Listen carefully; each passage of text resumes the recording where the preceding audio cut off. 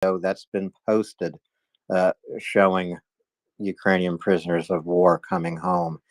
And I am always moved by what they do.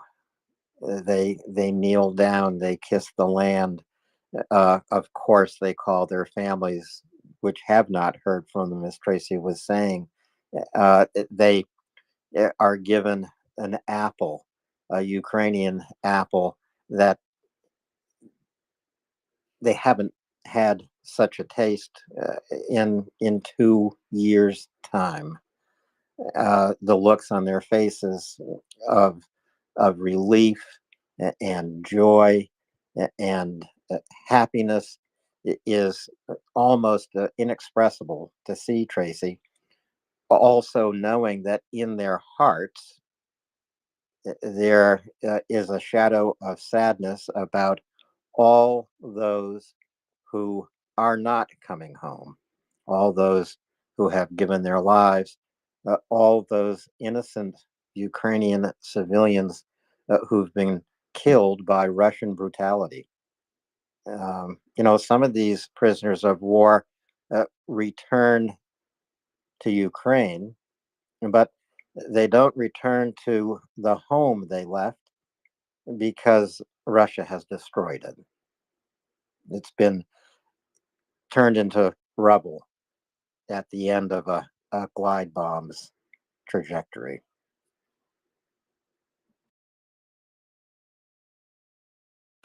Yeah, that's something as well that maybe you could use, Brian. I think those are very powerful, those, and we were just talking about, weren't we, what Russian prisoners of war look like when they're taken and what they look like when they go home. And that just really shows the incredible humanity that Ukrainians show. And I think it's absolutely admirable, given what they are dealing with every single day. When we talk about double strikes, when we talk about these constant glide bombs, when we talk about, KABs, S-300s, all these despicable things that Russia targets, educational facilities, hospitals, even a correction facility, car washes, goodness knows how many high-rise houses have been destroyed, high-rise apartments, blocks and houses. I wonder, it's the scale of it, Alan, if they will ever really know just exactly how many houses and things have been destroyed. If somebody doesn't come to make a compensation claim for their house, for example, because that person's not there anymore, if they never find that person, which is quite possible given some of the despicable things that Russia and Russian forces have done, it really is, it's quite staggering. And those pictures of people returning home, eating apples, kissing the ground from Russian captivity, those, I think, are extremely powerful too. And of course, it shows you the condition that they come home in. Compare those to the pictures. I've seen many of these occasions when prisoners of war have been released, and like you, Alan, I've watched every single video, all of the, 50 something times that they said this is the 52nd, I think, or 54th time that exchanges have happened. And I've watched every single one of those videos and those pictures. And in fact, many of them I've saved. I don't know why I saved them. I just felt that it was important to do so. Particularly like the one with the man just gazing at the apple. These are things, I'm sure many other people have these things saved, but these are things that we should never forget. And so maybe that's why I've saved them. I don't know. I just thought it was important to do so. And, you can use these things, as I said, the condition that they come home in. There was one Azov guy, I believe he was a commander, if I remember correctly. He was returned from Russian captivity, and everyone was so thankful. And then 6 months later, he died. And he died because he'd been starved for so long in Russian captivity. The damage that does to your body, sometimes you cannot recover from. And even when you are returned home, and this is why they give them the apples, because an apple is something that you must eat slowly and you have to chew it. And they do that intentionally, because when you've been starved, and I know this from rescuing emaciated dogs. You have to be extremely careful when you give them food and nourishment. It has to be done on a medical basis. You cannot just give them food and feed them up. You know, most people would think, and it's natural, of course, to think, oh yes, give them some food. Let's get loads of good, healthy food into them, loads of good nourishment. But actually, that has to be done very, very carefully. And they have to go, like I say, on a medical diet, really, a medical rehabilitation diet, just the same way that they have to rehabilitate their bodies. Because imagine, you know, even people that are bedridden, they have people come and move them about, because otherwise they will completely waste away. And so you imagine these people, not only have they been sat there not getting nourishment and food and all the fuel that their body needs, you know, they're also, for most of the time, laid about or sat about doing not much at all. And of course, that causes all your muscles to waste away. So it's a long journey for them to rehabilitate. And maybe some of those things would be helpful as well, Brian. Yeah, I think that's a good idea. yeah, Sorry, go on, Brian. yeah. And I can assure you that I'm going to have a dedicated slide on double tap, because I think that is something that's so, among all the things you mentioned, that is something that is so heinous and so just despicable that, you know, it's got to be called out, and there's no defending that, right? I mean, it's just um, the whole sequence of events is just, it's like something you would see from the Nazis, right? In Nazi Germany, in an occupied area, uh, or, or or yeah, or just, which we did see, right? And during the Blitz, you know, we saw stuff like this. We've seen this movie before. Yeah, essentially this double tap tactic that the Russians use, and that is to follow up a missile strike or a drone strike or a glide bomb strike, say 20 minutes later, with a second strike. The 20-minute pause gives first responders an opportunity to reach the emergency site, to begin to save people, to put out fires. And then in comes a second Russian missile intended to kill those first responders, intended to kill any civilians who rush to the rescue as well. It's essentially like murdering the Good Samaritan who stops on the side of the road to help a traveler. That's what it comes down to, I think, Brian. Yeah, I'm actually even going to use that phrase, which would be appropriate, because there's scripture dealing with the Good Samaritan, right? So I should call that out. Murdering the Good Samaritan. I'll put that as a bullet point, because that's what it is. There's no denying that. There's no denying that, and you know, there's no denying the genocide that Russia is attempting inside Ukraine. There's simply no denying it. Uh, that's why I urge everyone every Friday night to listen to Gina and Nancy and Prince with another episode of Understanding Genocide in Ukraine. It is worth everyone's time to tune in live or to listen to Understanding Genocide in the MriyaReport Spotify archive. Pretty easy to find. I recommend these Friday night sessions to all of our listeners. It is one of the longest running and most important regular segments broadcast here on MriyaReport, Understanding Genocide, every Friday night. And the reason I also bring that up is just to circle back to the declaration that the Moldovan parliament approved on May 30th. And this is what the Moldovan parliament's resolution states. By this resolution, the Parliament of the Republic of Moldova declares that the denial of the existence of the Ukrainian nation, as well as all inhumane policies pursued by the Russian Federation against the children of Ukraine, fall under the definition of genocide by the Convention on the Prevention and Punishment of the Crime of Genocide. That's a pretty powerful declaration for a parliament or any democratic assembly to pass, I think, Tracy. Yes, absolutely, Alan. I completely agree. It is, and well, we all our countries should be recognising that it's a genocide.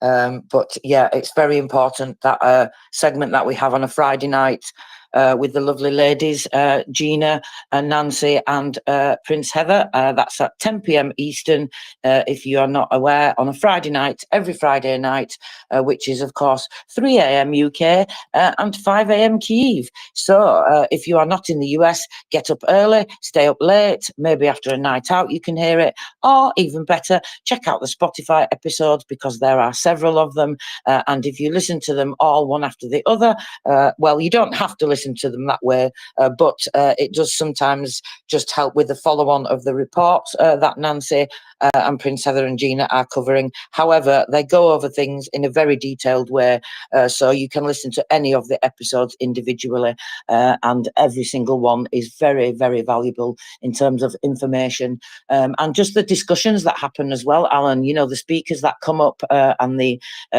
ways that the discussions happen because of our listeners come up as speakers, and they have incredible contributions as well.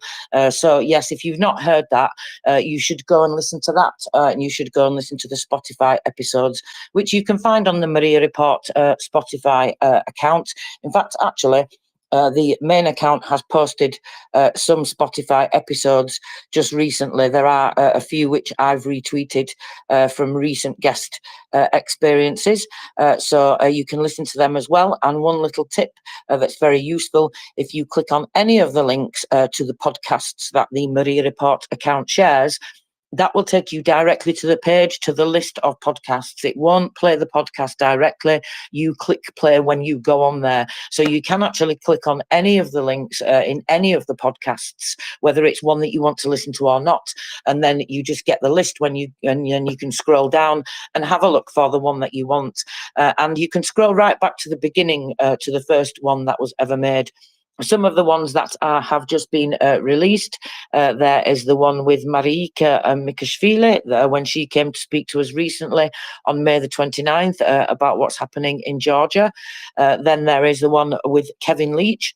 He is, of course, Sabre Advisory, which is a training group. They train people, train Ukrainians, give them the skills that they need, well, to come back alive, basically. So that's there as well. That's very interesting. He always brings some very interesting information and insights. And then there is the book club one with the lovely Adam and Robin as well, which has just been released. The book they are reading at the moment is Ukraine, The Forging of a Nation by Yaroslav Hirstak, maybe. I don't know. I hope Robin's not listening to me. If I butchered that surname, I apologise, Robin. Please feel free to come and correct me. But there are a few podcasts there just for you all to have a look at. And as I said, use them to get to the main podcast page. Now we've been joined by Martin Allen. Welcome, Martin. Tracy, thank you. Alan, thank you, and good morning to you both. 9:13 a.m. in Winnipeg, Manitoba, Canada, and across the Great Plains of North America. Slava Ukraini. Heroin Slava, Martin. Thank you, Alan. Thank you, Tracy, and everyone else who's listening around the world to MriyaReport. Please retweet this site. Was that the Moldovan parliament that issued that declaration that you just read, Alan? Yes. Powerful.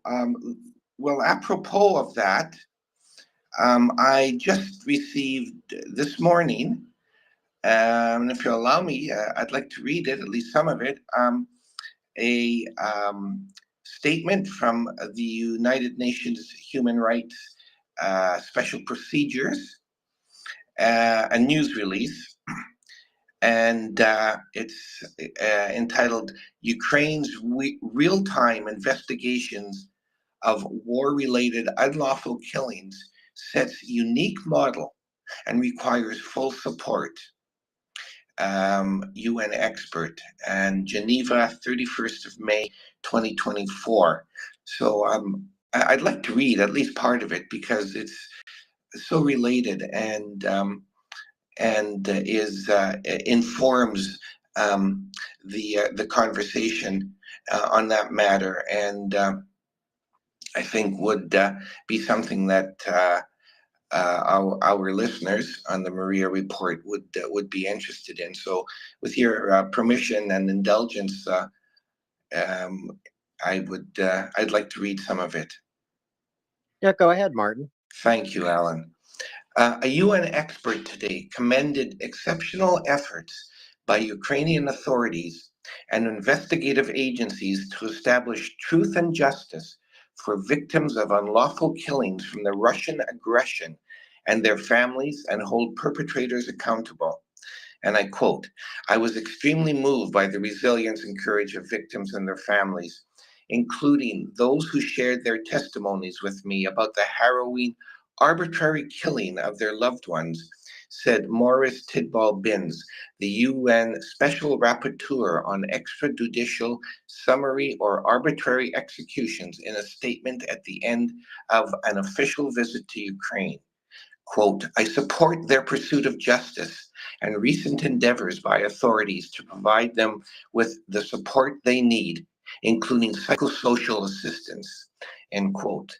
Since Russia's full-scale invasion, Ukrainian authorities documented evidence of 128,498 war-related crimes.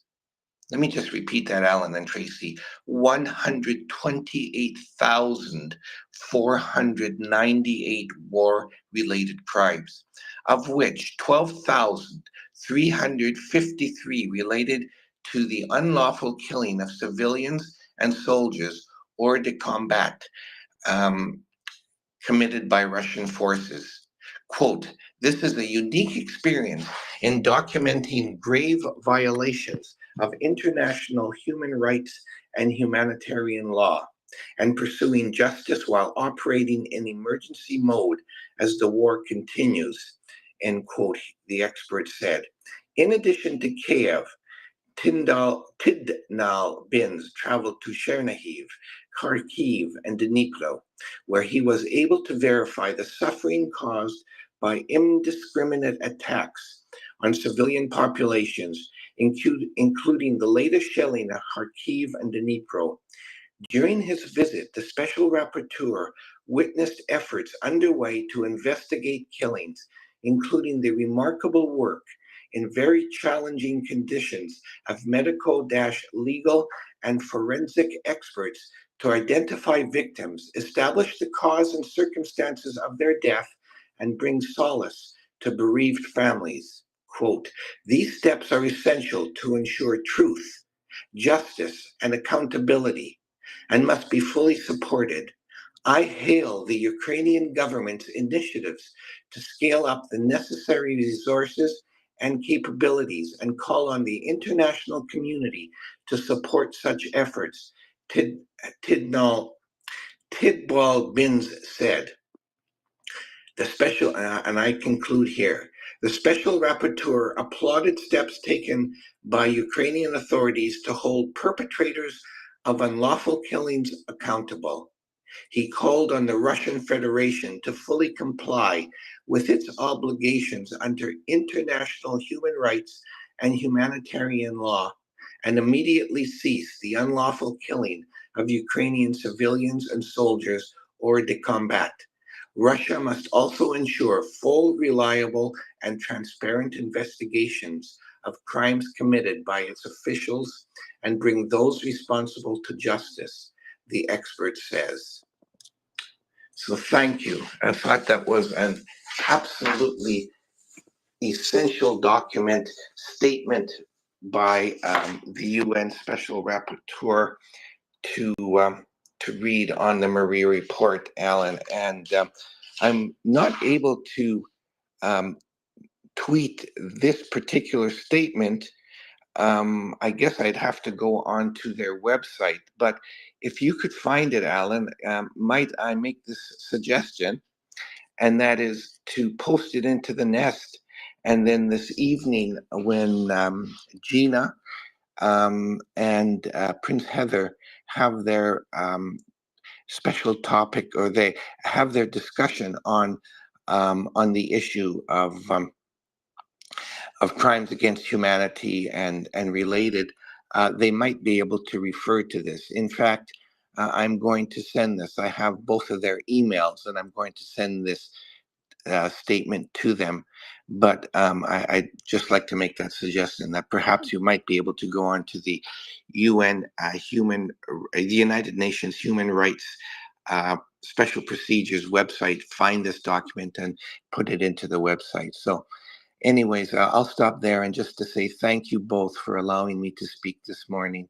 And I'll say again, Slava Ukraini, and thank you, Tracy. And remember, friends, I say it all the time, and I won't apologize for repeating myself, but we, and I use the royal we, are on the right side of history.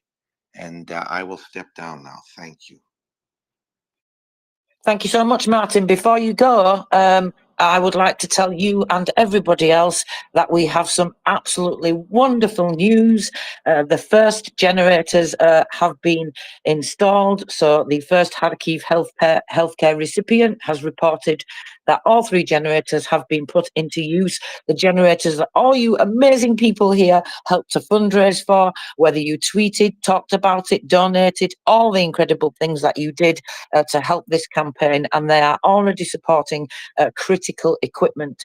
And one of the generators is being used in a mobile brigade throughout the region. So that is just absolutely wonderful news, and that post is in the nest if you would all like to share it. Go ahead, Martin.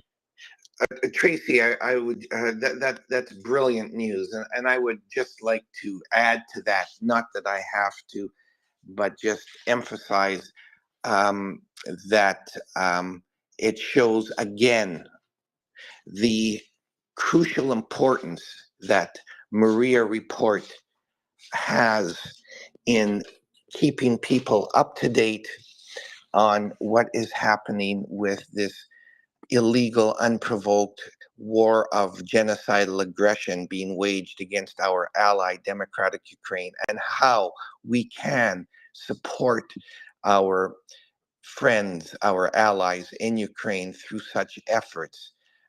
So lest anybody ever lapse into despair or cynicism, please just remember that what Tracy just said with regards to these generators is a sign that we have a role to play. We can support in a very tangible way the efforts of the good people of Ukraine to withstand this hideous aggression by genocidal Muscovy. So thank you for allowing me to make that statement, Tracy, and bravo, wonderful work by everyone who contributed.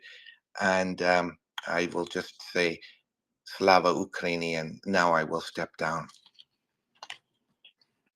Hello, Slava, and thank you so much, Martin. You always bring us important information, and we very much appreciate it. Alan, fantastic news, right? Generators delivered. I am so pleased. I guess you can tell. Yes, it's again just some more of that good news, Tracy, that really can carry us up to the crest of this wave. Generators delivered and delivering electricity. It's and it's all thanks to the listeners of MriyaReport. Thanks to all of you who donated. It's you who make this small space a mighty space. Yes, Alan, small but mighty we are, and across the world we unite for Ukraine. And I just think it's absolutely incredible. It's so wonderful. Prisoners of war returned home and solar power units delivered. And of course, we must celebrate this news because there is so much tragic news, so much horrible things that we have to listen to and deal with every single day. So we have to celebrate when these things happen. We have to do like Ukrainians do and celebrate these things where we can. And I think it's very, very important. And, you know, I would just like to say thank you as well to every single one of you. It's absolutely incredible the things that we can do here together. Alan is right. We may be small in terms of the grand scheme of the whole genocidal invasion and everything that Ukraine is having to deal with, and all the help and support that they need, because it's our fight too. It's not just Ukraine's fight, of course. It started that way, and it's an existential fight for Ukrainians. But we all know it's much, much bigger than that now. This is a fight for all of us. And if you are not helping Ukraine, you are helping the aggressor by default, whether you want to or not. And that brings me right to the exact words of Christopher James. Alan, what are you doing to help Ukraine today? Well, we have delivered solar power units, all of us together. That's what we have done to help Ukraine today. And I am I'm almost going to cry, Alan. I'm so happy, and I'm giving every single one of you a huge squeeze right now, whether you are a hugger or not, because you all deserve it. I love that, Tracy, whether you're a hugger or not. Uh, and, you know, I'm not a big hugger, but I've been hugged by huggers like you, Tracy, more than once. And, you know, it's made me into a bit of a more hugger. Uh, so thank you. I can feel that hug all the way across the Atlantic Ocean here this morning. You know, individually, there's always something we can do to answer Christopher James' question. What are you doing today to help Ukraine? And our nations have to answer the same question. Today in Stockholm, President Zelensky signed a bilateral security agreement with Sweden. This is important. It's, I think, Sweden is the 13th country to sign such a bilateral agreement with Ukraine. I actually thought it was the 14th. I could be wrong about that. But the United Kingdom, Germany, France, Denmark, Canada, Italy, the Netherlands, Finland, Latvia, Spain, Belgium, and Portugal have all signed bilateral agreements with Ukraine. I think Norway has also signed a bilateral agreement with Ukraine. Zelensky is in Stockholm uh, to attend uh, the Ukraine Northern Europe summit. So he'll be meeting not only with members of the cabinet from Sweden, defense ministers, prime ministers, presidents, foreign ministers, etc., but uh, as well with those from Norway, Finland, Latvia, Lithuania, Estonia, and I believe Denmark as well. You know, what are they going to be talking about? One of the most important topics on the agenda is air defense for Ukraine. This still remains at the top of everyone's agenda. Of course, they'll also be discussing joint defense production inside Ukraine and around Northern Europe as well. Tracy, go ahead. Thank you, Alan. You missed Iceland off that list. He also signed an agreement with Iceland today.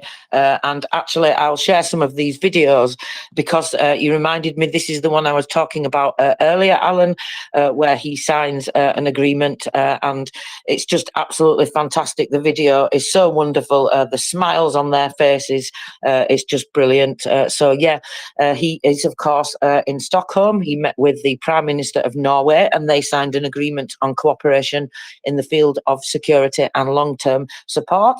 The 15th, Alan. So you were not too far off, and I guess I'll let you off because this only just happened.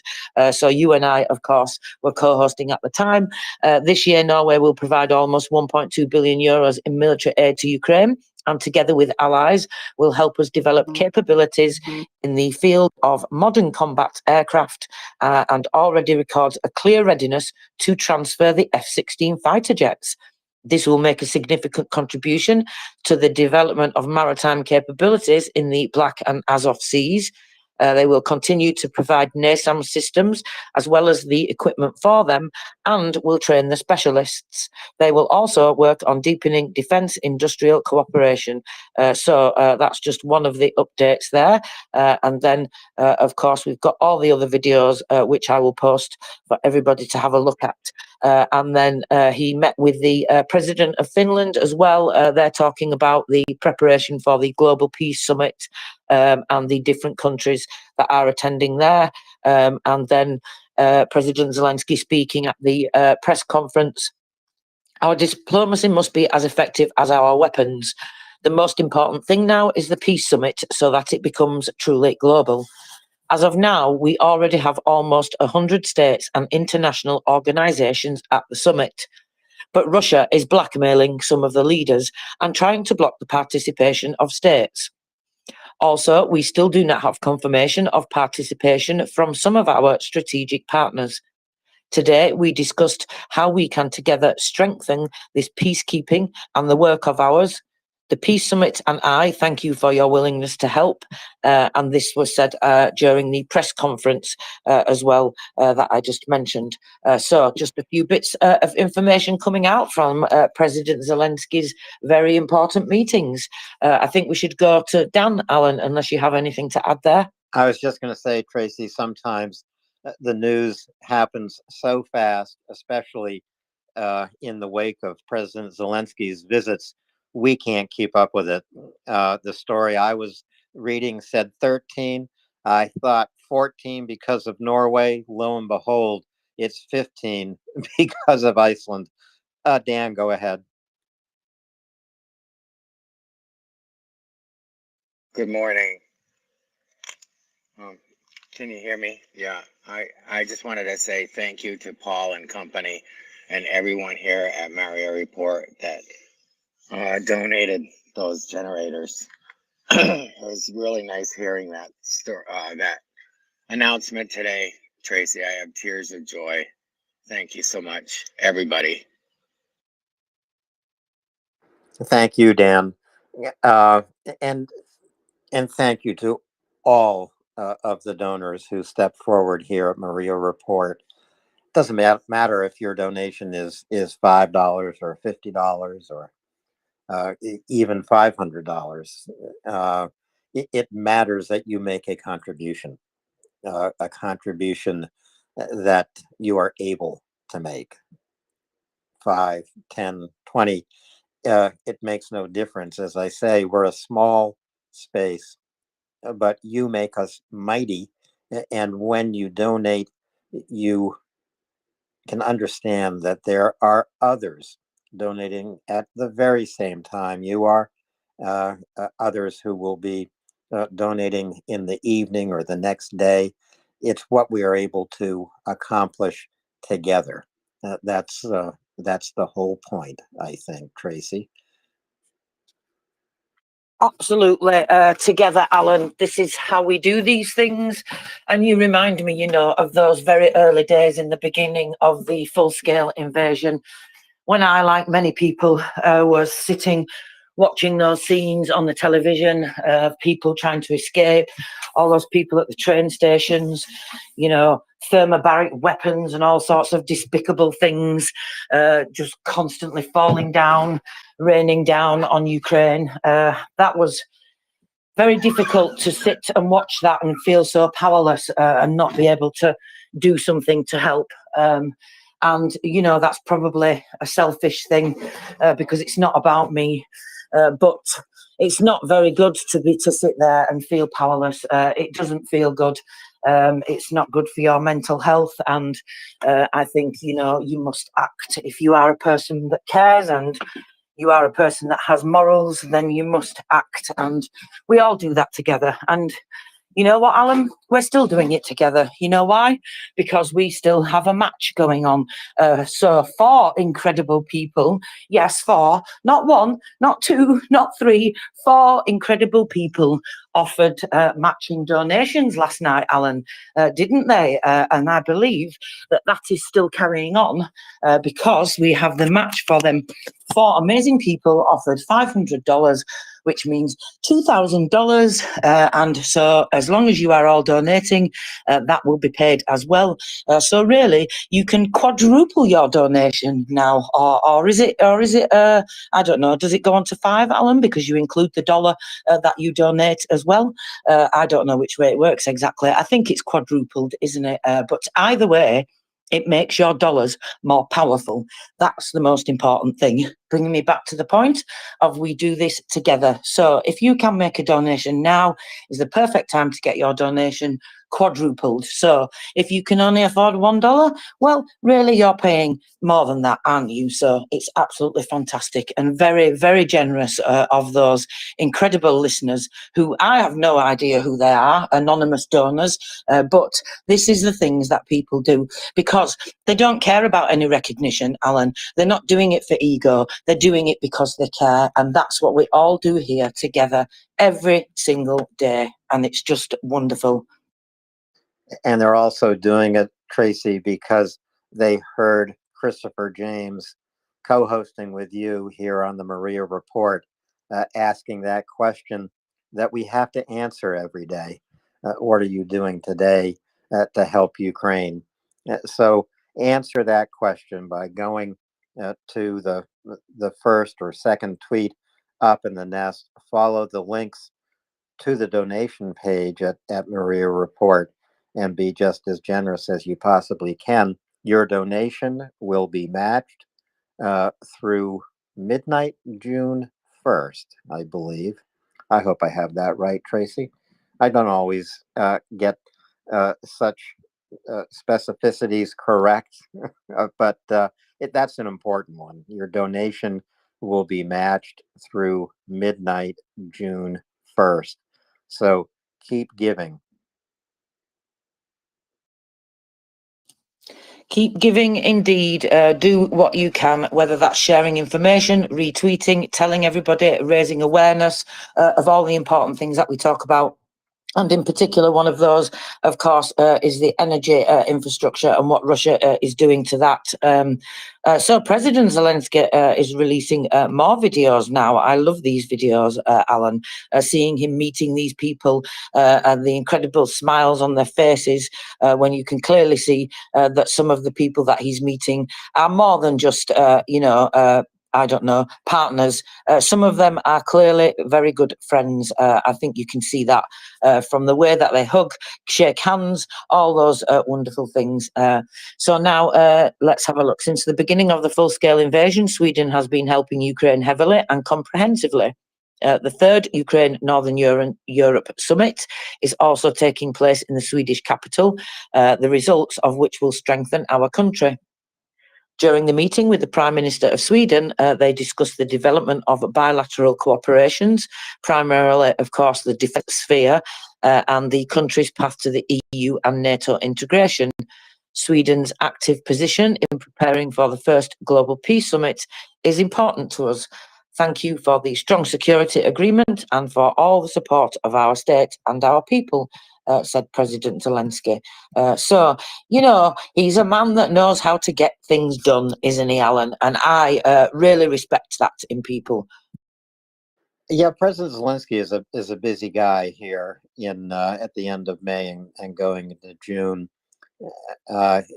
He's going to be attending D-Day commemorative ceremonies. He will be one of the guests of honor at the Elysee Palace, the official.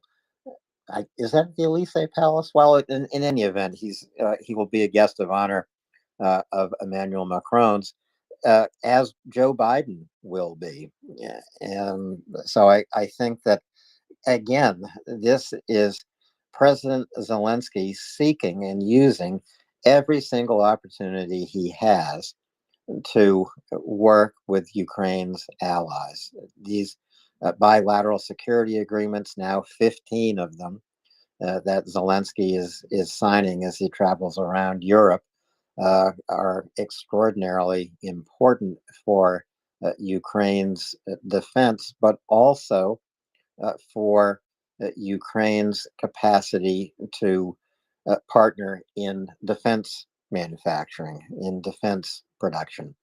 A lot of that defense production is going on right now inside Ukraine. The manufacture of Ukrainian drones is not far short of a miracle, I think, Tracy. Not only in the factories that work day and night in secret places, and of course are completely powered. The rolling blackouts don't affect these factories. They can't affect these factories because Ukraine needs to manufacture a million drones and deliver them to the zero line. But I think the remarkable thing about Ukraine defense manufacturing is the innovation we see in the designs, especially of Ukrainian drones. They're flying farther with heavier explosive payloads than ever before in the course of this war. The unmanned sea drones, again, traveling farther with heavier payloads than ever before. It actually, even now carrying rockets on board. Actually, even now, semi-submergible. So they're hard to track, hard to for the Russians to find, and hard to keep at bay.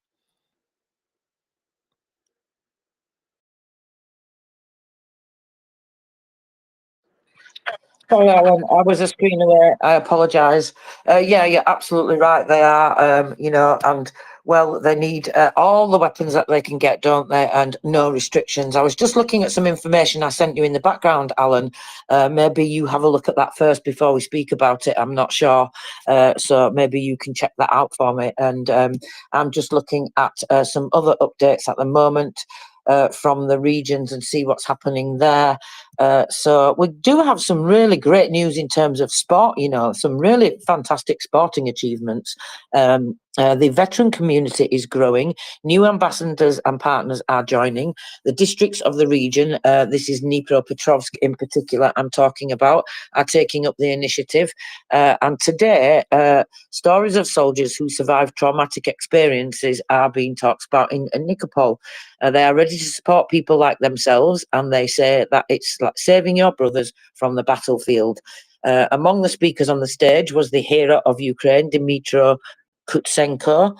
In the spring of 2023, a man at the front was hit by an airstrike. He was injured. Both legs had to be amputated, but he accepted that and makes plans for the future. That's how they put it here. And he's engaging in his favourite gardening.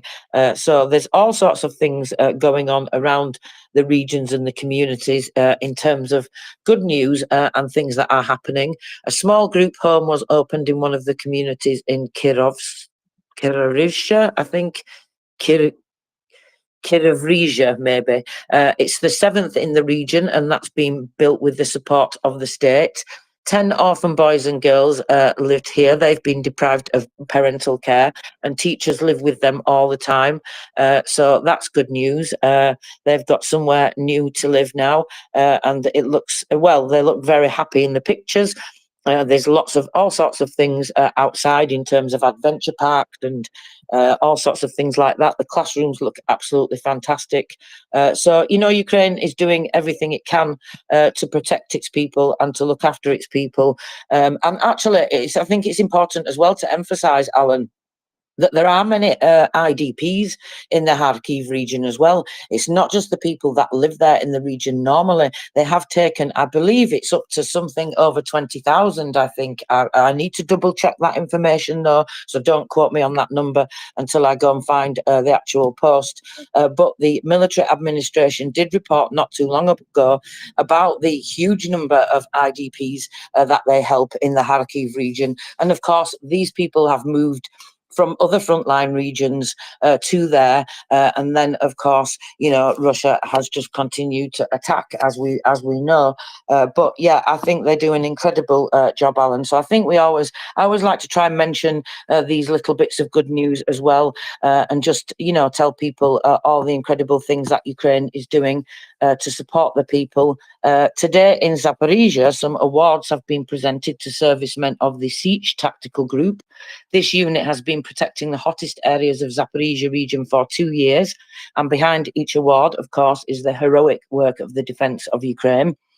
So that's happened today, and it's great to see those pictures. I'll put them out. They've got blurred out faces, of course. You would expect that. But one other thing that reminds me of, Alan, and I meant to mention this yesterday, but I didn't get chance with one thing and another. But you know who Aidan Aslin is, right? Yes, I do. Did you know that he met Kirilo Budanov, General Budanov, yesterday? I did not know that, Tracy. Yes, apparently he did. There are some photos which I've reposted, so you can go and have a look at those. His is at Cossack Gundy if you want to follow him. So this is the British guy that was taken into Russian captivity from Azovstal, and he's posted these pictures. Absolutely incredible. What he says here, if people haven't realised it yet, is yes, I've rejoined the military. However, he's not going to be in a fighting role. Due to the potential issues, of course, with the whole exchange process. But he shared some pictures here of him meeting General Budanov. What he said is, today I had the immense pleasure and distinct honour of meeting the illustrious Kirilo Budanov. He played a pivotal role in securing our release and personally overseeing every detail of our case. So he's talking about the exchange when they were returned home from Russian captivity. In a moment of deep gratitude, I presented him with a copy of my book, expressing my heartfelt thanks to his extraordinary efforts on our behalf. Also, I managed to make him smile, he said. Now, how about that, Alan? Oh, that's a riot. That you need photographic evidence for that, don't you think, Tracy? Budanov smiling. I'm going to look for those photographs in your tweets there, Tracy. Here we are closing in on the conclusion in a few minutes' time of one of our transatlantic mornings. We haven't done the numbers yet. Let's do them after we take Dan's hand. Dan, go ahead.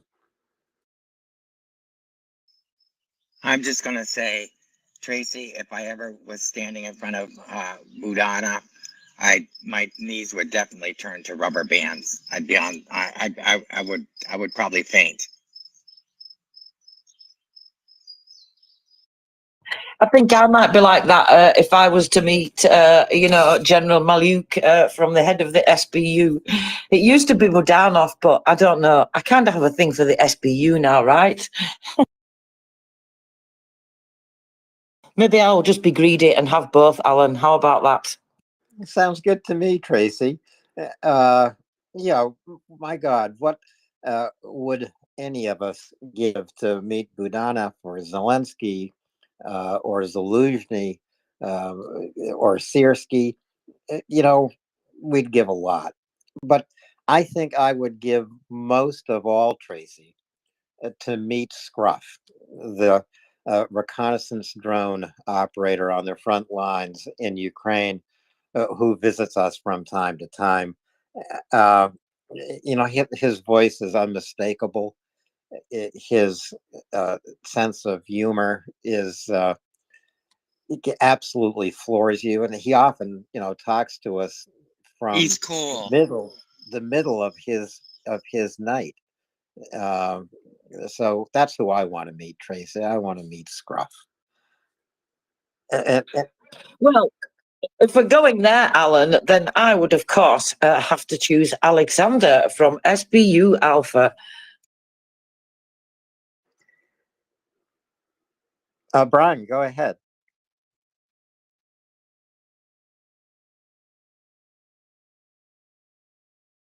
Yeah, you'll be seeing. You saw the video, the preview of the teaser video for the Crimean beach party. I mean, you'll be seeing him there. He'll be having a beach shirt on, and you'll be kicking it with him, doing shots after you have fulfilled your duty and bought the first round of drinks for the bar at the Crimean beach party. I'm going to have to do a fundraiser for that, Brian. Boxed wine can come and she can cater for us all. I like this little bit of silliness. Maybe we should get to the numbers now, Alan. Oh, we've got the lovely Mockers and Dan. Let's go back to Dan.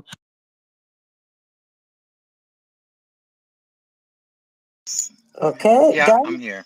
Yeah, I was just gonna say, Brian, if I go there, I'm gonna stay sober because I'll have the advantage, and I'm gonna pour you all drinks. How's that? I'll be the designated proper upper. I would need a proper upper. One drink and I will be under the table because I don't drink. How about you, Mockers? Hello, and have you finished working yet? Yes, I'm home now. I'm a little less stressed.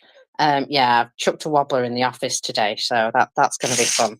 The fallout from that's the fun, because I basically just went, "Not enough, I'm leaving!"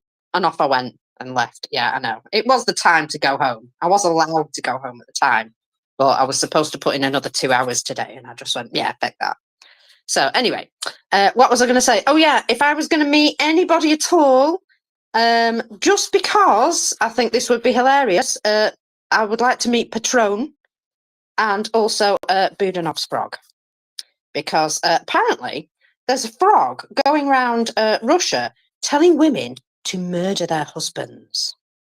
Apparently, yeah. So I don't know how much they've been drinking prior, but that is actually a thing. There was a lady who proclaimed that the reason she had murdered her husband was that a frog had told her to. So I just wanted to check if Budanov's frog had been on any special missions. Apologies, I'm also being silly now. I put the Crimean beach party teaser in the nest for people to want to watch the video again. It's awesome. Thank you, Brian. Mockers, I love that. Is there going to be one of those cases in absentia for the frog now as well? You know what? There probably will. Yeah. You keep an eye out for it. There will be an arrest warrant put out for Budanov's frog. I bet you. It wouldn't even surprise me. That's the ridiculous thing, isn't it? Fancy Fishy Vanker, welcome. Please go ahead.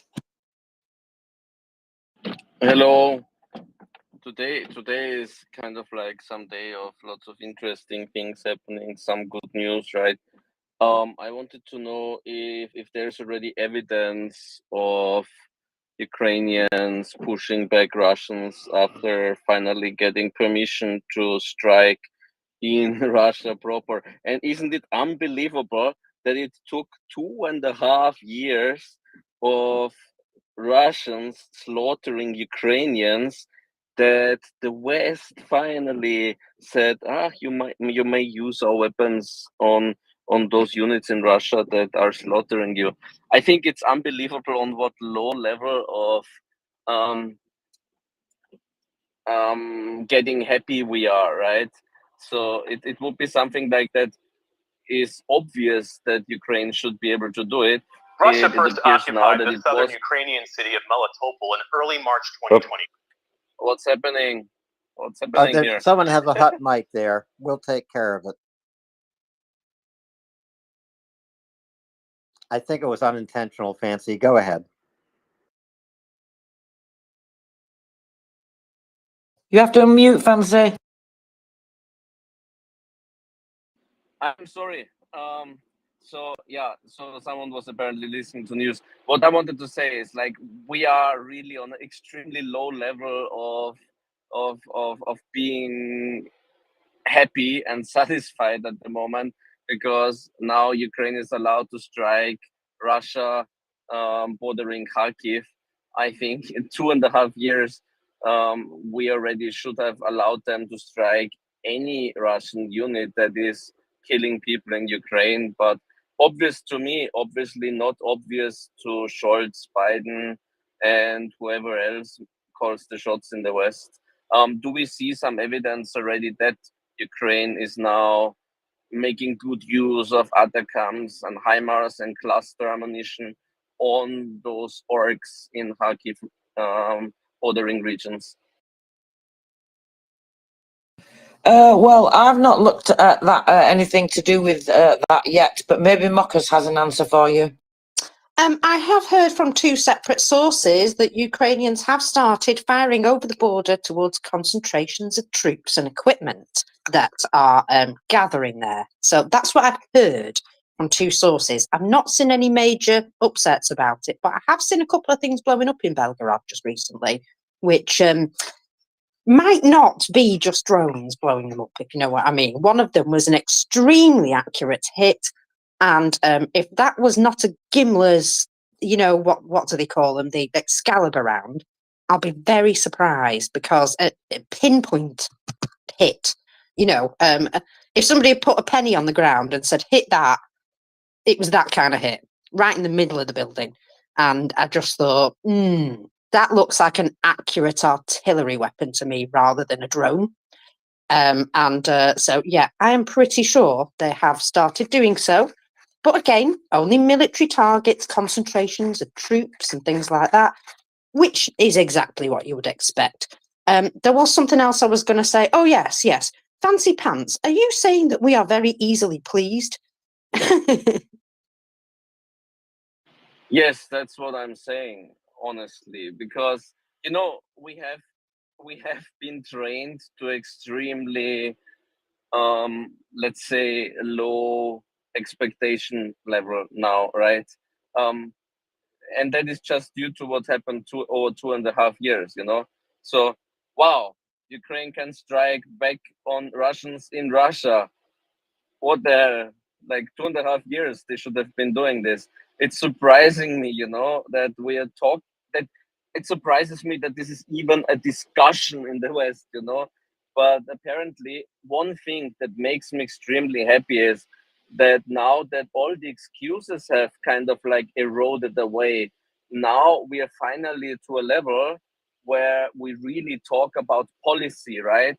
Where we learn directly Ukraine is not doing this or that because it's prohibited, and there is some policy, and we can discuss these policies openly, and that makes me happy because in the past we really kind of like were left to guess why some delays are happening or why we're not witnessing this or that.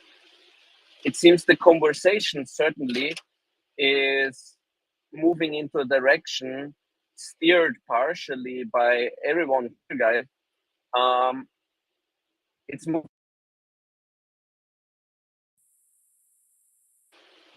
and that is one thing I think that we can be majorly happy about. That at least the conversation is now more transparent for some reason.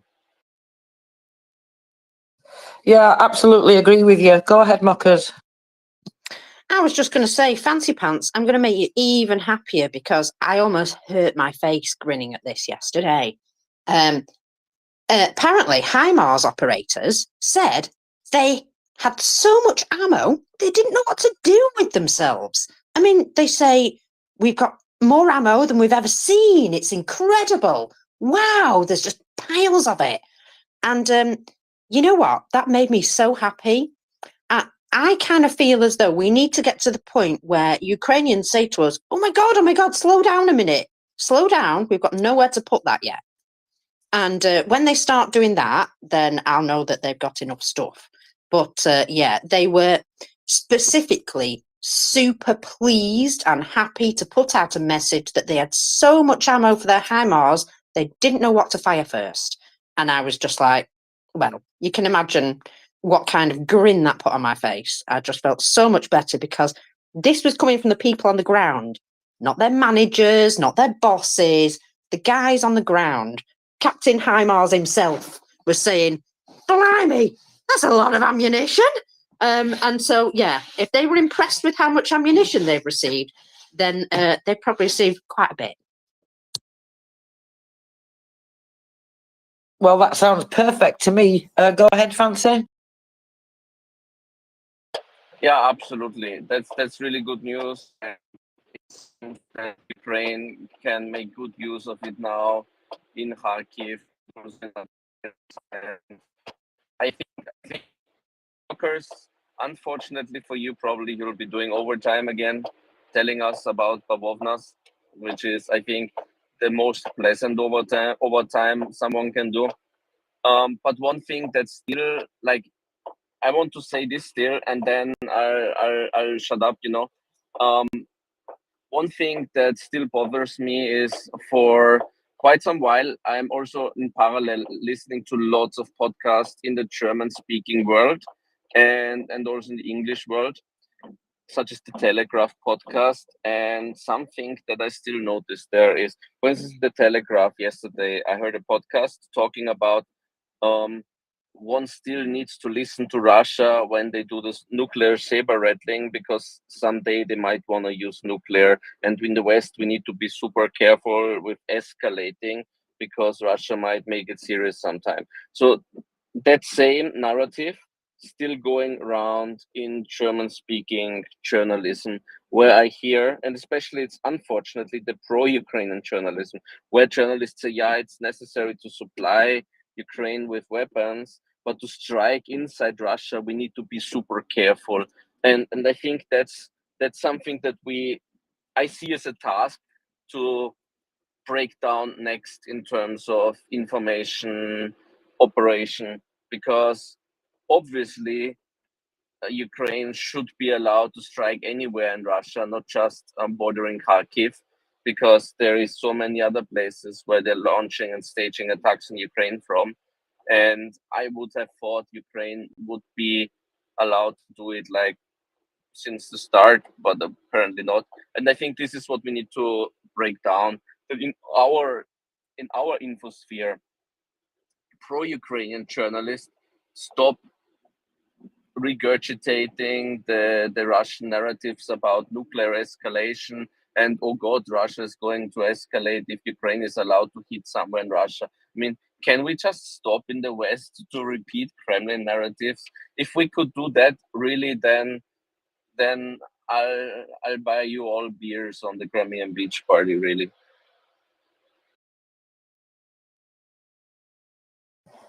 Thank you very much. Let's go on to Dan. Yeah, I fear I'm late for the bus again.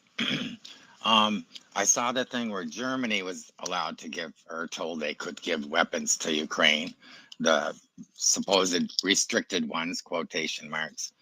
Did the gloves come off everywhere else? Can they use any weapons now to protect themselves? I missed a lot of talk yesterday. Thanks, mockers. Yes, and I slept through your thing this morning. Sorry. Go ahead.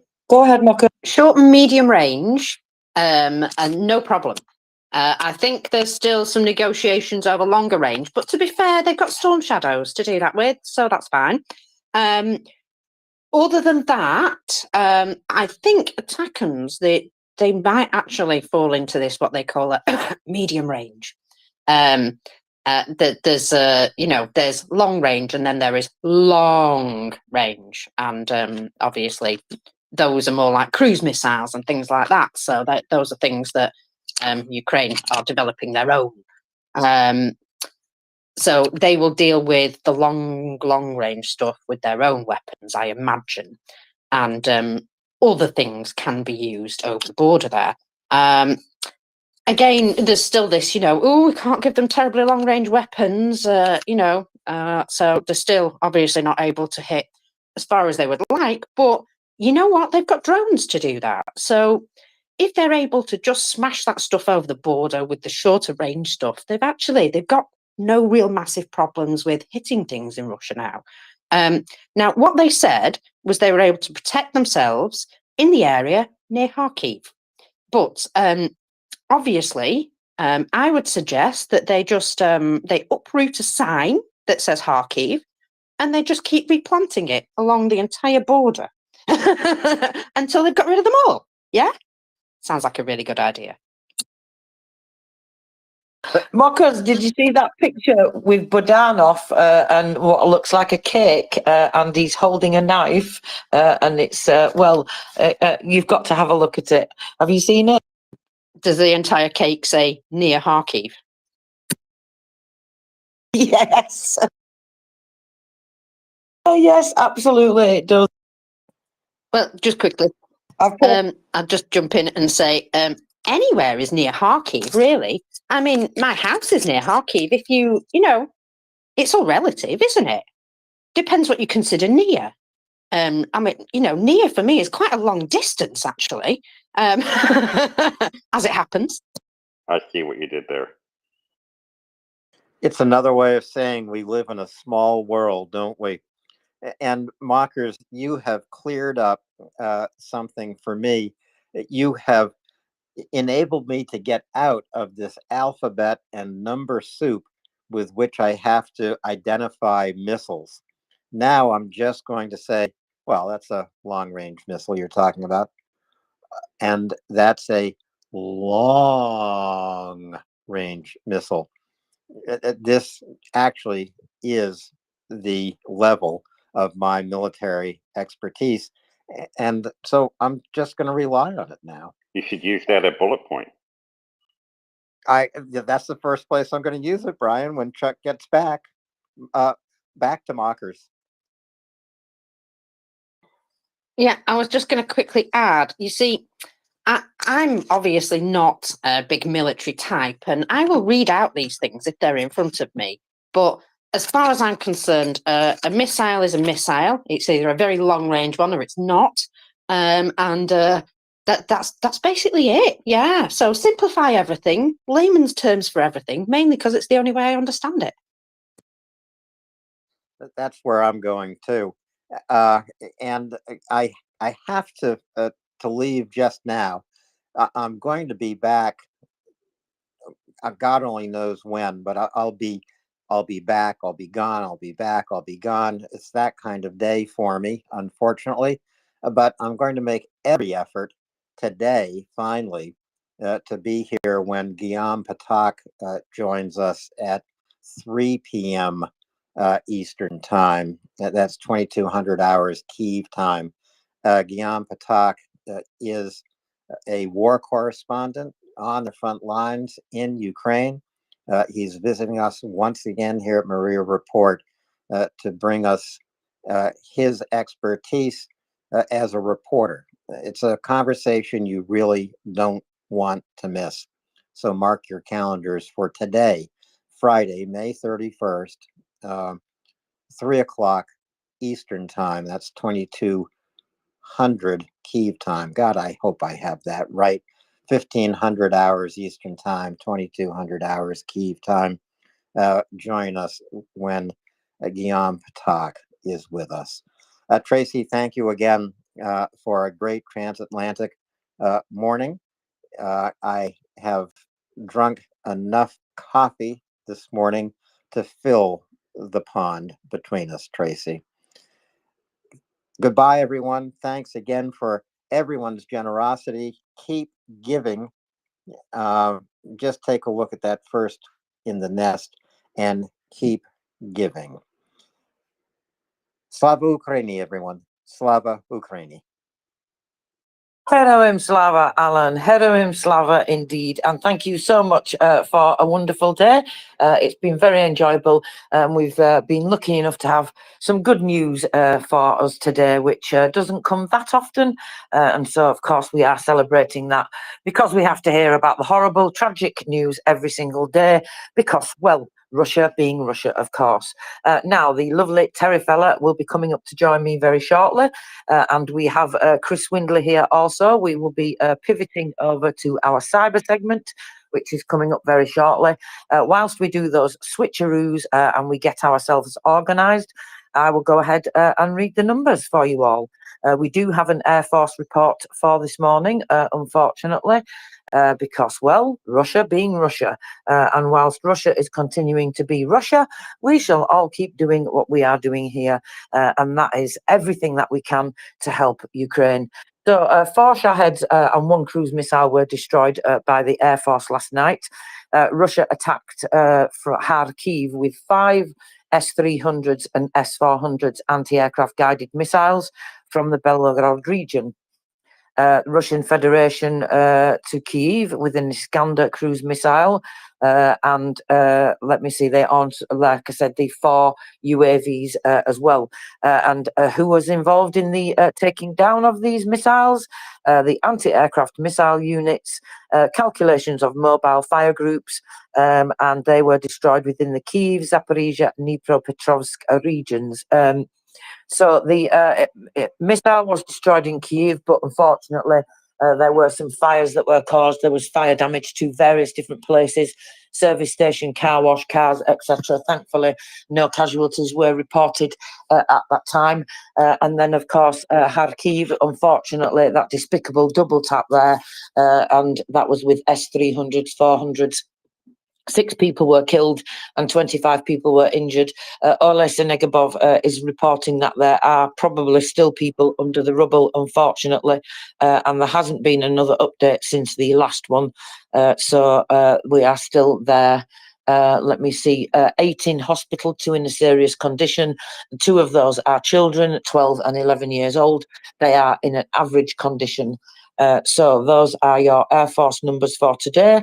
And let's just quickly get to the enemy losses because, well, they are staying high. And I wonder why. Well, lots of lovely ammunition coming in. That's what it is, of course.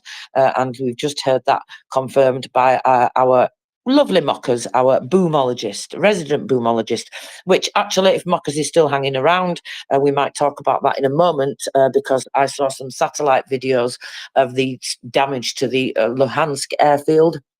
So coming on to the enemy losses for today, 1,390 eliminated invaders, absolutely staggering. That takes your total to a mind-boggling 507,650 eliminated invaders.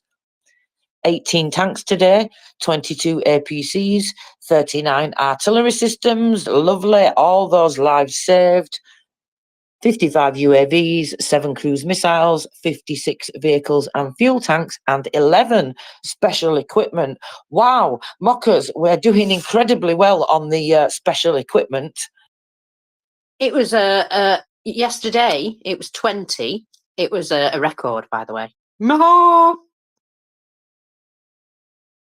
I know, I had to look at that 3 times, you know, when I looked at it in the morning. Yeah, I was like, hang on a minute. Right, there's something that really annoys me about the numbers, though. Look at the font colour for special equipment.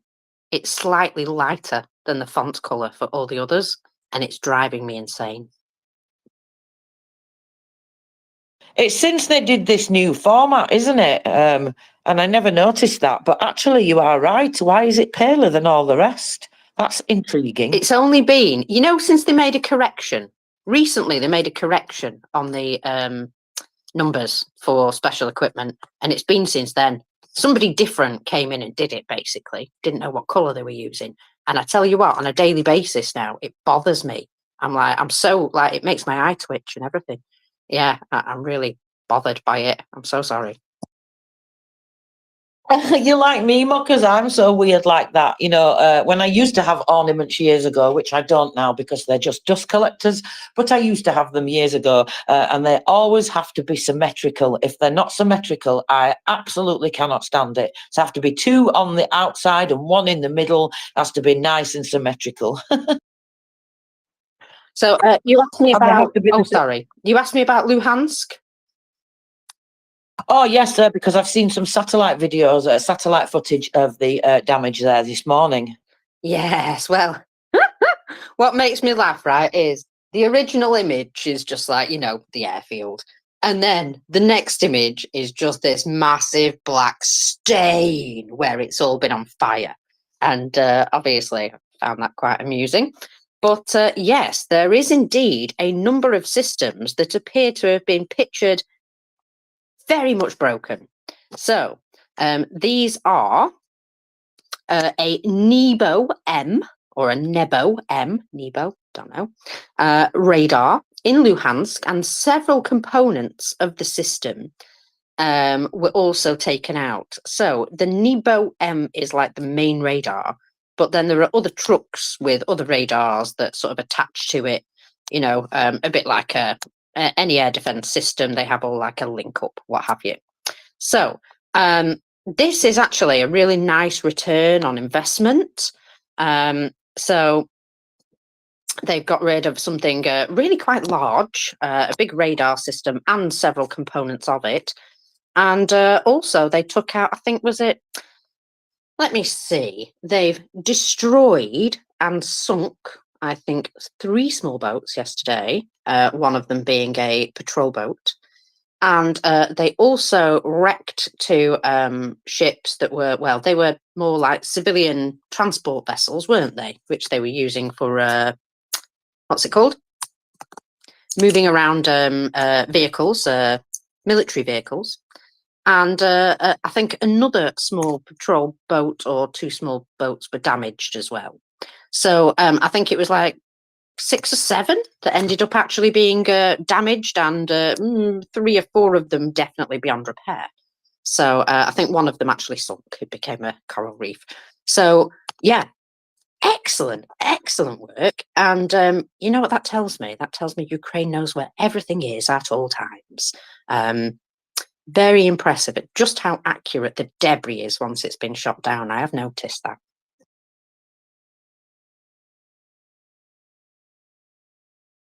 Yeah, you know, they're taking out an incredible amount of radars now, I've noticed. So many Muckers that I'm actually losing count. And, you know, the special equipment and things like that. And you can see that something big is coming, surely.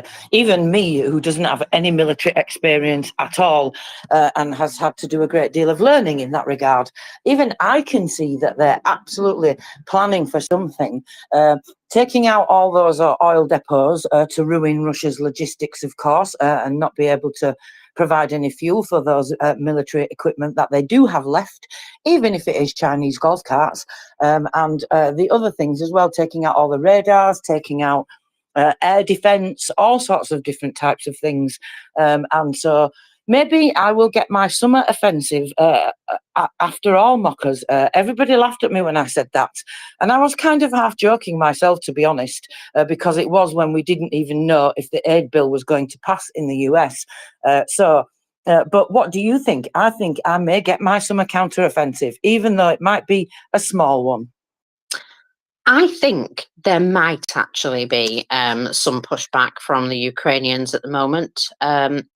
I tell you what, the most amazing news with these people that's been released today, I'm sorry, I just have to go back to this. Azov-style defenders. Azov-style defenders, including privates, sergeants and officers, NGU, SPG and civilians, says Yermak. So it sounds like quite a number of Azov-style prisoners were released, including a number of women who were there, providing medical care and things like that. They've also been released. And just think of how long ago it was that they were taken prisoner. Just so long ago. Yeah, and well, incredible to have those people home.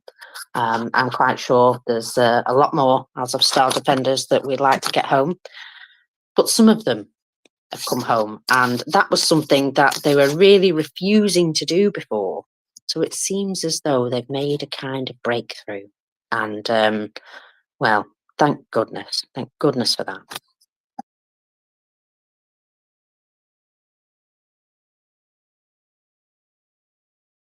Yeah, it's wonderful news, isn't it? All that time, and I was reading the information as well, and apparently there's one from, or maybe more than one, but some of them were at Zmiany Island as well. And you think, I mean, I think I remember in the last release there were some people from there also, and that stood out to me because of the incredible amount of time.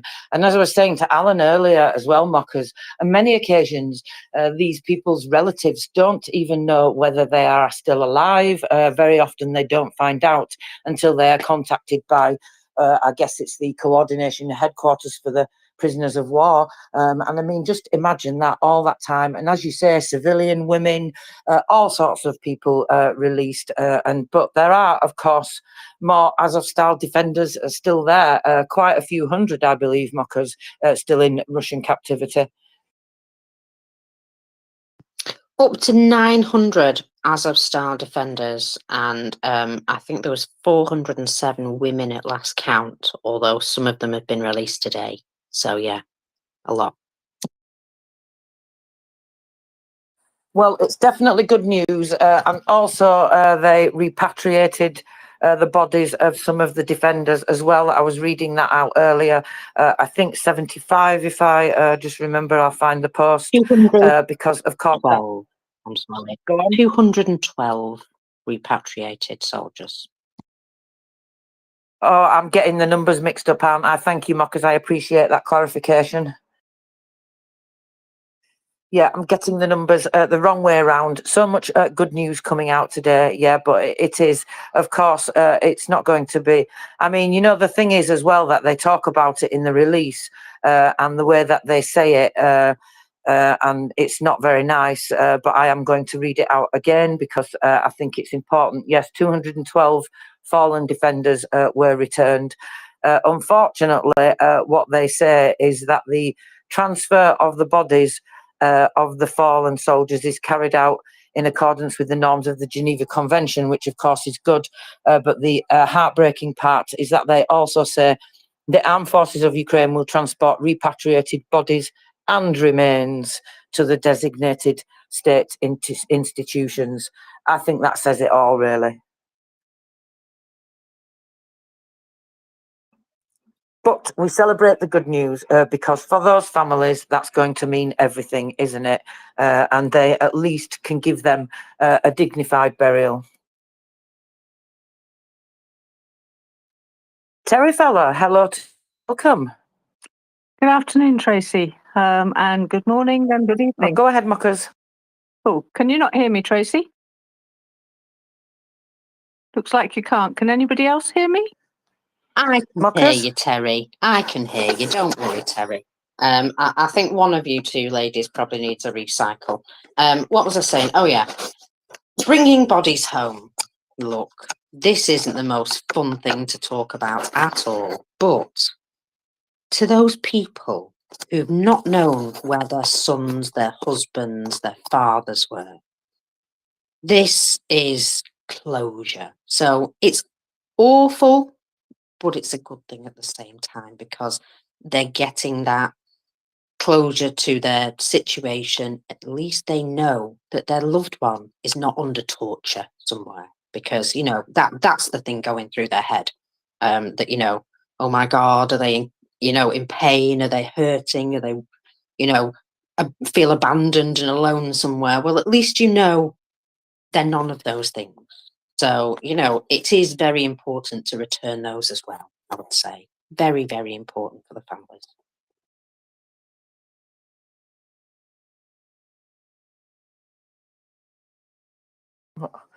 Can you hear me, Mockers?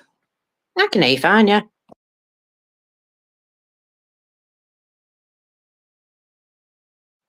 Is your mic playing up? by any chance? Okay, so we are having fun around here. I will have to put the captions on and keep talking whilst Terry Fella has recycled. I think you were rubber banding there for me, Mockers. So I think that was my audio. Hopefully everybody can hear me okay now. Yeah, I heard you okay, and then you just cut out just there. So you're going to have to recycle when Terry comes back by the sounds of things. It might have been you in the first place. Or, never mind. So I tell you what, while you do that, because I can tell you're struggling with the older audio issues there, I'll tell you a little story, shall I? I've got a little story for you. And you'll like this because it's one of my Ukraine volunteer transcripts. Yes, that's right. He suddenly got a very chatty. So, here we go. Have a little story for you. A lot of folks directly involved in fighting have lots of other things to talk about and think about, apparently. That's what this one's titled. Well, I didn't get much writing done today. Slept for about 10 hours. Got up, ate, slept a bit more. Did manage to run something interesting on how data is being collected and used here. Obviously, in a combat situation, collection of data can be a little bit problematic. It's a lot of folks directly involved in fighting. You know, they've got other things to think about. But it is being done. Obviously, some of the stuff we see and record is a part of that, albeit a very small part. It seems the collection of their data started prior to there being any kind of large plan as to how to use it. The use then was very specific, mainly how to improvise their existing systems to meet the Russian onslaught. That changing threat seems to be a partial impetus towards much more focused efforts to gather data for processing and interpretation now. The other factor is undoubtedly a very high interest in the West in methods the Russians use to meet the changing Ukrainian threats, how they manage it, and the speed and efficiency of implementation, especially crucial when it comes to using the Western equipment. They watch this very closely. I knew of this interest some time ago. It was expressed by some of my informal contacts in the US military and government. And at some point, there was a question of whether or not the Russians even had the capability to respond to improved systems fronted by Ukrainians. In their dire need to use what they had to fight as best they could, they fielded everything. But in the given time, excuse me, that I added that bit, they did mount a reasonably workable response against some of these bigger challenges, mainly the drones, the capability of which has been degraded by increased Russian use of drones themselves, both for detection and directional jamming. This actually proved more efficient than their mass area jamming, which of course degraded their own drones as much as it did any Ukrainian ones. At this point, the Russians are still falling well short of dealing with many of the systems the Ukrainians have in use. A few examples being land and naval-based drones, as well as the Ukrainians' ability to evade the Russian air defences. The latter in particular is of very high interest to the Western watchers.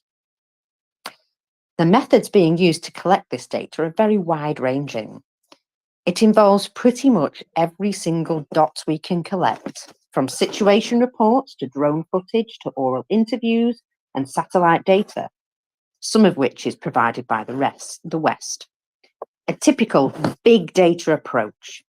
I'm not informed of the methods they're using for their interpretation, but I assume it utilizes standard tools which will very likely involve, sorry, I'm being loved to death by a cat as I'm trying to do this, will very likely involve AI, at least for logic testing the data, if nothing else. For those who feel that AI is a big hype, and nowadays there is a lot of hype, we were using earlier forms of AI decades ago, constructing models for nuclear weapons of all things.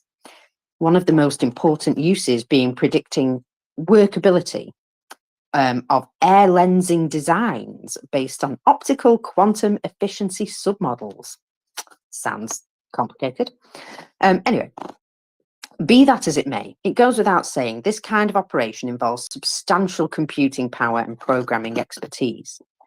It would actually be interesting to know how much, if any, the West is contributing in this regard.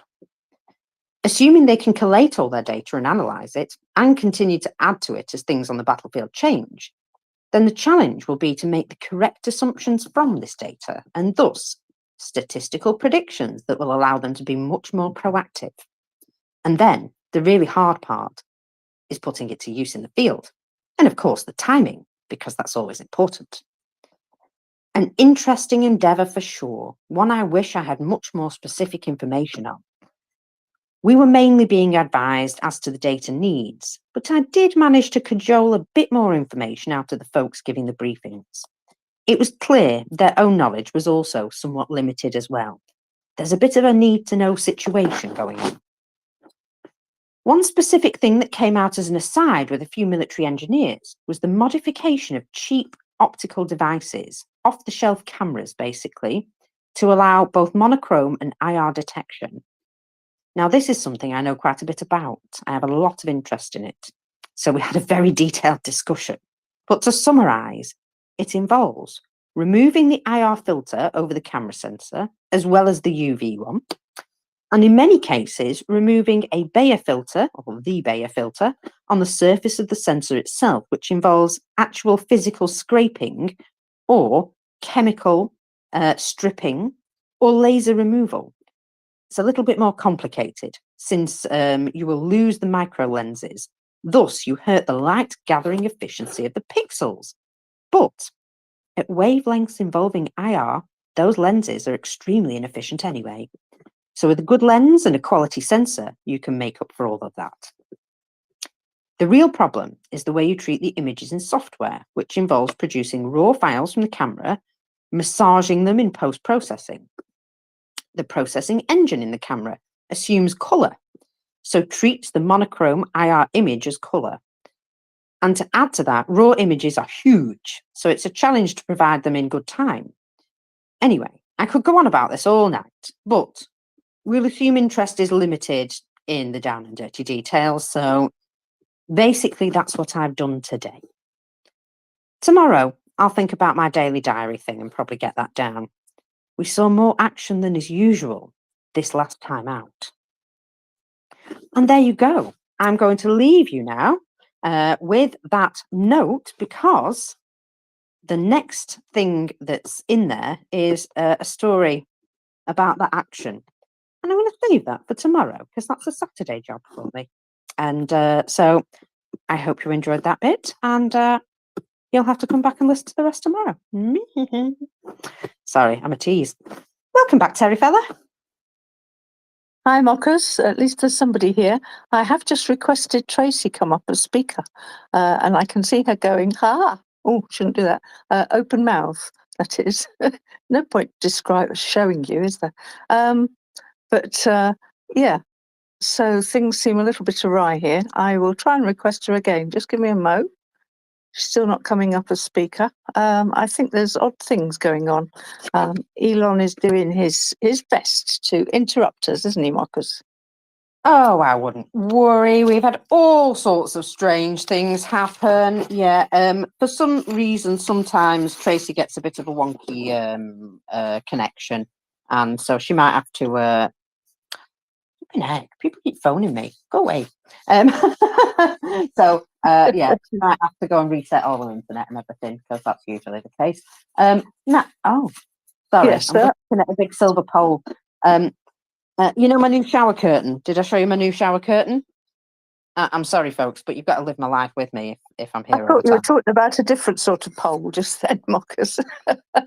No, well, my shower curtain fell down while I was in the middle of chatting the other day, and the pole broke. So I used it as a good reason to buy a new shower curtain, and I think it was designed by the NAFO Cats division. I have posted it out. Sounds good to me. Anyway, while Tracy is busy sorting herself out, First thing I will say is I've been away for a little while, so my way of catching up was to have a look through the nest, and quite amazed at what's going on there. And very shortly we shall talk about the fundraiser, because that seems to be doing good things. And in the meantime, Mockers, I think it'll be time to go to Chris and welcome Chris to our Cyber Strong section. How are you, Chris? Oh. Oh, I think I'm here. I've been up and down a couple of times myself, but I'm basically here. That's good to know. So, and Mockers is sounding a bit fired up. I'm slightly worried. Definitely fired up. Oh dear. So I must admit, I've got a fair bit of news to catch up on. There's something about Crimea and the beach party. Have things been happening? I mean, there's all sorts going on. So if you don't mind, Chris, just to begin with, and having seen the information about the fundraiser, or just to say, I'll go to Mockers because she's got her hand up. Hi, Mockers. I was just going to say to Chris, I've had a really stressful day. So if I sound spicy, it's probably just that. But yes, I am that girl today. Yeah, I got that, Mockers. I got that. Don't worry. It's a good job it's a weekend coming. That's all I can say, Mockers. Are you due in next week? Tuesday. Okay. You'll be calm by then.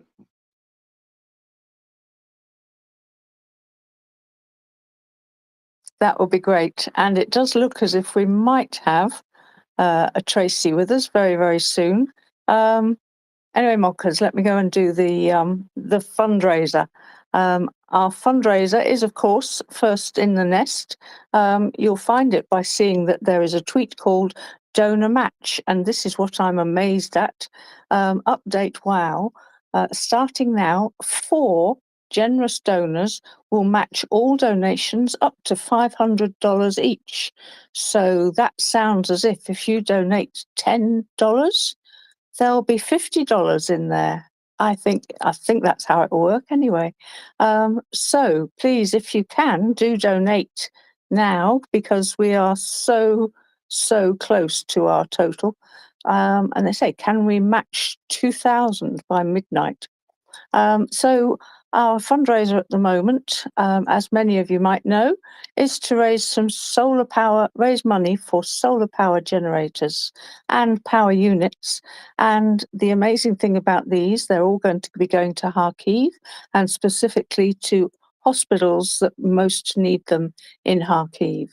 These solar power generators are quite special in that they have very, very low heat signatures, which means that they can't be detected by Russian drones.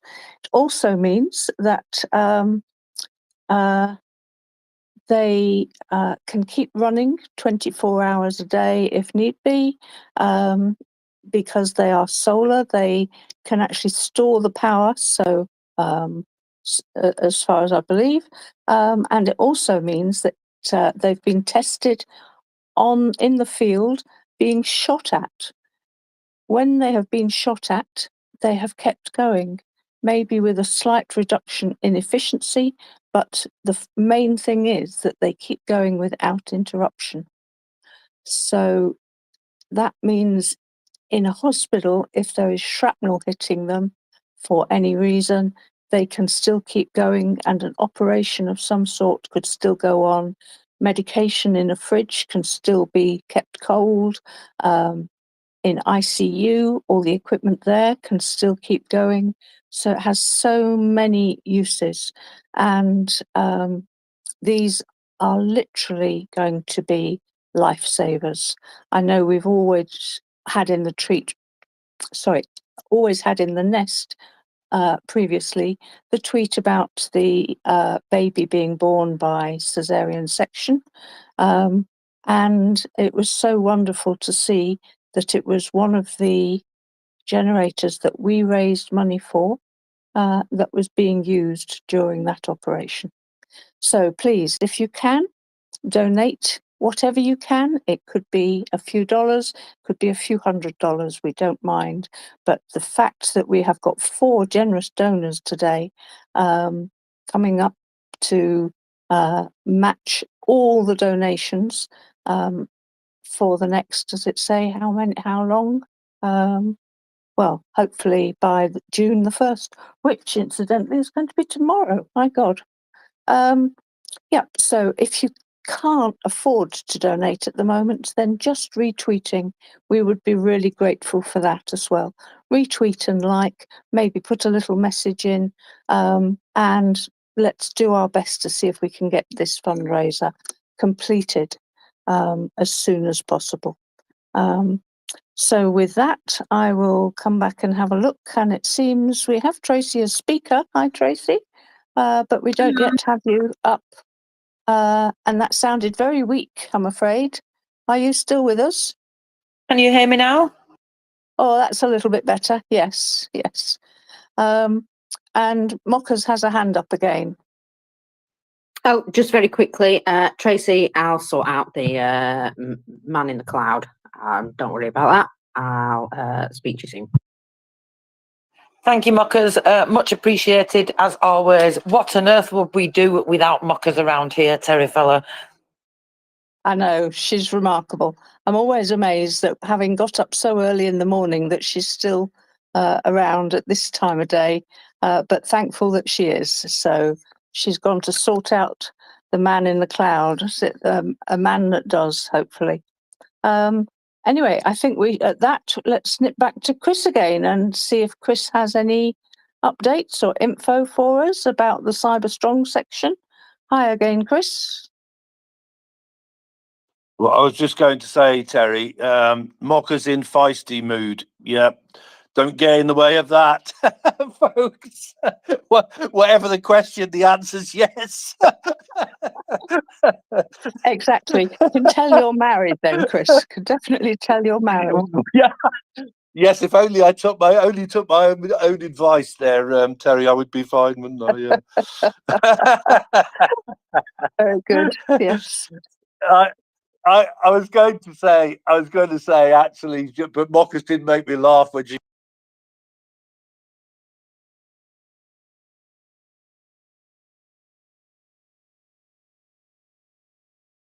ammo that they know what to do with, and I just saw this pop up of a YouTube, and the title is "Dozens of Helicopters and Thousands." Right. Well, yeah. Well, they might mean that side of the Ukrainian border, but they don't mean Ukraine side of the Ukrainian border. Usually, when you get those headlines and that, maybe one day they will. Though you never know with French boots and stuff. I must admit, as you were saying that, I was just imagining. It was one of the things I imagined back on the 24th of February 2022. I actually thought that all the allies would be there ready to actually protect Ukraine. How naive I was, how naive. But wouldn't that be lovely just for, I don't know, for all of NATO to suddenly appear and say,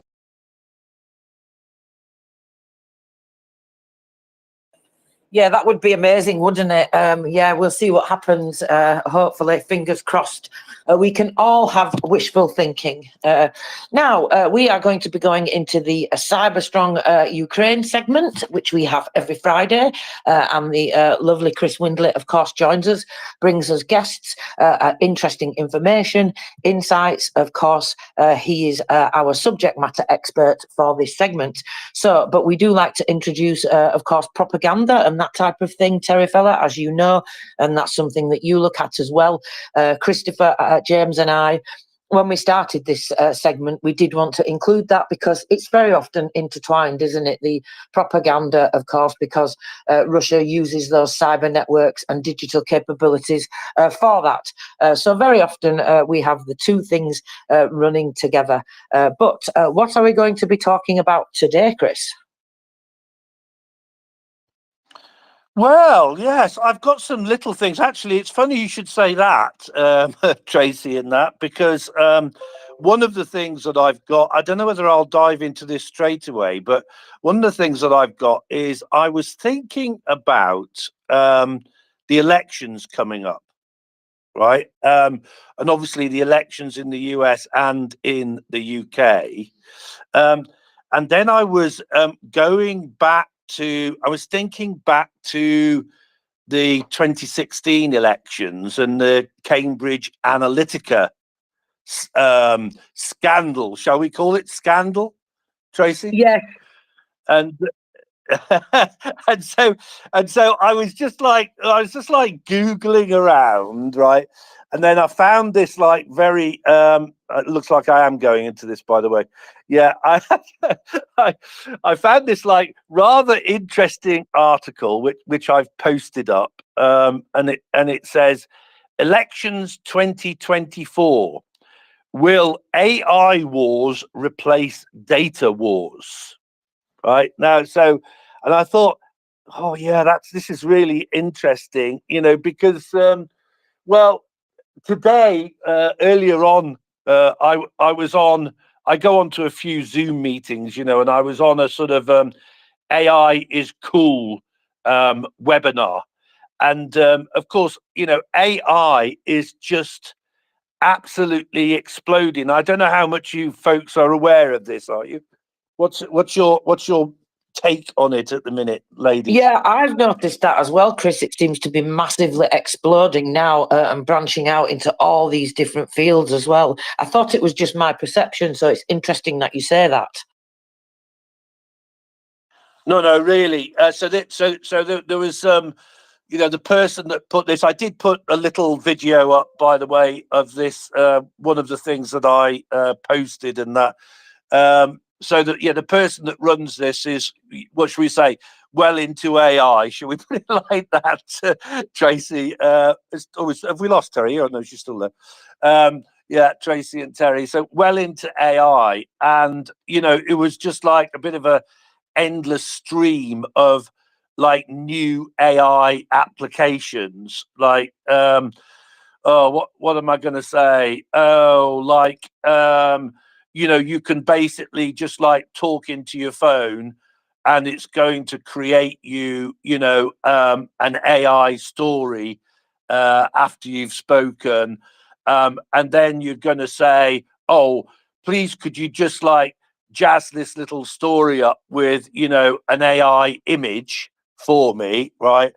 And then package it all up into a blog and then post it for me, or something like that, and yeah, these things exist, and they are, they're just like, well, it just truly is.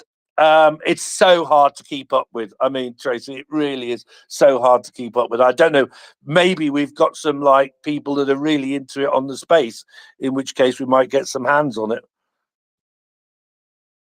Yeah, like I say, it's massively exploding, isn't it? And I'm, like everybody else, really kind of interested and excited to see where these things are going to be able to be useful, and what it's going to offer people. And there are so many different fields that it is exploding into now. So I guess we just have to keep an eye on what's going on, as you said, Chris. But there are lots of things happening all in the background. And of course, when we talk about the companies that you have brought to us, from Ukraine, U-Control, Ozavil, all these people, they were kind of first with the things that they are putting out there, but there are other people doing similar things now. Of course, we look at what focuses on Ukraine and the relation to that there.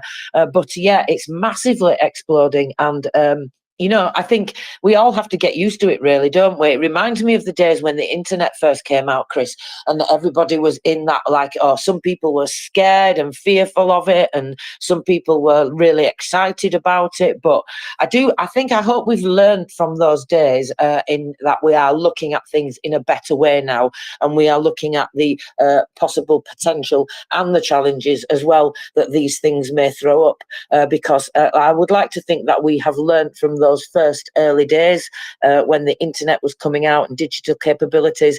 I mean, do you remember? It's really a funny thing now, but when you think back to the millennium bug, Chris, can you remember how people reacted then because we didn't know what was going to happen? And then look at where we are today. Now that seems like really silly to have done that, doesn't it? No, absolutely, Tracy. You know, you're right. The internet, the millennium bug, all of these things, and it has to be said, Tracy, right? And I'm happy to admit it, right? Because people might think that I will always dive into leading edge, bleeding edge technology, right? Well, I don't, Tracy. I don't actually, and I do actually remember, one of these Zoom meetings that I went on, and there was somebody. It did happen to be a lady. No offense to ladies, right? It did happen to be a lady banging on about AI, and I thought, I am sick of this. I am sick of AI. Can we stop talking about AI for a minute? That was probably about, I don't know, a year ago or something like that, Tracy, and so I was quite negative about it, and then coming up to a bit more up to date, in my company UK Cybersecurity Group and that. My partner Leon and that, who you've met, of course, briefly. Leon was like, "Well, I think I can use AI to do these blog posts. I think I can use AI to do these social media posts." And I'm like, "Ooh, don't know, don't really like it. Don't really want people to think that we're like, manufacturing articles and manufacturing posts and stuff like that." But anyway, go on, off you go. Let's see, right? And I have to say, I've been converted, Tracy. But actually, referring, if I may, refer to something from last week. It's important to note that there is a real person in the loop. I think we touched on that subject, didn't we, Tracy? There's a real person in the loop, i.e. Leon will not let anything go out, right? That A is wrong, B, what should we say, is not anglicized, right? And C, looks like it's AI, right? Well, those are just three things off the top of my head that he won't do, right? So he is actually really, really good at basically taking that information and making sure that it is. I don't know what I'll just say presentable, because it's the only word that comes to my head at the minute. I see Pickled Fella's got his hands up as well. But any comments, Tracy? No, thanks, Chris. Let's go to Pickled Flicker Fella. Welcome. Hey, thank you, Tracy. Thank you so much. Hi, Chris. Hi, Terry, and Brian. I think that's everyone in the speaker panel. And hello to all the wonderful listeners. Really, I always look forward to this segment. It's really interesting. So thank you, Chris, for continuously coming up to this space and sharing with us really interesting information. And thank you, Tracy, for keeping this space, co-hosting this space, and also having this particular segment. It's extremely enlightening, I think, and it does great service. Not only to individual people, but it definitely helps Ukraine in their fight, right? Because this is a very interesting vector to explore when we're talking about Russian propaganda. So, after this little introduction, I just wanted to jump into a couple of points that I wanted to make as well, and I'm looking forward to further listening to this discussion. I will have to briefly step away, but it's interesting, Chris, right? You were talking about keeping human in the loop and giving these complicated prompts to basically kind of generative AI or whatever you want to call it, right? To come up with interesting solutions or whatever, right? But I know there's I think they're talking about basically having AI reaching out to other AIs, right? They have more specialized roles in order to compile some of this product that you're trying to come up with, right? And that's kind of really interesting to me too, right? So it's not like one thing that does everything, right? But it's one thing that knows how to reach out to all the different other entities, if you will, right? That they specialize maybe like in generating image in your example, right? Or writing out the actual story and there's just so many other, I'm sure, complicated interactions that are happening between human and machine learning that humans may not be even aware of, right? Because that algorithm that drives this stuff is just so complex, and it's probably at some point is going to be kind of self-managing or self-sustaining to a certain extent, right? Talking about leading us to a Terminator movie style outcome here, but it's really interesting topic, and I really appreciate this. And by the way, Tracy, the website that we often talk about this space, the NAFO TV stuff, it was the code to generate this was done through ChatGPT, because I've mentioned it before that I don't really know how to do this stuff, right? So I use ChatGPT. I'm like, hey, this is what I want. And it kind of generated the code. I just copy and paste the code, and then at some point I had to do a little tweak. So I just thought it was really interesting and way to do these applications. But I'm wondering if Chris would be able to maybe also allude or talk about how some of the AI could be implemented in weapon systems, right? Because we've seen the extensive use of drone technology, and we're talking about like swarms, for example, of drones, right? But also we're talking about swarms basically of drones making their own decisions on how to approach different targets, right? That's done really independently. Humans just kind of put in prompt, right? Like, hey, there's a column of Russian tanks coming up. I want you to take out in the most efficient way these types of priority targets. Go figure out how to do it. I'm sure Ukraine is probably going to be already developing this type of technology. But anyway, thank you so much. Thanks for the opportunity to be in the speaker panel.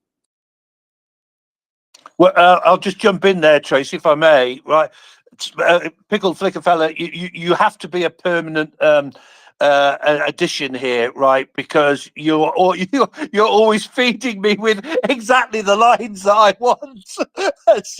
so yeah, it's actually very, very weird what you said, right? Because if try and find it if you can.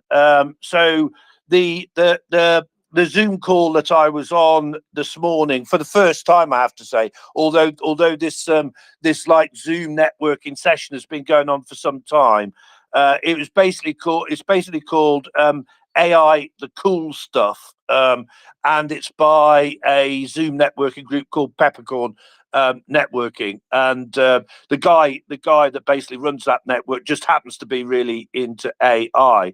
And the reason I mention that is because exactly what you said, right? He was doing a demonstration where he was using multiple AI applications, right? And I've just come up with this term. I don't know whether it's the right term, but I'm going to call it like iterative AI use, right? Whereby, as you just said, right? And this was not for military purposes. This was for like working purposes, if you like, right? He was basically, I generate this in this, like maybe I said, I do this like voice to text, if you like, AI thing, right? And then I put that into this other AI thing. And then I add this other AI thing, right? And then it all produces this. Now you might think that's going to produce gobbledygook, right? But it didn't. It was like fantastic. So there is actually that Zoom call is actually recorded. So you'll actually see a recording of what I've just said happening, right? And the other thing that you are like absolutely 100% correct on, of course, right, is that AI is a massive part. I don't know what the percentage is actually, but it's like a massive part of all of these developments that we've got going on, with the Brave One project and the Defense Builder project. And in fact, the reason that I went on this Zoom call was because I wanted to talk about U-Control, Osaval, and Valacor and that on them, because I realised, well, A, I'd never been into that particular segment before, right? But B, I realised I hadn't told that group about these Ukrainian US apps. So absolutely amazing, and so I think Tracy, what we'll try and do maybe next segment or upcoming segment and that is just look a bit more closely at the growth of AI in Ukraine, perhaps. What do you think? Yeah, that sounds fantastic, Chris. I think that's a great idea. You know, like you said, it's being rolled out more. It's had a massive explosion now, and it's going to be used more and more and more. So we all definitely need to learn about it, I think, as much as is possible. Terry Fella, let's just check your audio at the moment. Welcome back. Hi, Tracy. Can you hear me this time? Loud and clear. Perfect. Welcome back. It's great to have you. Ooh, what a relief. That kind of took a while, didn't it, really? But never mind. We're all here now and hopefully all speaking. And if I'd just like to add a little comment as well about AI. At the moment, I think one of the big problems is that a lot of us don't understand AI. And so that's why I think this section will be incredibly important to help us all understand. And it reminds me of when I didn't know about computers really. And the time I walked into my son's, we were looking around at schools, walked into this room that had lots of computers in, but it also had lots of lovely bright windows all the way around the entire room. And when the kids said, "Oh, look, Mum, they've got windows," I said, "Oh, yes, it's nice and bright in here, isn't it?" "No, Mum, the computers." And I saw this funny screensaver, that swirly one that they used to have in the old days going on. And I stared at it and said, "So what does it do then?" And I think that's where a lot of us are with AI. We've heard about it, we've seen people talking about it, and it just sounds so weird. And yet we've got, as individuals, a lot of us have no way of, you can't suddenly just get into it. I know my sons have tried to introduce me to GBT chat or something. And I'm looking at that saying, so what does it do then? But maybe with Chris's help, we might get to understand it a little bit more. Anyway, with that bit of waffling, I'll head back to you, Tracy. Thank you very much, Terry Fella. You make an excellent point, and I absolutely agree with you. Right, let's go back to Chris.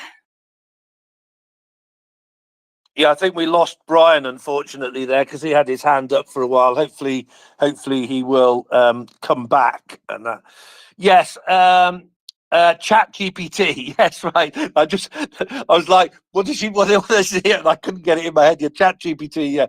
Yeah. So it's very interesting, actually. So I mean, the guy that was doing that this morning, and that, like a very IT literate guy. And quite confidently, if you like, he was doing this, mixing up all of these AI applications and that. But I don't know. I was thinking, I was trying to think how to describe it, Terry, when you're saying that. I mean, you had to be sort of adventurous, but you also had to be sort of confident, if you like, that you were going to get like the right result as well. We've got there's a lady in the group that I know, Steffi, and she's been a programmer since since she was since she was almost put in jail for hacking her school computer systems and crashing it. Yeah, so she's been and she's been developing an AI application at the minute. It's basically like a blogging application, so it will help you basically create a blog post completely from AI and that. And again, it was absolutely fascinating to seeing her do that live. And again, that's in the YouTube video. I see we've got another hand here, Tracy. Terry, if you want to go.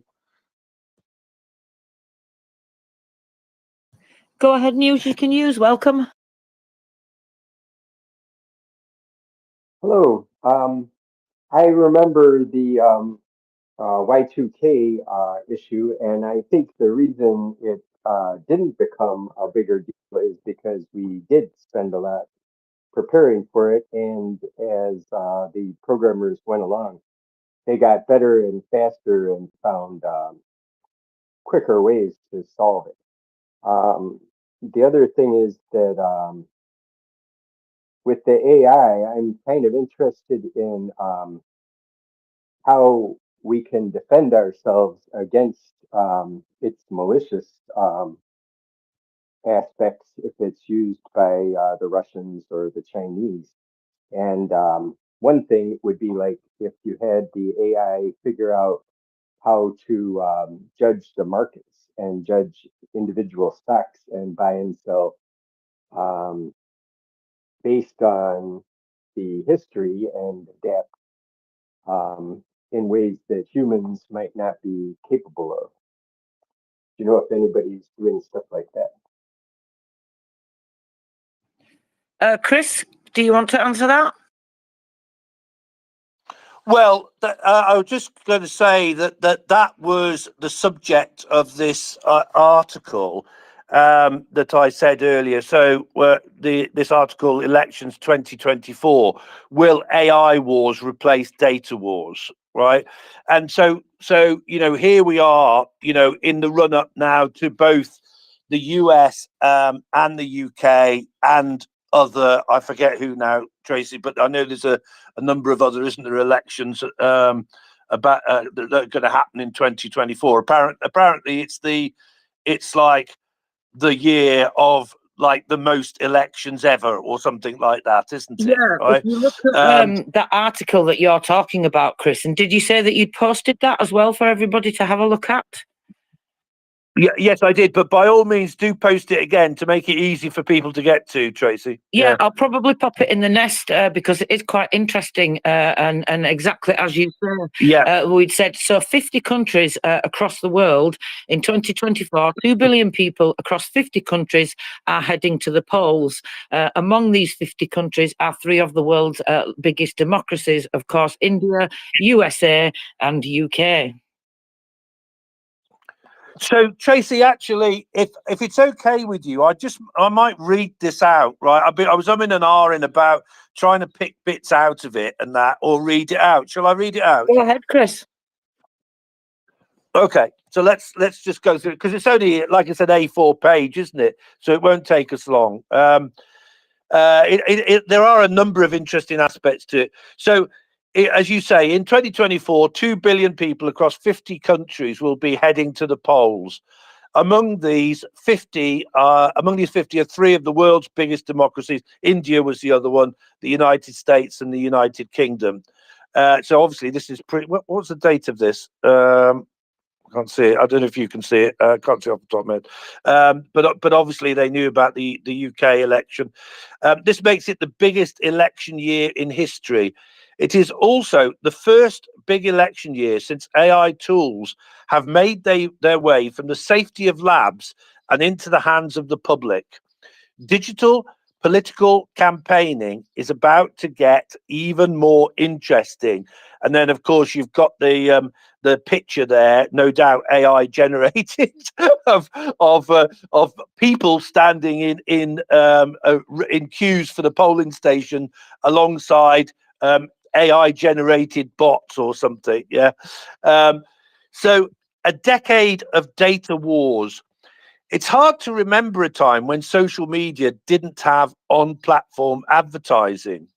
In 2007, Facebook introduced its ad platform, but it wasn't until after the 2016 US election that the platform took steps towards transparency. This cornerstone US election played out on social media and sparked some important ethical debates about digital campaigning, data privacy, and transparency. For a whole 10 years, from 2007 to 2017, there were very few ways to tell if something was an ad and who was running that ad. Then, in 2018, the Cambridge Analytica scandal came to light, and the world became very aware of 3 things. Firstly, that Facebook was holding more data on users than the public realized. Data which these users unknowingly gave away. Secondly, that algorithms fed on using data to that algorithms fed on using data to polarize communities, urging the left to lean more left and the right to lean more right. And thirdly, that there were ways in which this Facebook data could be extracted off the Facebook platform to be used, and I'm going to add manipulated by third parties, right? A new era of responsible advertising. Post Cambridge Analytica, the rules began to tighten further. With public pressure and suspicion mounting, Facebook, Twitter, and other platforms began to restrict ad targeting and started becoming more transparent. You now need a government authorized ID to run any ads associated with political parties or government affiliated organizations. I didn't know that, right? These are flagged on most platforms with ads marked as sponsored. In addition, as per Facebook's rules, political ads cannot target people based on their gender, ethnicity, race, household income, or spending habits, with ad targeting restricted to basic geographic and language criteria. So I remember what's the name from Facebook, and that sat in front of was it the Congress or the Senate or the committees and stuff like that, having to answer all of these questions after Cambridge Analytica. There's even a handy library of every single ad being run on Facebook, launched by the platform in 2018 in a bid to increase transparency. Anyone with a Facebook account can access this library and see just what ads are being run by whom. So if you are curious about the latest ads run by the Tory party, all you have to do is head over to Facebook's extensive ad library to have a browse. News to me, I have to say. If you look closely, you can even see how much was spent on each ad. Digital marketers everywhere, including at Hawthorne, the authors of this article, absolutely love this tool. It levels the playing field for all competitors involved in a race. It's important to note that many of these restrictions and transparency protocols were not in place the last time the UK held general elections. We might now have more rules around who ads can target, but what about the content of the ads themselves? A new agent of chaos. Generative AI tools like ChatGPT and Midjourney have ushered in an era of content creation that blurs the lines between human and machine generated material. These tools can generate text, images, and even videos and voice clones that are increasingly difficult to distinguish from authentic content. While bringing with them great creative potential, these tools come with an extraordinary power to manipulate and misinform. Just last week, the World Economic Forum put out on its annual Global Risk Report, which listed AI-generated misinformation and disinformation as the biggest threat of the year. Firstly, we're seeing a lot more deep fakes. Remember that fake audio clip of Keir Starmer yelling at a staffer? And consequently, knowledge of their circulation makes the public even more skeptical. So even authentic content is treated by the public with suspicion. These technologies aren't just being used to subvert democracy.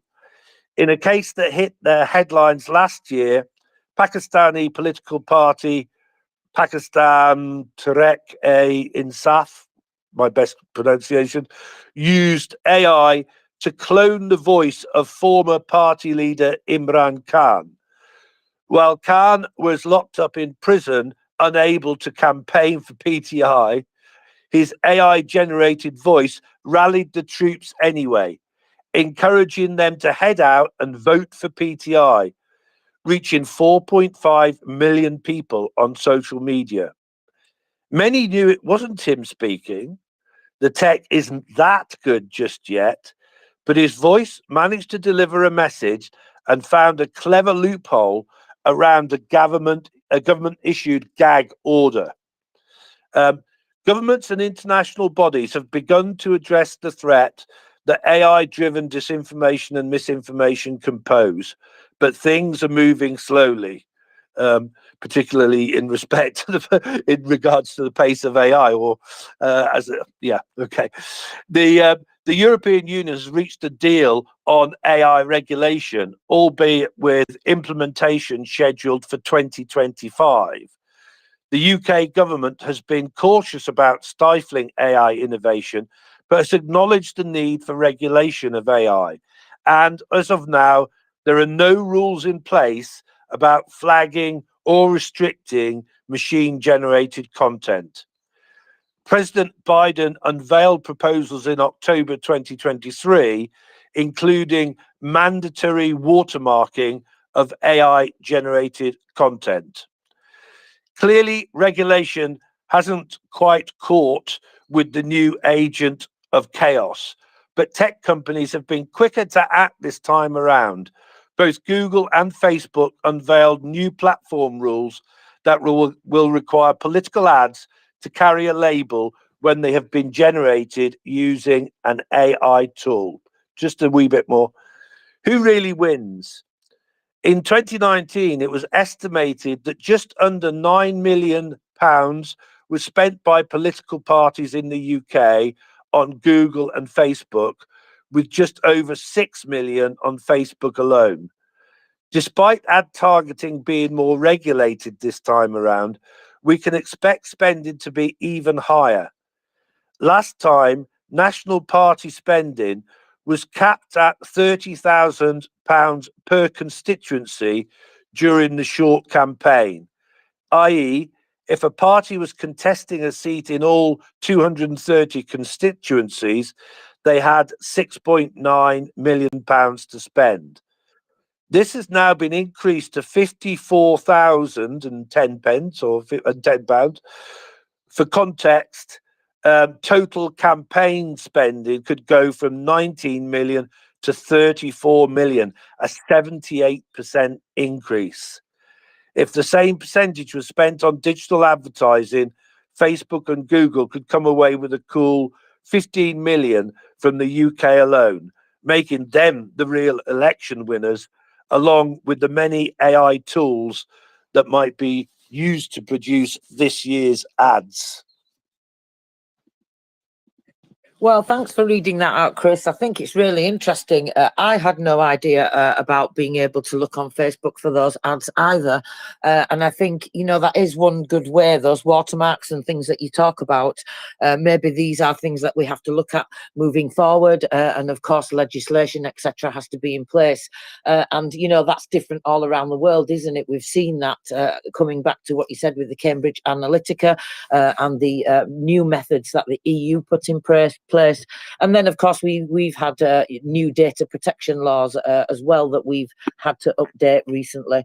So, yeah, I think it's very interesting, Chris, and something that we should be looking at more because, well, we all need to be more informed, especially when it comes to these elections and all the other things that you talk about. Just that one example there that you gave with that video of, was it Keir Starmer, I think you said, shouting at that staff member. And it just shows you, doesn't it? Because how many people were sucked in by that and how many people believed that, and the storm that it causes in terms of disinformation, misinformation, propaganda. And then over and above that, just everybody has no idea what's going on when they do things like this. And that causes absolute chaos, which is obviously not good, especially right now. We all need to be extremely well informed. Did you want to add anything, Chris, before we go to Pickled Flick of Fella? Well, I was just going to say that so clearly, both in the US and the UK, right, that legislation and that, if you like, is progressing but it sounds to me like it's not going to be there for either election, is it? Right. So here it's saying President Biden unveiled proposals in October 2023, unveiled proposals, right, including mandatory, but presumably they're not in place. Now, I don't know for the US, right? But it's just sounding to me, I don't know if you agree, Tracy, it's sounding to me like the legislation is not in place.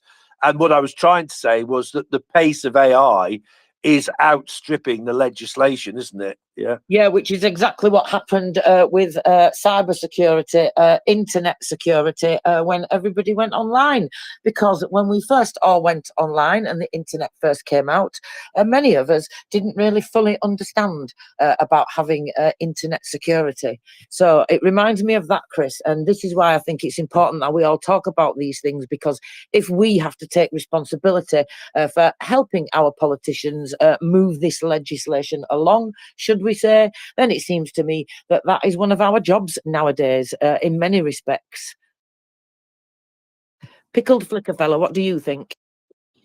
No, it's really interesting discussion. It's fascinating and scary at the same time, but I really appreciate, Chris doing so much work and bringing these really interesting articles to us and unpacks them, right?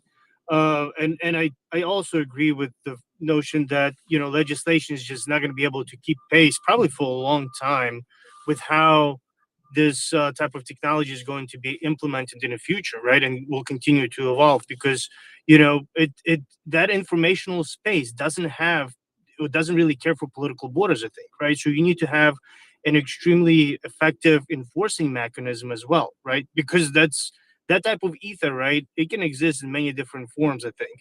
And the comment that I wanted to make and also as a question, kind of opinion based, but I would be really interesting to hear Chris is that we have I read a book by Neil Postman. It's an old book, Amusing Yourselves to Death, right? When he argues that the invention of basically telegraph was one of the greatest inventions of humanity as far as transferring information, by extension TV and internet probably kind of fall into the same category. And it shouldn't be used in a political manner, right? Because it should be used for entertainment only. But in 1952, I think it was presidential elections of Eisenhower. There was a lot of people insinuating that TV essentially helped him to win that election because of how he was using TV essentially to project, his appearance and all that stuff. Because up until that point, people used to basically print data, print information in newspapers and otherwise, right? And kind of going back to what I said earlier about the telegraph, right? That's what allow us to project ideas across continents in a matter of seconds. But I think the generative AI really changes this thing. I don't think it can be applied to the same category as all those other forms of information, and that's what I'm curious. What Chris's take on this is, because it creates information, right? It almost serves as a sentinel being, essentially, right? Or can be manipulated in such a way. And I'm wondering, if we should treat it as such. I guess I don't know if maybe I'm being a little bit too vague. Thanks. Well, again, I do remember that story, and I think I'm right as well, Pickled Flicker Fella. That typically one of the first industries to pick up on these communication advances is, shall I call it the sex industry? Right. I don't know if it was in the same book and that, but I'm pretty sure I saw some example, if you like, of the telegraph, if you like, being used as one of the early, if you like, sex industry, if you like, communications methods and that. So yeah. What did you make me think of as well there? I tell you what I was going to say is this, Tracy. What I'm thinking, right, is, so here's my sense at the minute. Please check me on this, Americans and British people and people anywhere else, right? My sense at the minute is there's like not massive use of AI at the minute, if you like, for political purposes. But I don't know if I'm right on that or not, right? But you know what I'm wondering is if there's going to be a serious ramping up, you know, as we get near to the elections. What do you think, Tracy? Terry? I'm not sure, Chris. I mean, is it too soon in terms of the how far along we are? Yes, there's been an explosion and all the things that we've talked about recently, but you know, we are talking about politicians here, and I will only speak, of course, in the UK because that's all I know. But many of our politicians are well dinosaurs when it comes to these types of things, Chris. So maybe they may not employ them in a huge scale, but I'm sure I would think that they're probably going to use them in terms of ads at least. What do you think, Chris? Well, yeah, actually, Tracy, you remind me of something else there that I was thinking about. Let me just see if I can explain this. This probably applies more to American elections than the UK elections, right? But typically, in like recent elections in America, you know, they have appointed like very heavyweight sort of like social media directors, and that there's been some very what shall I say, very knowledgeable people that you know have been appointed to run you know both parties or all parties social media and that, right? Now I don't know who is running the Democrat and the Republican social media and that, but they are bound to be, they're bound to be you know, looking into the opportunities presented by all of these AI tools and that, right? And equally the same in the UK as well. Well, you know, we've just heard that that the political parties here are going to have increased budget, right? So again, you know, definitely there's probably going to be somebody put in charge of the political campaigns and that, right? That is very knowledgeable, and there are going to be very innovative people, you know, as part of these campaigns. I was going to say, Tracy, that it would be really useful for if we could ask, you know, the MriyaReport network here to keep an eye out for sort of like what they think is AI generated stuff. What do you think?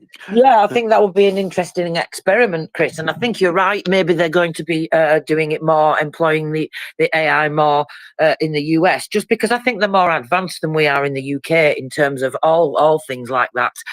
But as you said, it is important to remember that they're going to be making those ads and that, like you said, that budget in the UK. I think in the UK, I don't know, we're not really having that much of a campaign, are we? Because the election isn't that far away. And that's something that I found quite interesting. There isn't a great deal of time to campaign. It's not like in the US, of course, where they have much longer. I think we, in normal times, would normally have longer, you know, for politicians to campaign coming up to a general election. But I think given the situation where we are, you know, with Russia's genocidal invasion, I think the UK government has chosen to get it over as quick as they can and to have it done as soon as possible before the US elections, which I think is a very good idea. But yeah, that would be a really interesting experiment, Chris, and then we can just have a look and see where we are after that. Go ahead. Well, yeah, I was just going to say, if I, as I was reading it, if I read this correctly, right? So even if it's a short election, do they basically still get the same amount of money to spend, Tracy? You know, which sort of in a way sounds a bit more frightening. They've got like a load of money to spend in a short time. Absolutely. Let's go to Terry Fella, see what she thinks. Yeah, I think it all seems quite scary. What I don't quite understand is the fact that we still don't seem to have the controls in place to know the difference between AI generated and real life stuff, as in the Chris Starmer, sorry. Oh, what's his name? Keir Starmer. But I was just thinking as well, Tracy talked about our politicians, a lot of our politicians, and we're UK talking here, being dinosaurs. But I think they all have teams behind them, and a lot of those teams are younger and far more savvy. So that's one of my concerns. And I remember, I think it was more around Brexit and everything else, about led by donkeys. and they were the ones that sort of helped keep the public in check as to what was being said and sort of how it was being said. But now I'm thinking, was a lot of their stuff AI generated?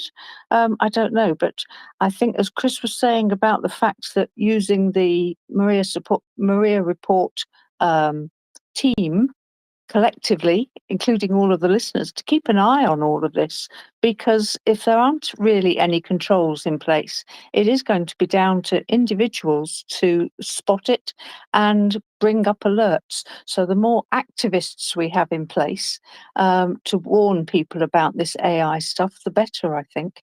I don't know if all of that makes sense, but it is still quite concerning that stuff can be done that the general public is not aware of. Definitely needs to be a lot more controls put in place, I think. But as with all of our democracies, that kind of takes time. Anyway, back to you, Tracy, although I can see Chris has got his hand up. Well, so what I was going to say, Tracy, I don't know whether you're getting it. Are you getting the Osaval newsletter? Yeah, did you say, what did you say then, Chris? I missed the first part. You were asking about the Ossaville newsletter? Yeah, are you getting the Osaval newsletter, like digital newsletter? One just came out yesterday. I'm not sure. I would possibly, I think, but I have to check my email. Okay. So the reason that I'm mentioning it, right, is because if I remember correctly, and I'll go and try and find it in a minute. That Osaval, right, were basically doing some presentations specifically around identifying, misinformation, disinformation, and propaganda from AI generated content. I think I saw that, right. So I might reach out to them again, and that as we continue this discussion, to see if we can get them back on, and that just to talk about this particular thing. Yeah, that would be absolutely fantastic, Chris. Do you want to just tell everybody who Ossaville is quickly for anyone that doesn't know? Yeah. So Osaval is one of the Ukrainian companies that we've ended up working with in the UK. They basically are misinformation, disinformation, propaganda specialists. I won't say who, but we did a recent case study with a major newspaper site, and that where we basically looked at all of their social media posts and the comments that were on their newspaper articles that were on their websites and that. And we showed that a substantial amount of that was basically bots, right? Yeah. And so basically you had bots fighting with bots, if you like, into trying to become the top comments and stuff like that, and this is extremely problematical for media sites, because media sites actually of course these days rely on advertising. Advertisers are getting pretty savvy themselves, right? So if advertisers do an analysis, and they could easily do it because they could just go hire Osaval to do it, right? If advertisers do an analysis of websites, if you like, to find out, right, whether their engagement is real or not real, they'll find out it's not real, right? And hence the advertisers won't advertise. So this is a potentially massive issue for media sites, when you consider obviously that people aren't paying for news anymore. Well, they're not paying much anyway for news anymore, right? So if their advertising revenue gets hit and that, they'll be in deep trouble and that. Osaval is one of the many companies that came through the Brave One project in Ukraine, Tracy, and you know that, but I'm not sure whether Tracy does. Sorry, Terry does. Yeah, I find that absolutely fascinating, Chris, because it's an incredible thing, that isn't it? That Brave One cluster, and of course, all those designs that have come through for the defence industry in terms of drones and electronic warfare and all sorts of robotic platforms that they're creating now. And actually, that reminds me, Chris, I have seen the Minister of Digital Transformation mention several times about using AI in drones and about the developments that they're making in that regard. Definitely, Tracy. Definitely. You know, I mean, certainly, I would have said that was happening, and that, you know, I mean, they talk about there being in excess of 200 drone startups in Ukraine now, right? How many AI startups or AI related startups there are, I don't know, but I'm going to say it's probably a pretty big number, Tracy. Yeah, I forget the number off the top of my head. I can probably find that information because they do post that quite regularly. But yes, it is quite a lot, Chris, which is obviously fantastic. But, you know, this is why we are learning from Ukraine, because they are more advanced than we are. Well, yes, and of course, you know, Osavol is at the end of the day like basically a defensive company, isn't it? As opposed to like an offensive company, right?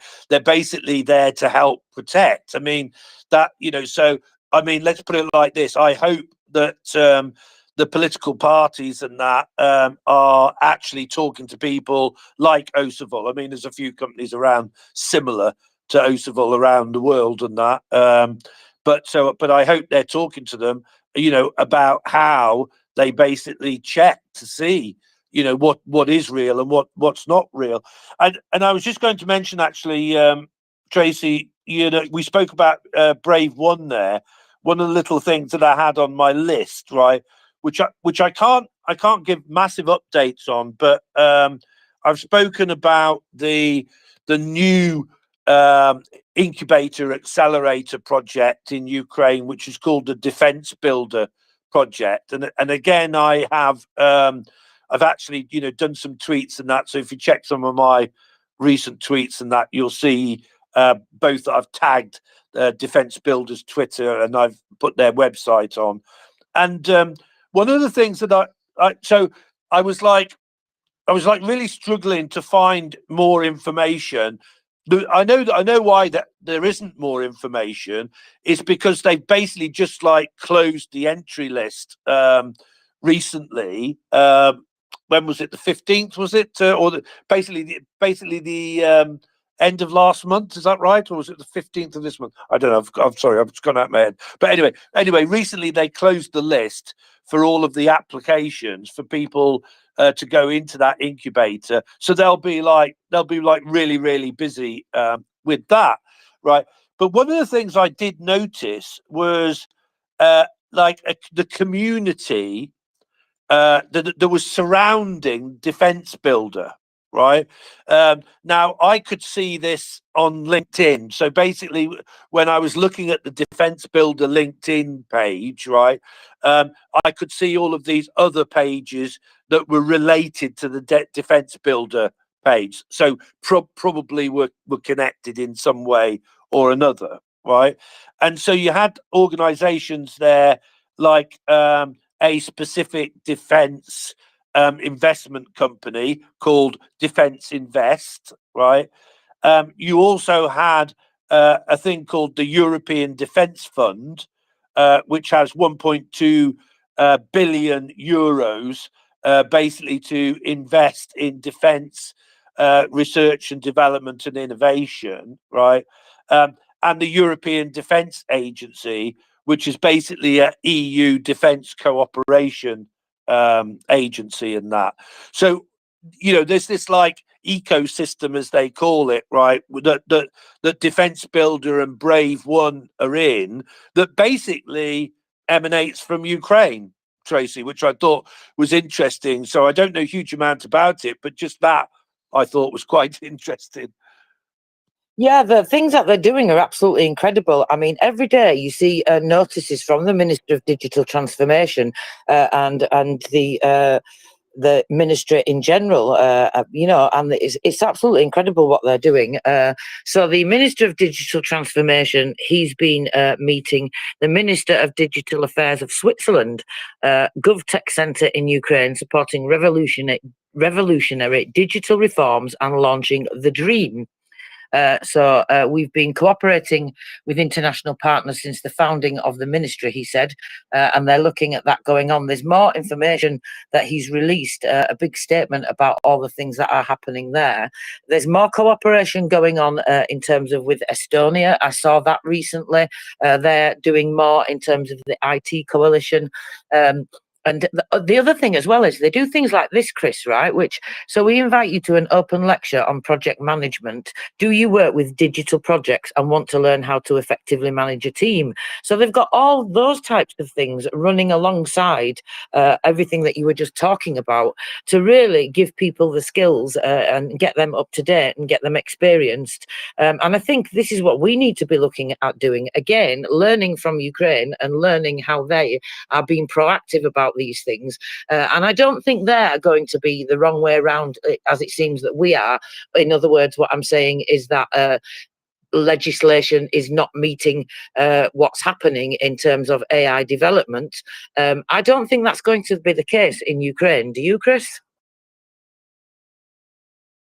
No, and actually, it's interesting that you said that, because I'm just trying to check, because when I was looking at the LinkedIn, it's not going to come up for me this time, but I think you've heard about this, an entity called the UK Ukraine Tech Bridge.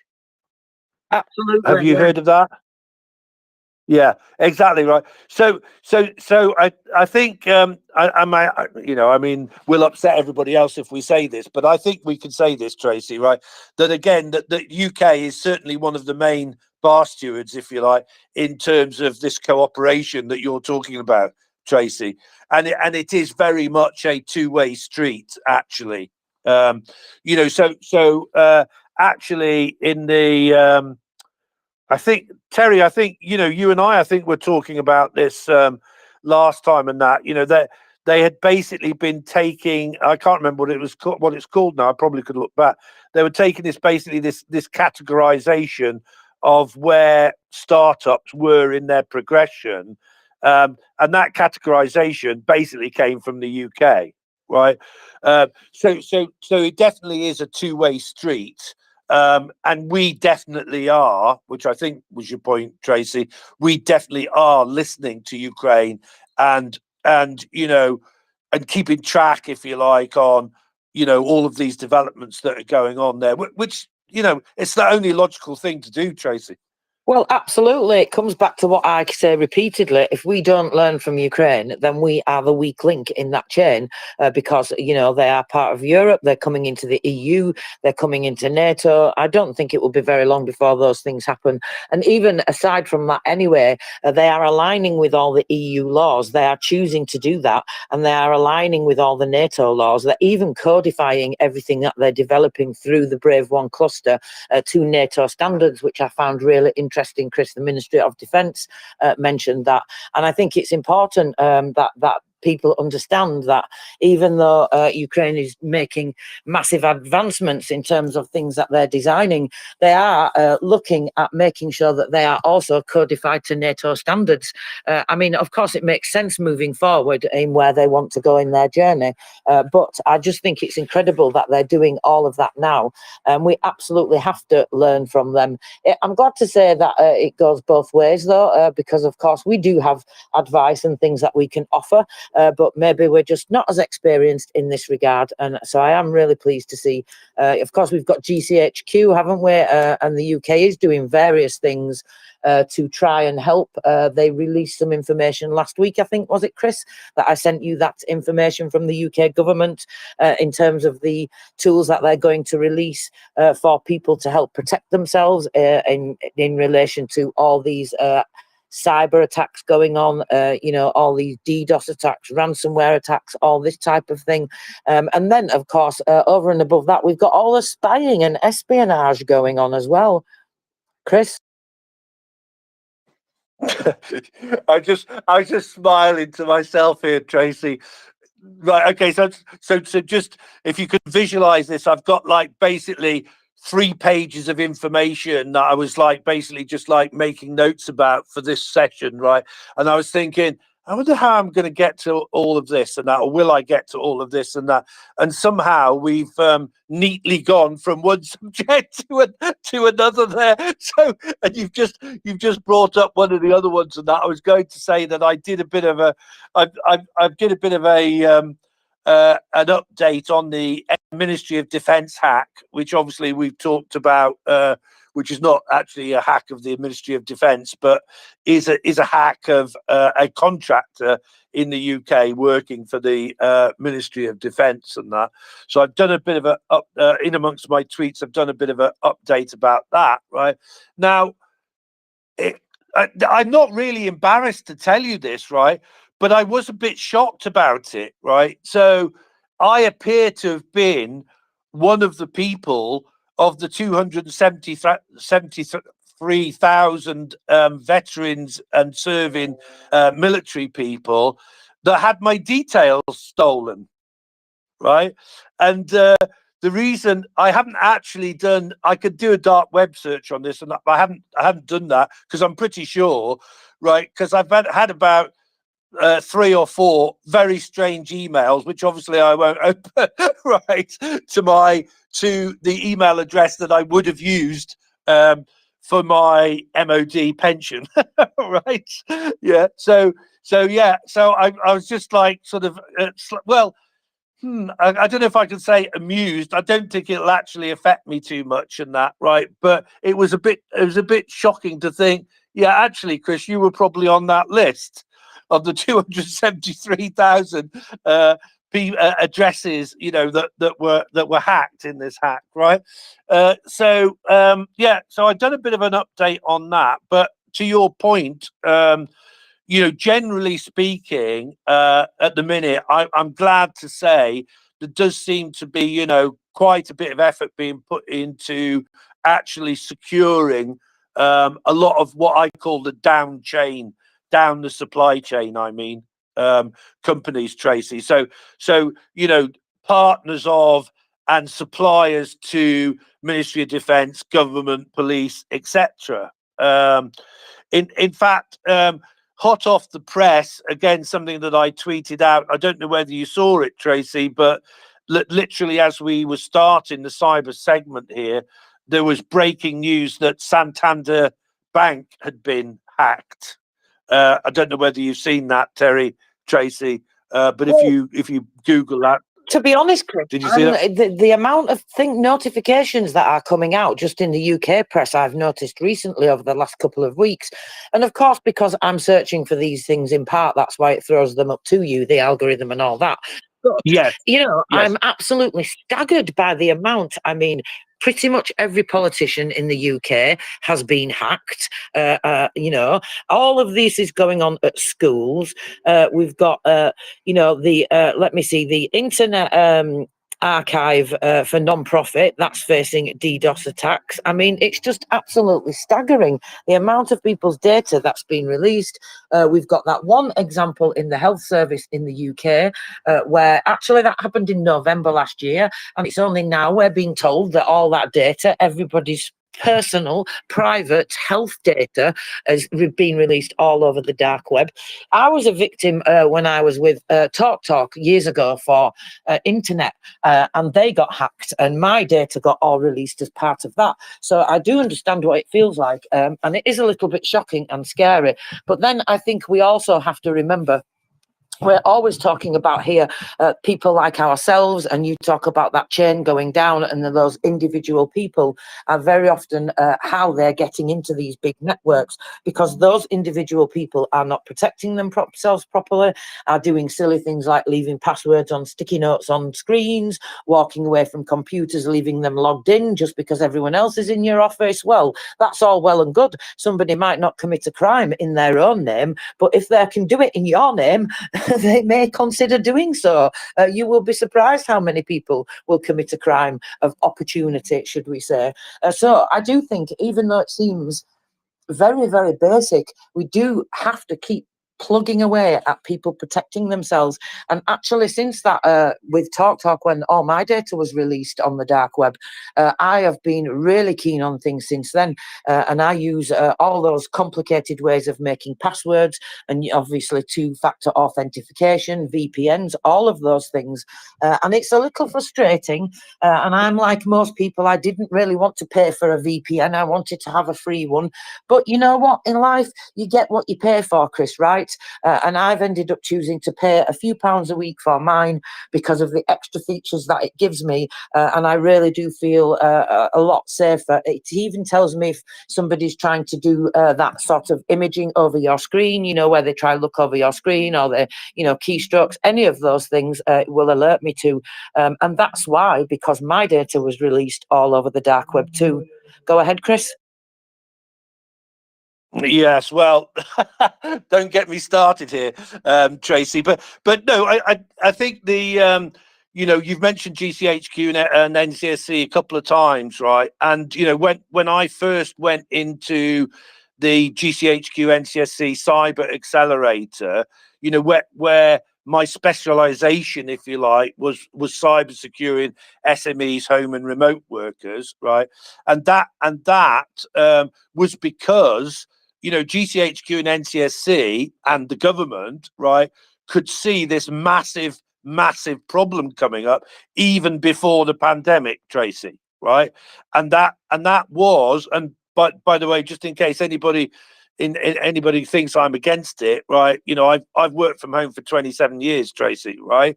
I want everybody to be able to work from wherever they want to work from, right? Right. However, right, from a cybersecurity perspective, it is massively risky, as you've just pointed out, right?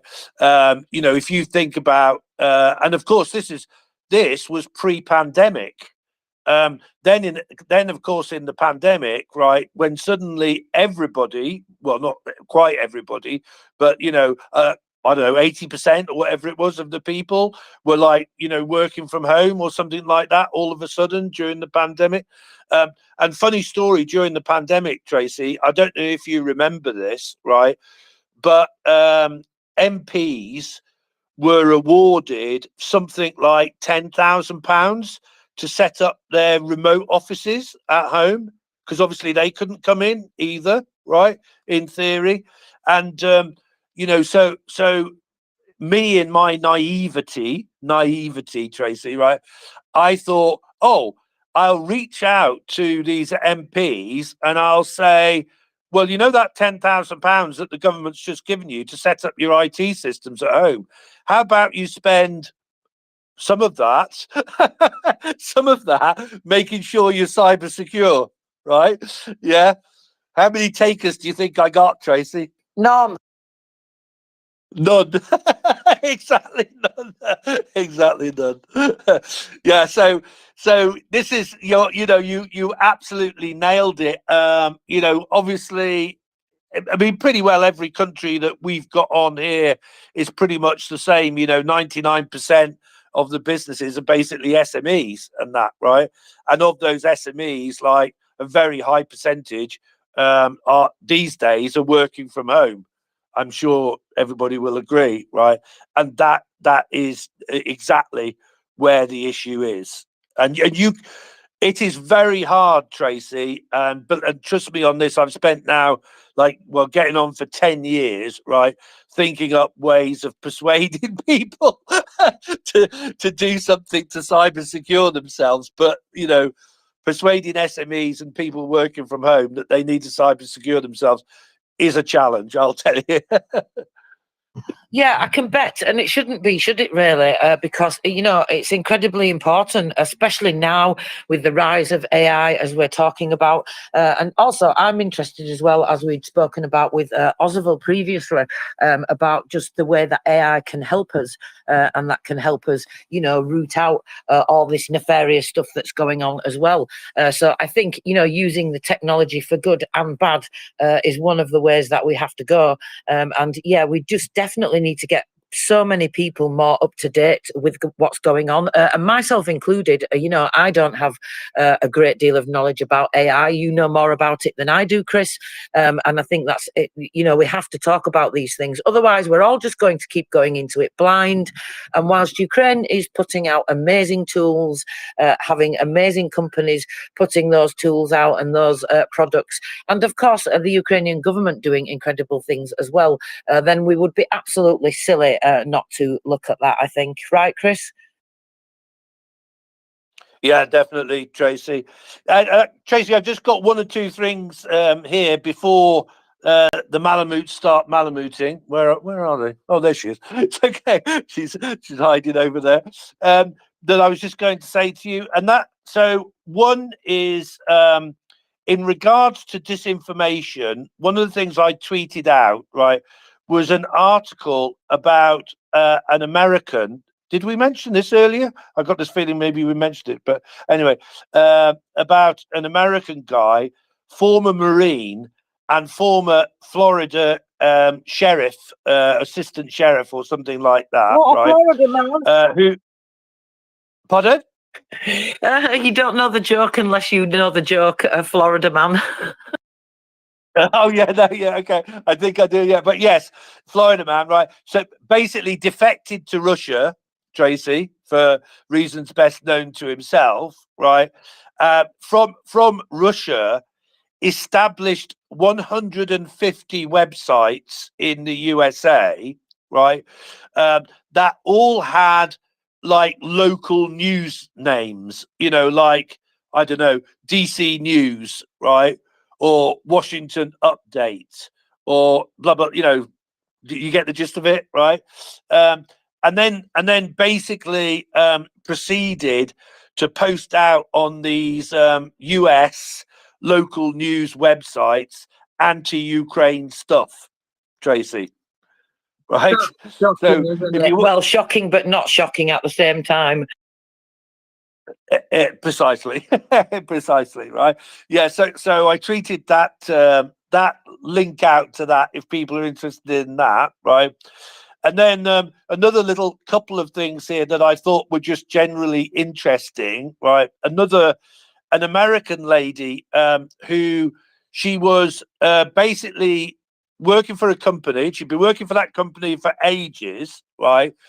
That company was taken over by another company, and because she was I think we call it 2P in here or something, don't we? But anyway, because she was basically going to be transferring from the company that was acquired to the other company, right?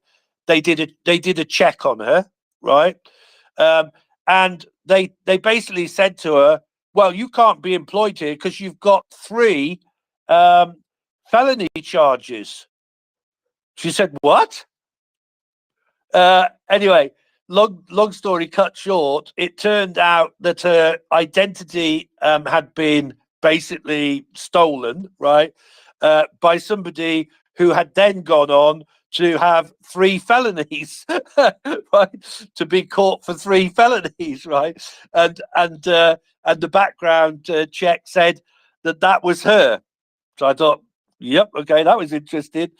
And then finally, I don't know if anybody came across the Tinder swindler story. If they haven't, I've got a great article written by a sort of private investigator friend of mine who was involved in that, right? But a lady here in the UK, Tracy, who met somebody on Tinder. It was a perfect match, Tracy. So I don't really know what you do on Tinder. You swipe something or other left or right or something like that, don't you? And then you're connected, right? Yeah. This guy was such a perfect match that he managed to persuade her to invest all of her savings into a crypto scam. Tracy, please beware out there. I mean, we're laughing at it, but it's quite serious, isn't it? Really, I mean, you remind me of something that Christopher James said in the conversation we used to always have. I would say, why are they stealing all this data? What are they doing with this data? I mean, I know about active measures. I've read that book. If you haven't read that book, everybody, by Thomas Rid, you need to read that book because it gives you, it explains things in a way that I can't explain things, and you need to hear about all those things are linked together, the propaganda, the active measures over decades and decades. And this has never stopped. We talk about this. It's something that Russia has done always. It's just a case of the intensity of it, And so when I'm thinking about things like that and the ways that they are using, capabilities like that, like I say, it's laughable, but it's also quite scary as well. Coming back to what Christopher James said, he would say he was insistent that they're selling all this data to China. And then that reminds me then of the recent notification that we've had about China trying to hack, everywhere in the UK, and the warnings from the US that actually the UK is not taking that warning seriously enough. And it makes me think when you hear about all the things that they do, because what are they putting your names down for? They create all sorts of fake things going on. They're putting people's names on lists and saying, "Oh yes, all these people support this." How many occasions is this going to happen that you never will get to find out about because of that data that Russia and China have stolen? They use this data. I've read it and I've heard about it. And we had somebody come up here in the space once and explain. I can't remember which country they were from, but they were saying that they had no idea that their faces and their information was being spread on billboards all over Russia, accusing them of doing all sorts of things. And they absolutely had no idea. Of course, that was related to what's going on in Ukraine. But it just reminds me of that, Chris, because the amount of data that they're stealing is actually quite staggering. And it's not like they're getting, for example, the military intelligence hacks on Russia, right? They're hacking places and taking data that is strategically important to them. They're not just randomly hacking anywhere and taking personal private data, but that's what Russia and China are doing. Go ahead, Chris.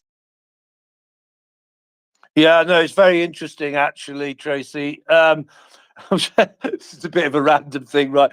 But I was sort of thinking about this China thing the other day, and that now in the USA, right, I can tell you that, well, first of all, the National Defense Authorization Act, the NDAA, right, in the USA, right, basically does not even mention Russia. Tracy, I don't know whether we've ever discussed this, in while you've been on, right? So in the current US NDAA, Russia is not mentioned as any sort of threat, right?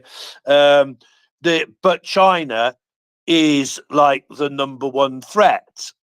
But now, if I speak to, a lot of sort of like, I don't know, let's call them ex-intelligence type people, US intelligence people, right? They will always say China's the main threat, China's the main threat, right? But I don't think that that's true of, Americans generally, right? And I was thinking about this, Tracy. This probably sounds a bit mad, right? But I was like, I got myself a map of the world up, and I was like going, do they think? Is it the reason that they think, some people in the USA think that China is a threat? It's because they're just across the water there, right? From i.e. going from the west coast of America across to China, right? Whereas they don't think Russia's a threat because they're like way over there, if you see what I mean. And Ukraine is way over there as well, right? It's just, I don't know if that's a slightly mad thing, right? But equally here in the UK, Tracy, I don't think we just don't see the Chinese as a threat. Well, maybe it's because of all the Chinese restaurants or something. I don't know, but we just don't. Well, Not really. I mean, you and I, obviously, we think slightly differently to most people, but that's because we're engaged with the topic and engaged with what's going on in Ukraine. But yeah, that's an interesting point that you make, actually, Chris, because I do think a geographical proximity does affect people. Unfortunately, it's just human nature that the further something is away, it's easier to put it out of your mind almost. And some people have more ability to do that out of sight, out of mind thing than other people do. And I do think a geographical proximity plays a difference. And I will think from our position, Chris, when we've had, things that are going on over the other side of the world, maybe we have been the same here and been guilty of that, I think, in the past, and just thought, well, of course, it's at the other side of the world, or, it doesn't really affect us that much. But actually, it does, doesn't it? Because we are a world community and we are all linked together. And despite some people thinking that we're not and not wanting us to be, things that we do in our countries have effects on other countries, especially in terms of foreign policy and things like that. But yeah, it's interesting. It's an interesting point that you make, Chris. Maybe both countries should be realizing that both Russia and China are equally a threat, although Russia is the one that we have to deal with right now, which I think will I don't know. I think it will put China back in its place. If we dealt with Russia properly, if we had been stronger, if we had shown more force, I think that would have stopped China in its tracks. But anyway, go ahead, Chris. What do you think? Well, yes, I was just going to say that I must dig out the UK equivalent of the NDAA, which would be National Defence Strategy or something like that. Tracy, I must try and dig that out and see what we've been saying over the last couple of years as well. And anyway, Tracy, I'm just going to say one thing at that, one more thing, and that is that it looks to me like the hashtag Let Ukraine Strike Back worked, Tracy, which I'm delighted to say. So I don't know whether it's because of that or not, but anyway, I'm just delighted that we've given the Ukrainians at least some ability to strike back. Yeah, absolutely, Chris. I think it worked a little bit along with everything else. All these things work together, and it certainly can't have done any harm to have that hashtag. We did really well with the Free the Leopards one because of this community here. So I think you can take a few points for that, Chris. Yeah, well, the Let Ukraine Strike Back wasn't mine, but I when I saw it, I thought, yep, let's promote that one and that, So, and I know it was trending in the USA and stuff like that. So brilliant. I'm just like so pleased. Going back to what Marcus was saying when she came up, that apparently they're saying, oh, we've got so much ammo, we don't know what to do with it. Hooray! Finally. So thank you for your time, ladies. Thanks for the opportunity, and see you next week. Thank you so much, Chris. As always, it's been very enjoyable and interesting, and we look forward to seeing you next week. And make sure you give those beautiful dogs a right good old stroke from me. Ooh. Ooh. So off Chris goes to Malamute, and on we go, Terry fella. We do not have much longer left, 55 minutes before you and I will be leaving. Indeed, Tracy. And that finished on a very good note, I think. And one of those being this business of whether we're concerned about China or Russia. I agree we should be concerned about both. And I have to admit myself, I can remember to do with our government, occasionally there would be Chinese people who were being arrested or whatever. And my thoughts even back then were, well, why are they interested in us in the UK? But it is actually, there's a much bigger scale of things. And I think there's a collusion to some extent between Russia and China. And I agree with you that if we can crush Russia, then that will make China step down a bit more. But yeah, let's we have to keep on working on getting people more alert to it all. And my final comment was about let Ukraine strike back was a brilliant hashtag to use. And I think the fact that everybody unified behind that one hashtag and pushed it out there. And I have seen Twitter generally have an influence on how decisions have been upturned when you think of the UK government and the number of times it U-turned because of the amount of uproar. And I think a lot of that came from Twitter. I think Twitter has a lot more clout than the people on Twitter have a lot more clout than people would actually imagine. Back to you, Tracy. Yeah, I think you're right, especially when you see things like that. And I think when everybody gets together and does it all at the same time, it carries more weight, doesn't it? And it has more impact. And I think that's, the important thing. And it's like with the Free the Leopards campaign, if you remember that, we had all sorts of different people, various different officials, even some quite high up in various governments, wearing various different things, showing leopard print, clothing, shoes, hats, scarves, all sorts of different things. And then, of course, we had all those lovely ladies doing those wonderful pictures, which kind of got quite rude in the end. I don't know how that happened, but never mind. The Free the Leopards campaign definitely worked, and I would like to think that this one has had an impact too. So we should get to some news, Terry Fella, get everybody up to date. Have you been looking at anything in particular, or is there anything you want to talk about in terms of propaganda, disinformation? To be honest, I've been so out of touch with everything. If I say that my Telegram stuff is now over 1,000 things to check out,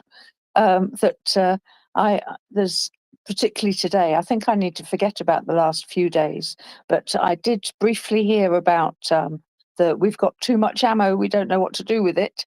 Yeah, just general info. I don't even know what the daily figures are today. So any news that you can provide would be most welcome. Okay, well, of course, let's start with the most important news. Actually, I was going to go to that, but I'll go to something else first because it's just a little bit more important.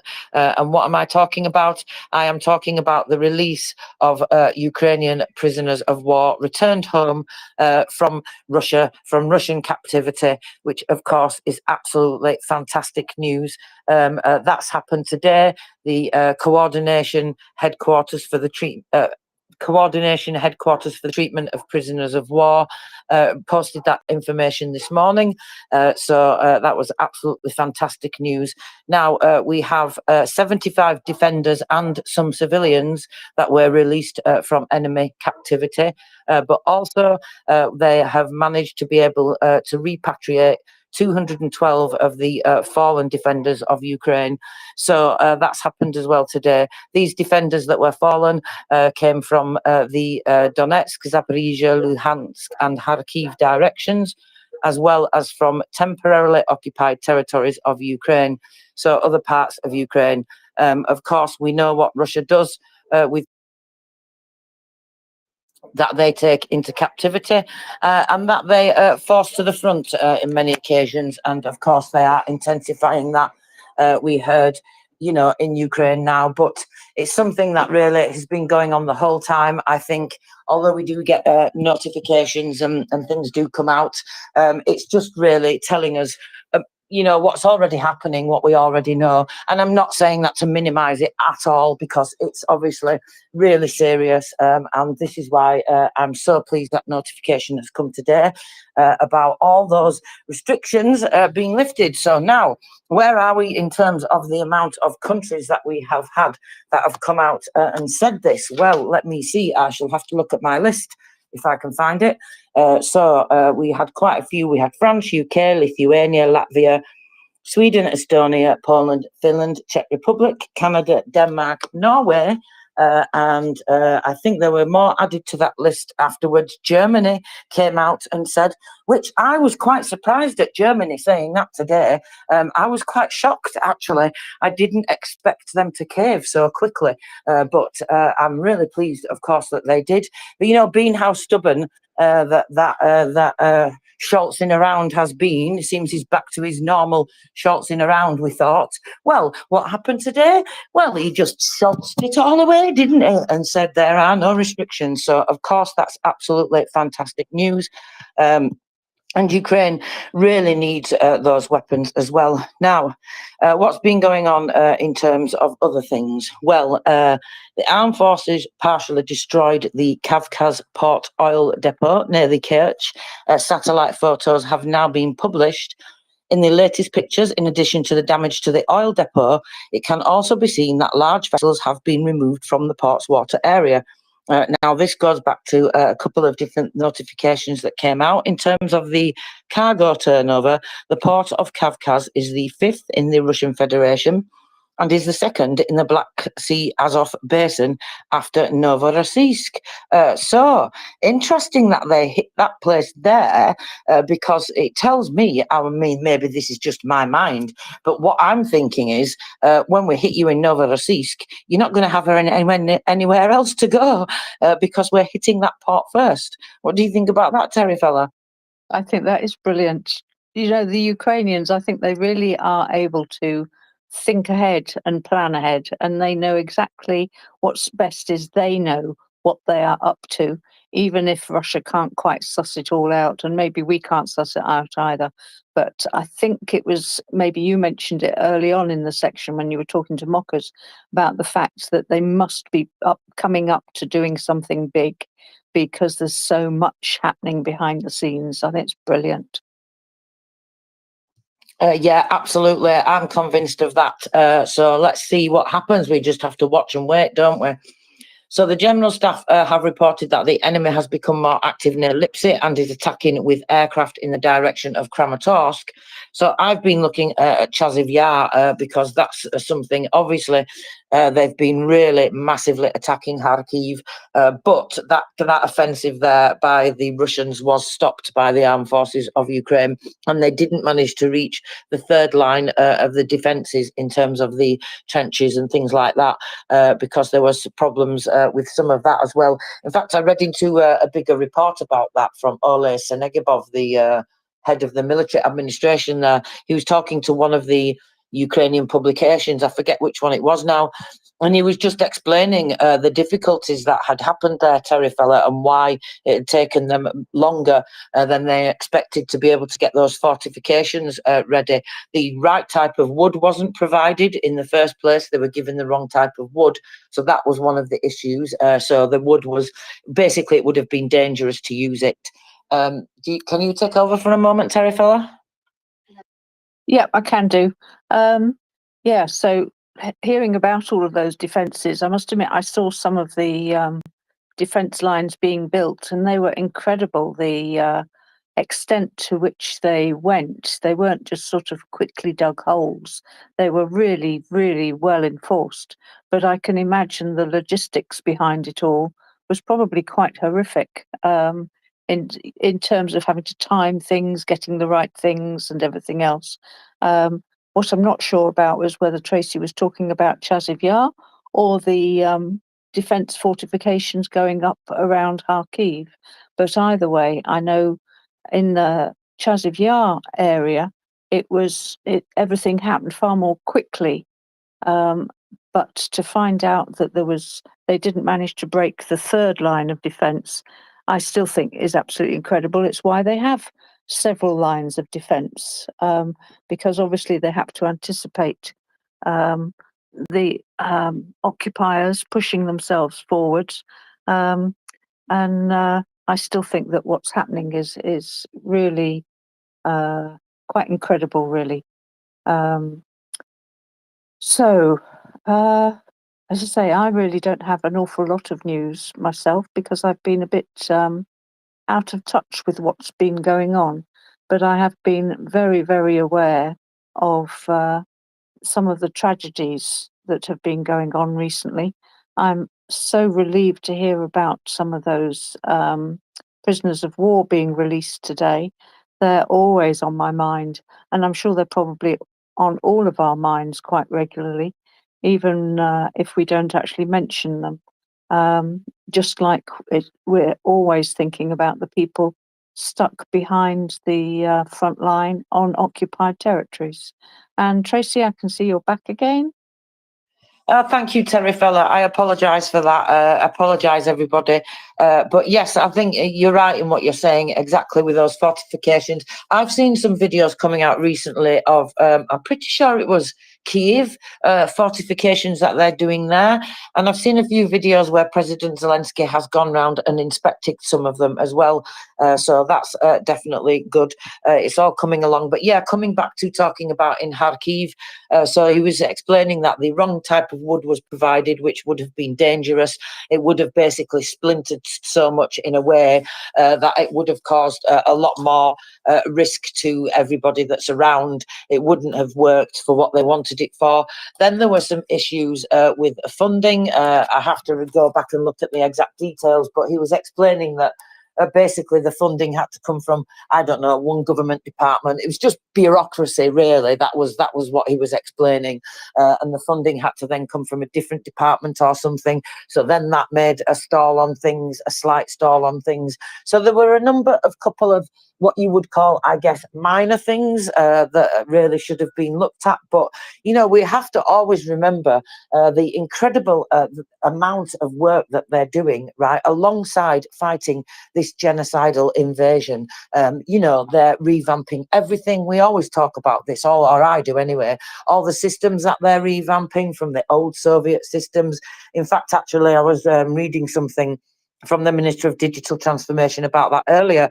He was talking about the digitization of the various different regions, you know, the various different oblasts, and that's continuing to go on, which actually that was something that I wasn't as aware of what he was talking about until I read that, because I just kind of assumed, probably incorrectly and naively, that things, you know, are rolled out everywhere, because this digitization is not something that they've just started this journey on. Of course, it's been going on for a number of years. We're just getting into it now because we've become more involved since the beginning of the full-scale invasion, of course.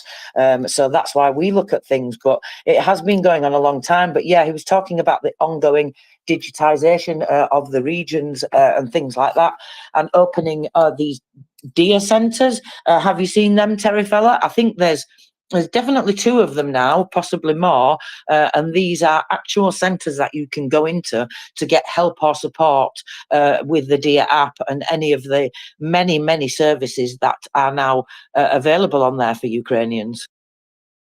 Yes, I have heard about that. So there's 2 centres now. I assume there's one would be in Kyiv, possibly the other one in Lviv or something. But yeah, I have heard. And I'm also thinking about the fact, as you said, that they are in the middle of a full-blown genocidal war. The speed at which they have to make decisions, and they have to be able to react to things that just happen out of the blue unexpectedly. And whereas maybe in a place that's not at war, they might take a month or 2 to make decisions. There in Ukraine, I should say, they probably make decisions within a week or even quicker. And so it stands to reason that maybe some of those decisions might be the wrong decisions, but then they can also correct them super quickly as well. So in every aspect, they are still quite incredible that they can cope with all of this despite the full-blown war going on, and maybe because of that they are able to make all of these decisions so quickly. I wish the rest of the world would. Also, a quick step back to Germany. Germany making that decision to say, yep, it's okay, is incredible, wonderful news. If only they'd said, oh, and we'll throw in the tourists as well. But that's another point, I guess. And am I right in thinking that even the USA has stepped down on this to some extent? Absolutely, they have. Yes, we were talking about that earlier a little, weren't we? And they have. I think it's fantastic. So they can conduct counter battery fire, the Ukrainians can, including MLRS and HIMARS, intercept Russian missiles over Russian territory, intercept Russian aviation, but only when it's launching bombs. So they have to wait until they're going up with these bombs in them. I kind of really don't mind that. I actually think that's better, because you know what? Let that thing explode over Russian territory and all that debris go flying everywhere, just like they do with the Ukrainians. So I was actually thinking, why I'm really surprised that they said that. Of course, I do understand it. They don't want ATACMS in deep in Russia and all that. Whether you agree with it or not, which side of the debate you fall down on or not, that's what they're saying. And so, we have to look at them taking them out in the air, which to me is kind of worse, because I think that's going to cause, I'm not that I care, because I don't care what they say, but I think it's going to cause Russians to scream and bleat and whine a whole lot more than it would be if you found ATACMS in some kind of airfield, where it's a strategic target, where actually there's very, very little civilian casualties. But if you take that thing out, right, you blow that thing up in the sky. Look at the damage that they do when they drop these things, right? So you're going to blow that plane up or take it out of the sky with that bomb in it. It could be an absolute catastrophe. It could explode in the air and it goes everywhere. It could, maybe the plane just gets taken down and the thing explodes on the ground. But either way, it's going to, in my eyes, I think, be more risk of causing, civilian casualties, which is apparently what people don't want, and what Ukraine is doing incredibly at not doing with their pinpoint accuracy with these strategic military targets that they hit. So I was quite shocked at that, but nevertheless, I'm not disappointed, and I'm sure you can understand why. Strike at Russian troops near the border with Ukraine, strike Russian ammo warehouses, logistics centres and artillery with missiles and HIMARS on the other side of the border. At the same time, Ukraine can't launch long-range missiles such as ATACMS deep into military targets deep in Russia, strike Russian aircraft stationed on the ground, or strike civilian infrastructure. This probably also applies to dual-use infrastructure. But nevertheless, it's a step closer, just like with Germany, no Taurus, but a step closer. So that's what we have to keep doing, keep pushing them a little bit further every day. I must admit, I found it slightly strange that they don't mind if it happens in the air. Part of me wonders if that is because they don't want the Russians to be able to identify and analyze the missiles that are sent over by Ukraine. So hopefully, if they're destroyed in the air, all the pieces get scattered so far and wide, and there'll be a mixture of shrapnel, although I guess it might be called something else, but the bits and pieces that end up landing, as you say, they could land anywhere and cause far more damage than if it was to hit a base. We know how precise the Ukrainians are when they send a missile in, and I think it's definitely rather strange that they're not allowing them to hit deep into Russian territory to take out air bases, because air bases surely are just military installations. I admit, I don't think that Ukraine would even dream of taking out a supermarket or a storage facility, thinking that, well, there might be military stuff there. They wouldn't do that unless they knew. So I still find it a little bit odd, but as you say, it is a step closer, and perhaps over the next couple of weeks, we might get a bit of further changes from the statements made by the USA. I'm not sure. Sorry. No, carry on, Tracy. I'd finished. I'm not sure we will, because of exactly what you say. They don't want Russia being able to get hold of some kind of any part of technology that they can examine and look at and, reverse engineer. Not that I think they'll be able to, given they can't even make anything that they've got now. Although, having said that, at the same time, they are continuing to make drones. And in that drone factory in Beluga, wherever it is. They are actually ahead. They plan to make 6,000 drones this year, and by April they already made 4,500. But actually, coming to that, I've got some more recent information about a hack regarding that plant. But let's see what Pickled Flicker Fella has to say. Hey, thank you very much, Tracy. And yeah, brilliant point, Terry. You know, Ukraine is not going to be, they don't have a luxury to start, indiscriminately, attacking things every time they think the Russian might have some kind of, hidden base somewhere, right? So, and Ukrainians demonstrated so many times how responsible they are as far as identifying targets, using the minimum necessary force to take something out. Because, I mean, unfortunately, but they are incentivized to do so by having a very limited access to very important resource, which is precision long-range weapon systems, right? But because of that in itself is, I guess, good news for the, for Russian people, essentially, right? But, having said that, I think we also need to be prepared right now for this, other side of the coin being Russian propaganda, because I'm sure you remember, when Putin was coming to power, right? He kind of staged with by using FSB bombings in Russia in like early 2000s or something, maybe 99 or something like 2001, right? In order to start second Chechen war, right? They were literally blowing up multi-story buildings inside Russia, and then blaming, Ichkeria or Chechen, basically people for it, right? In order to start military campaign. After 2014 invasion, when the war actually started, there's so many videos of Russians positioning, their rocket launch, artillery systems inside residential areas and shooting at Ukrainian fortifications, and they would hide essentially in those residential areas, and they would video this, right? And that's how we know that it exists, because they would wait for the counter battery fire, right? And the goal is for them to basically use that video to frame Ukrainians, saying, "Oh, look, you see, Ukrainians are shooting at civilian targets," right? Because it's just so easy to manipulate some of this information. You just cut out the part where you're shooting at Ukrainians from those areas, right? And you just show the world the area where the Ukrainians try to take out this MLRS system, right?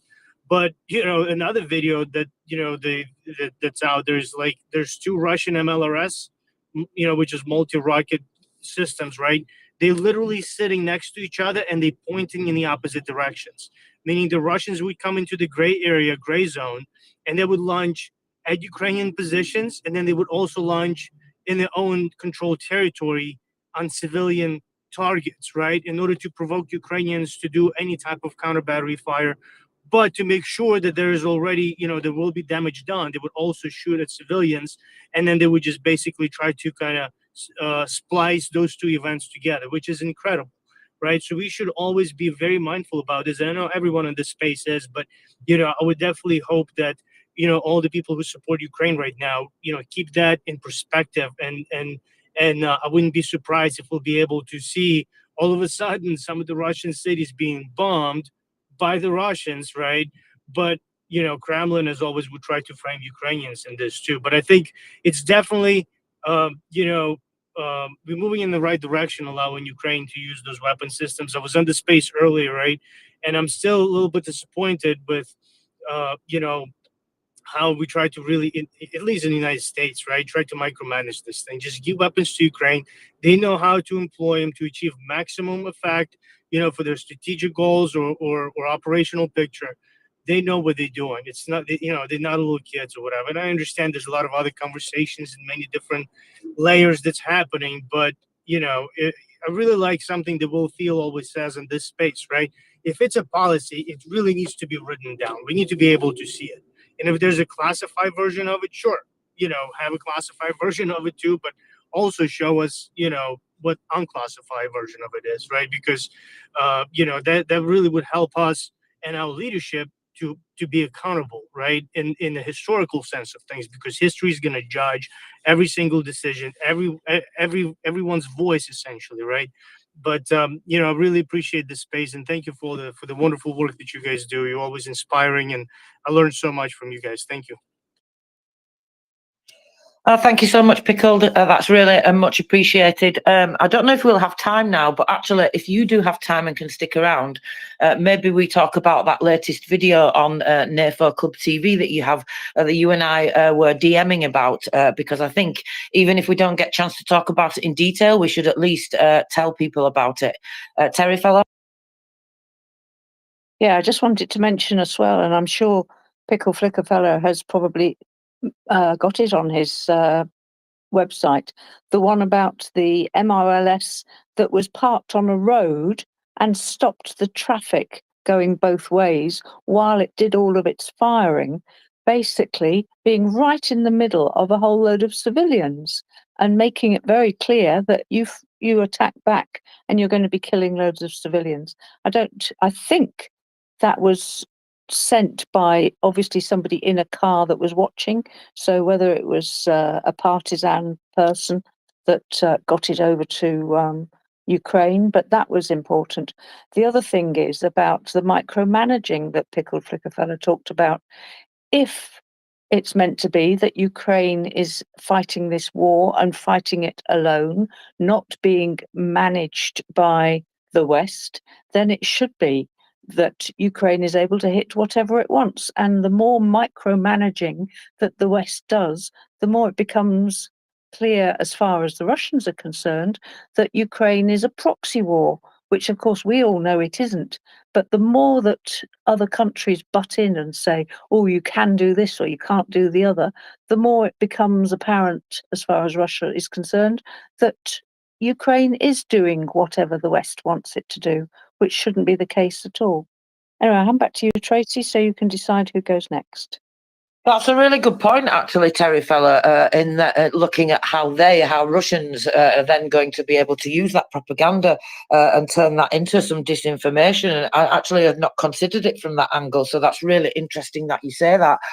Thank you, I appreciate that. But, absolutely, I can understand why there have been concerns in the past, but I think you're right what you say, Pickled Flicker Fella, after 2 years, more than 2 years of this full-scale invasion and the way that Ukraine has conducted itself, I think we should be judging them on their actions. And we've said this many times before, just trust them. They've shown that they can be trusted. But unfortunately, I think not everybody thinks that, and we've still got a long way to go. And my reason for all of these excuses, slowdowns, whatever you want to call them, even in Europe as well, not getting that acting together, getting that act together quicker enough, not getting these factories up and running to do 155s.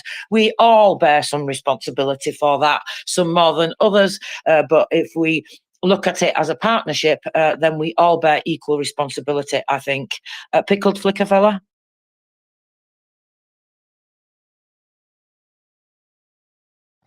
Okay, maybe we caught him out too soon, Terry Fella. But yeah, I do. I think we all bear some responsibility for this slowdown, and we have to just by now start trusting Ukrainians, I think. So let's go. Pickled Flicker Fella looks like he's connecting now. So we will go to News You Can Use whilst he reconnects. Welcome back.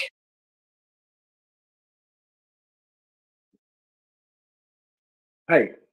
I think if I understand it correctly, the U.S. doesn't want its own weapons used to bomb Russian airports or airport fields. Yeah, anywhere deep into Russia. So military airfields, of course, we were talking about. But they can use them across the border now. So basically, they can use them in defence of these troops that are building up in Kharkiv, Sumy, and other places. Yeah, so I think it's the nuclear thing. They don't want it to appear that the U.S. is actually taking out the nuclear triad of Russia. Well, that comes back to my point that I said to you in the first place. Whatever those fear of escalations are, it's just Russian propaganda. It's not a real fear. It's not going to happen. It's just years and years and years of active measures from Russia. And unfortunately, in many of our governments, people are of an age where they've been there for, well, a good deal of amount of time. So maybe they are being susceptible to Russian propaganda a little bit more than we all have, maybe, possibly. Pickled Flicker Valley. Yeah, thank you very much. Yeah, sorry, I lost connection there temporarily, but I did, heard comments that you guys made. And yeah, Tracy, if you want to talk about the video, I definitely have about maybe 30 more minutes. We can talk about it. And Terry, yeah, that video, I know which one you were talking about as far as MLRS shooting in the middle of the road. That's an example, right, of some of the stuff that I've mentioned earlier.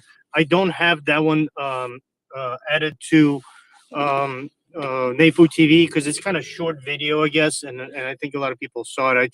I generally try to add maybe more of documentaries, that kind of stuff, for people to if they have time to kind of watch it and learn and see maybe some additional perspective. So those are the only things that I wanted to add. But yeah, Tracy, if you want to talk about that video too, I'll be happy to.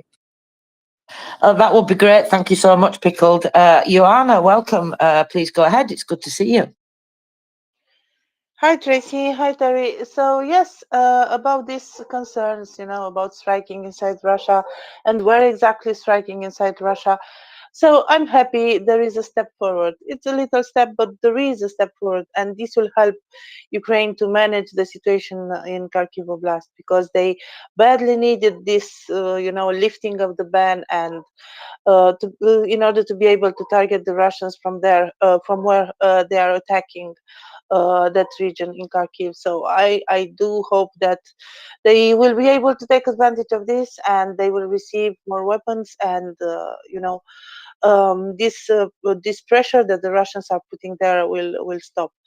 Now it's ridiculous. It's ridiculous. It's illogical. What does it matter if it is in Belgorod or in Krasnodar or in Voronezh or in other region of Russia? Does it matter? The red lines of Russia were, do not hit the Russian territory because or else, something like this, or else. We don't know exactly what this or else is. They are all the time issuing threats to everybody who would listen. And I guess that's the key. We shouldn't listen because, those red lines were crossed a few times before and nothing happened. I'm not saying that they are not crazy enough. They probably are, but they are also, you have to think how to defend itself, so yourself. Then about American weapons or German weapons or whatever else weapons, it's kind of funny. So Swedish weapons can go deep into the Russian territory. Also the weapons from Netherlands or even from France. Well, Macron did say something about some limits, but German weapons no, U.S. weapons no. So it's kind of they should keep a spreadsheet and check what weapon from where it's coming and where it's going, and it's kind of complicated. And does it matter for the Russians if something explodes and it was done by a German weapon or by a Swedish weapon? It's really important that. So that's why this is ridiculous. Ukraine should be trusted. Ukraine should be given permission to fight this war in the way they consider proper. It's not the choice of Ukraine to have this war. Russia invaded Ukraine. Russia is targeting Ukraine every day. That region in Kharkiv, but also in Sumy, also in Kherson. They are sending those fab bombs. They are sending S-300, S-400. They are sending missiles. They hit the port in Odessa again 2 days ago, and probably yesterday too. So it's Russia's choice to lead this war. It's Russia's choice to be there. If they wouldn't have crossed the border, nobody would have targeted them. So it's Russia's choice to have those concentration of troops and equipment and those airfields with bombers that are bombing Ukraine. So yeah, does it matter whose bomb it is? Does it matter what oblast in Russia is hit? I think it doesn't. But again, it's a step forward. So let's hope that there will be more steps forward. Thank you so much, Ivana. You remind me of something President Zelensky has said in exactly that. It is a step forward. So we had a message from the American side earlier this morning. I received this message from my military. I cannot tell you the details about it, he said. But he said that the US decision to use the provided weapons is a step forward. And for Ukraine, it is an opportunity to protect the residents of the border regions, which really, honestly, in all this conversation, although there are, wider things that they want to be able to do, that was really the main thing, wasn't it? Why everybody was rightly so upset about this, because look what the troops were able to do from the border of Kharkiv, because, Ukraine couldn't strike them right there. So I think that's the main thing right now, isn't it? Protecting Kharkiv, pushing them back, keeping them back from battering the hell, out of Kharkiv. In fact, actually, I think I was just looking, there are some explosions that have rang out in Odessa, I've seen, so I'm waiting for updates for there as well. Of course, it's that time of day. Hopefully, it's just air defence, but we shall see. Thank you so much, Joanna. News you can use. Yeah, I agree with Ioana. However, the government is run by goody two shoes, and what Ukraine is free to do, I think, under this is to completely copy the Atacams and produce their own and send them in there. As long as they're, say, made in Ukraine on them, then the goody two shoes get to keep their shoes on. That's what Mockers said, I think. Paint them blue and yellow. And actually, when you were speaking, I think, was it you, Terry Fella, or Pickled Flicker Fella earlier? One of you were saying something, and it reminded me that actually, I wonder if they could just, modify the storm shadows to make them go further, for example. If anybody could do that, it would be Ukrainians, right? Jenny, we summoned you. Welcome back. Oh, thank you. Yeah, you said Sweden way too many times, and then I just pop up like Jack in the Box. I so I think it's kind of funny that like the places that would be hit first, that is the closest to Russia, are the ones are among those that say, "Do what you want. We gave you the weapons. We trust you." And I don't think that Russia is suicidal enough to go after the US, because I think that would unleash hell on earth on them. And they might be stupid, but they're not suicidal. That's my thought. And so it doesn't really matter whose weapon strikes where. I don't even think that they're dumb enough to come after the Nordics. And I think that they are slowly waking up to the fact that um, the Baltics are also protected. They may talk a big game. They are like chihuahuas. I don't know if you've ever met chihuahuas. They are like the meanest little shits on the planet.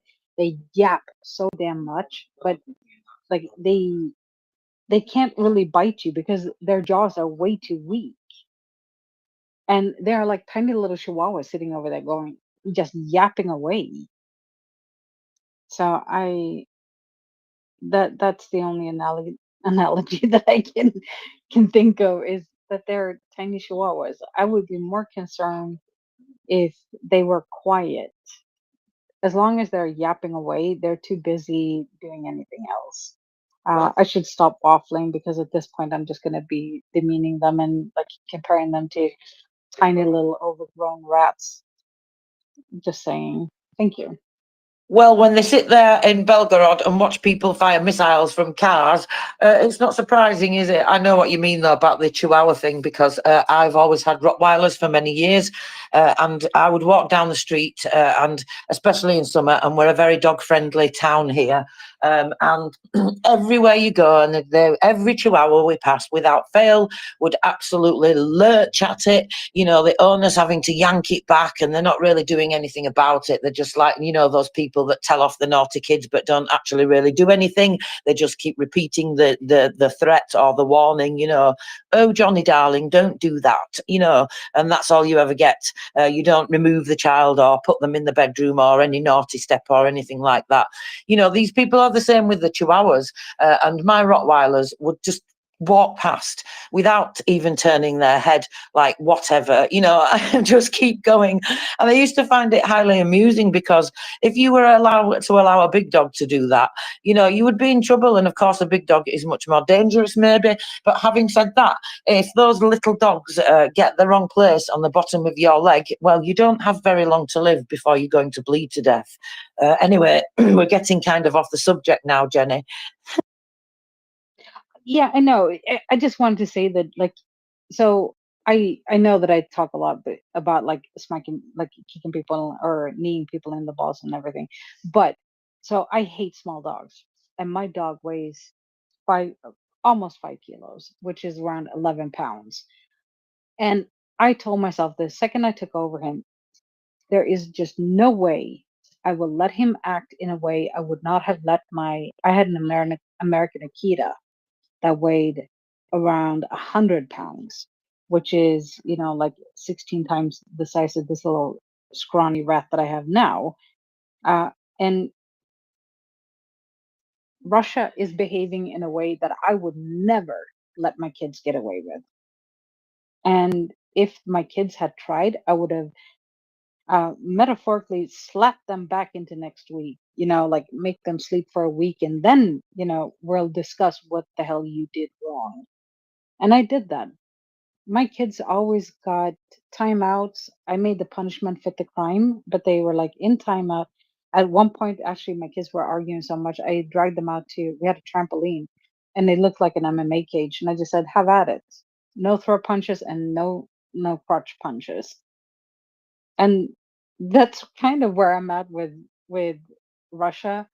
Just tell Ukraine, like, no throat punch. Well, actually, with Russia, you know, go ahead, do the throat punch, kick them in the nuts, do whatever you want at this point.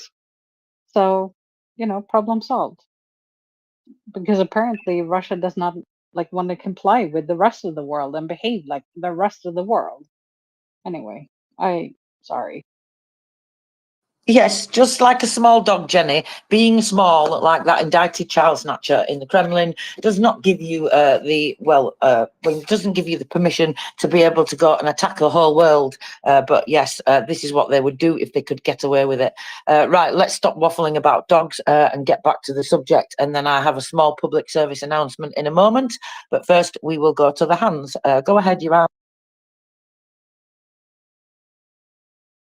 Yeah, so it's something what Jenny said that reminded me of something. You know, it's not like Russia will declare war to the United States. Actually, they didn't declare war to Ukraine. They fight without a formal declaration of war. So yeah, what can happen really? And that reminded me of that those quotes from Karel Čapek from 37. You know, we don't want war. We just fight without formal declaration. So yeah, read those notes from Karel Čapek. It will help people to understand better, you know, the Russian doctrine. I just retweeted those. Thank you, Joanna. You make an excellent point. Pickled flicker fella. Thanks. I'm going to try to be brief. No, I raised my hand before Jenny was able to come back and talk the second time, because I wanted to compliment her initially on keeping it PG. But then after she started talking about smacking kids and kicking groins and other stuff, I think I'm going to have to retract that. But I think by Jenny's standards, I think it was still rather civilized. So good job. This is very true. Our Jenny is becoming very civilized around here. You know, I'm like you, Jenny, in real life. I have an absolute potty mouth, but I keep it clean in public and I keep it clean, well, on the space, of course, because, well, it's just polite, isn't it? So let us talk about one or two other public service announcements. And then if we've got time, you and I, Pickled Flicker Fellow, we will talk about that latest video because I think it's very interesting. And I think we all have a responsibility to watch these things. So we'll go to that in a moment. But first, I'm going to tell you all about a guest that we have coming up. So we are going to be joined by French journalist, special guest Guillaume Patak. Now, he's incredible. He's based in Kyiv and he's a war correspondent for several newspapers. So come and listen to that conversation because it will be absolutely fascinating, informative, insightful. And if you have questions, please try and be succinct, get them ready, because then that gives more people the opportunity to be able to ask their questions. So that's coming up very soon at lunchtime Pacific, 3 p.m. Eastern, 7 p.m. UTC, 8 p.m. London, 9 p.m. Paris, and 10 p.m. Kyiv. Now, I've popped that post in the nest, so if you would all like to go ahead and retweet that, we would be very appreciative. And of course, all of the people that see it would also be, because they will be able to come enjoy that interview too. Now, my very second important public service announcement is that we, well, I say we, all of you here, all of this community together have now delivered the first 3 generators, and they have been put into successful use in Kharkiv. So these are the solar generator power units, really, I'm calling them, because they are very powerful indeed, and they are supplying medical facilities, critical medical facilities that we have identified with the MriyaReport team, with the lovely leader and the people on the ground there from the Kharkiv administrations, etc. And they've all worked together with the hospitals and the doctors, of course, because it's important to speak to the end user. It's important to know what they need. You know, MriyaReport, we don't go to them people and say, oh, here, we've bought this for you. You know, we go to the people and we ask them what it is that they need, whether that's a unit that we're helping to collect tactical gear for, or some kind of humanitarian cause like this, energy, food. We've even provided food aid, all those things. That's what the people need. So the team in the back, they work very, very hard on these things. So thank you to everybody that does that, because we do try to mention them, but they're not front and center. So I always like to try and include them. So thank you very much to everybody in the back. Thank you very much to every single person here, and all of you that are not listening that will hear about this. You've all done this incredible work together, and we could not do it without you. So 3 generators have been put to use successfully. They are supporting a critical equipment. And one of the generators actually is being used in a mobile brigade throughout the region, which I find absolutely fascinating. So that is the 4th post in the nest, if you would like to share that. And if you've not seen that, go check it out and have a look. There's a picture of one of the smaller generators there, and then the big white one in the background behind it. So those smaller ones that you can see there, they're amazing. 2 of those smaller units can be put together to equal a bigger power unit, and they're incredibly strong, resilient and defiant to shrapnel, just like Ukrainians are showing defiance and resilience in Kharkiv. And that leads me to my final public service announcement, which is also equally as important, because we have had 4, I said, of our incredible listeners. Maybe they're speakers at one point. I have no idea, because they are anonymous, but they are part of this community nonetheless, just as all of you are. So they have offered matches in the amounts of $500 each. So that's 4 of them, of course. So that adds up to $2,000. So get donating, everybody, because your donations are now going to be not doubled, not tripled, quadrupled. I mean, how amazing is that? You know, people like me that can't afford to give a great deal of money, I can now get my donation quadrupled. That is absolutely so generous of those people. Thank you to them people that offered those matches. All of you individually are wonderful people, just as everybody here in this community is, because we all put what we can in together. And what you can afford is equally as important, because it's all relative, right? If somebody else can afford a little bit more money than you, well, that's because they're in a little bit better position when it comes to that. We all have different things to give. That's why you all get me here for so many hours a day, because I'm very rich in time, but I am not rich in money. So now I get my donation quadrupled. So that's the first post in the nest, of course. And go ahead and click on that donation link there. That will take you straight to the donation page, where you can make a donation size of your choice. And all donations are gratefully received. In fact, I think when people, that don't have a lot of income, when they make donations, it's not more valuable than anybody else's donation. But I do think I always consider that it's much more difficult for those people, and maybe they have to make a little bit more of a sacrifice than somebody else who's in a better position. So if you are in a position to be generous, please go ahead and do so, and consider all these people together in Kharkiv using these units now, 3 of them. So let's get, we identified $25,000 as the target, $26,000, I apologise.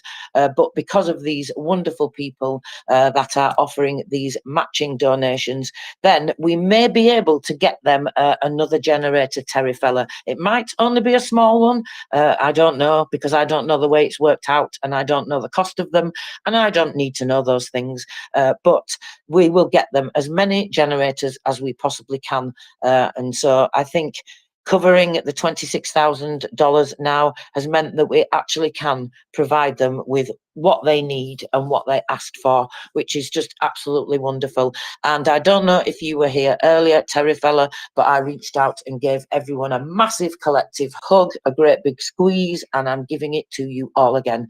And if you don't like hugs, tough, because you all deserve it. And thank you so much.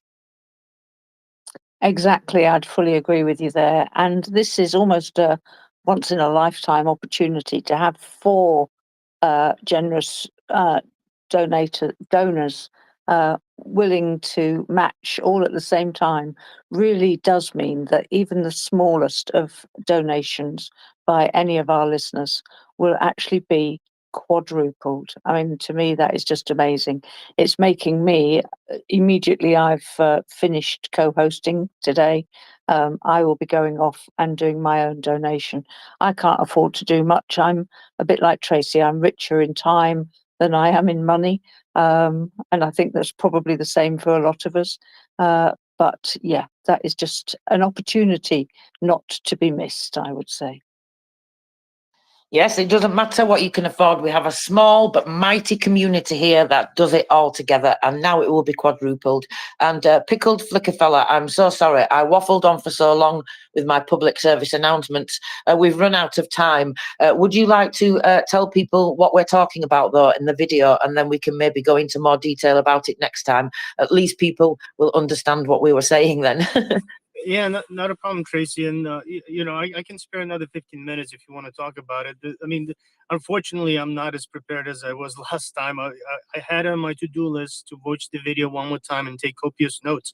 But as I indicated to you in some of the DMs that we had, about this video, and again, I thank you specifically for finding this and sharing this video. To me, it was kind of difficult to watch, right? Because it has a lot of emotional connections and bringing back a lot of memories during the initial stages of this invasion. So I do have this video. It's the latest one that was added to NAFO TV. If anyone is interested to get a direct link instead of browsing YouTube, you can go to my profile. There's a link to the website, and then and then you can just go scroll all the way down, or can use the hyperlink function on the website to go straight to it. And the name of the video is "The Unique Footage of the Rescue from Azovstal: How Azov Evacuated Civilians," right? And it has English subtitles. I think it's an incredible movie, Tracy. And to me, as I was watching this, it was on the same level that I had seen the other very famous movie, 20 Days in Mariupol. Because but this one had a very had a slightly different vibe to it, right?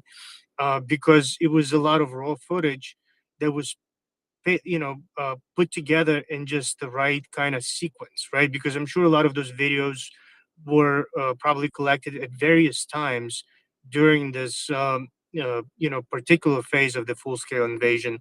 And I think whoever came up, whoever ended up putting this thing together, the team, they did a phenomenal job, right? And because it definitely shed so much light onto the life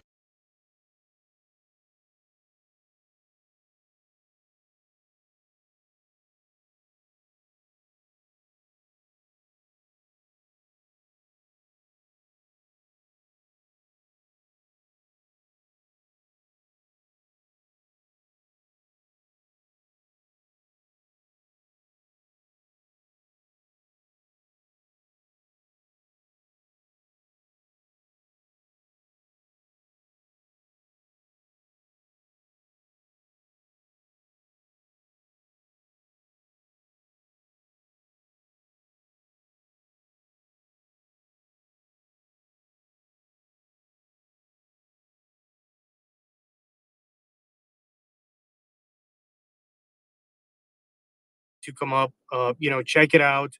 And maybe, yeah, next time, because I see there's new co-hosts now in the space, which is wonderful. And I just want to say thank you for Axel and Vasilius as well for hosting this space and the opportunity for people like myself to come up and talk about all these different interesting topics. But, next time, maybe we can allocate, block around time to where maybe when Tracy's hosting, we can kind of get together and talk in greater detail about it. So, but if it's okay, especially with the new co-host, what I would like to do is just read real quick description of the movie that I pulled out from the actual YouTube channel to host this film. Because again, even if you watch those flicks that I have attached to the website. Let's do this, Pickle. Let's do this quickly because Fabian has already joined us. So gone in 60 seconds. All right. Yeah, you got it. So just, again, so this is the description, right? Russian shelling, which completely destroyed Mariupol, forced elderly people, women and children to seek refuge in underground shelters in the plant. The Ukrainian side, with participation of fighters in command of Azov, ensured the exit and evacuation of the civilian population from the siege. This film shows how the evacuation of the civilian population from Azovstal actually took place and what role international organizations played in the process. So, yeah, thank you. Thanks for the opportunity to speak a little bit about this movie. Really appreciate it. And I'm looking forward to listening to this space. Thank you, guys. Thank you, Pickle. Very much appreciated. And I can only recommend the movie. Absolutely vital. Have a look, go see it, go watch it, stream it, wherever you can find it. Absolutely vital. And the role of the chaps from Azov, both in terms of rescuing civilians right at the beginning, as well as taking them into Azovstal in order to find ways to get them out at a later stage. It's tremendous. And it runs counter to all the Russian propaganda which we have suffered. And with that, wonderful good evening to everyone. Mercedes, welcome you. And I can see that our friend Fabian has joined us yet as well. Fabian, still no attackams to be allowed to be sent onto Russian territory.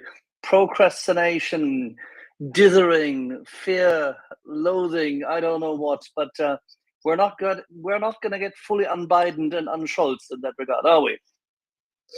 Yeah, hi. First of all, hello to everyone. Great to be back.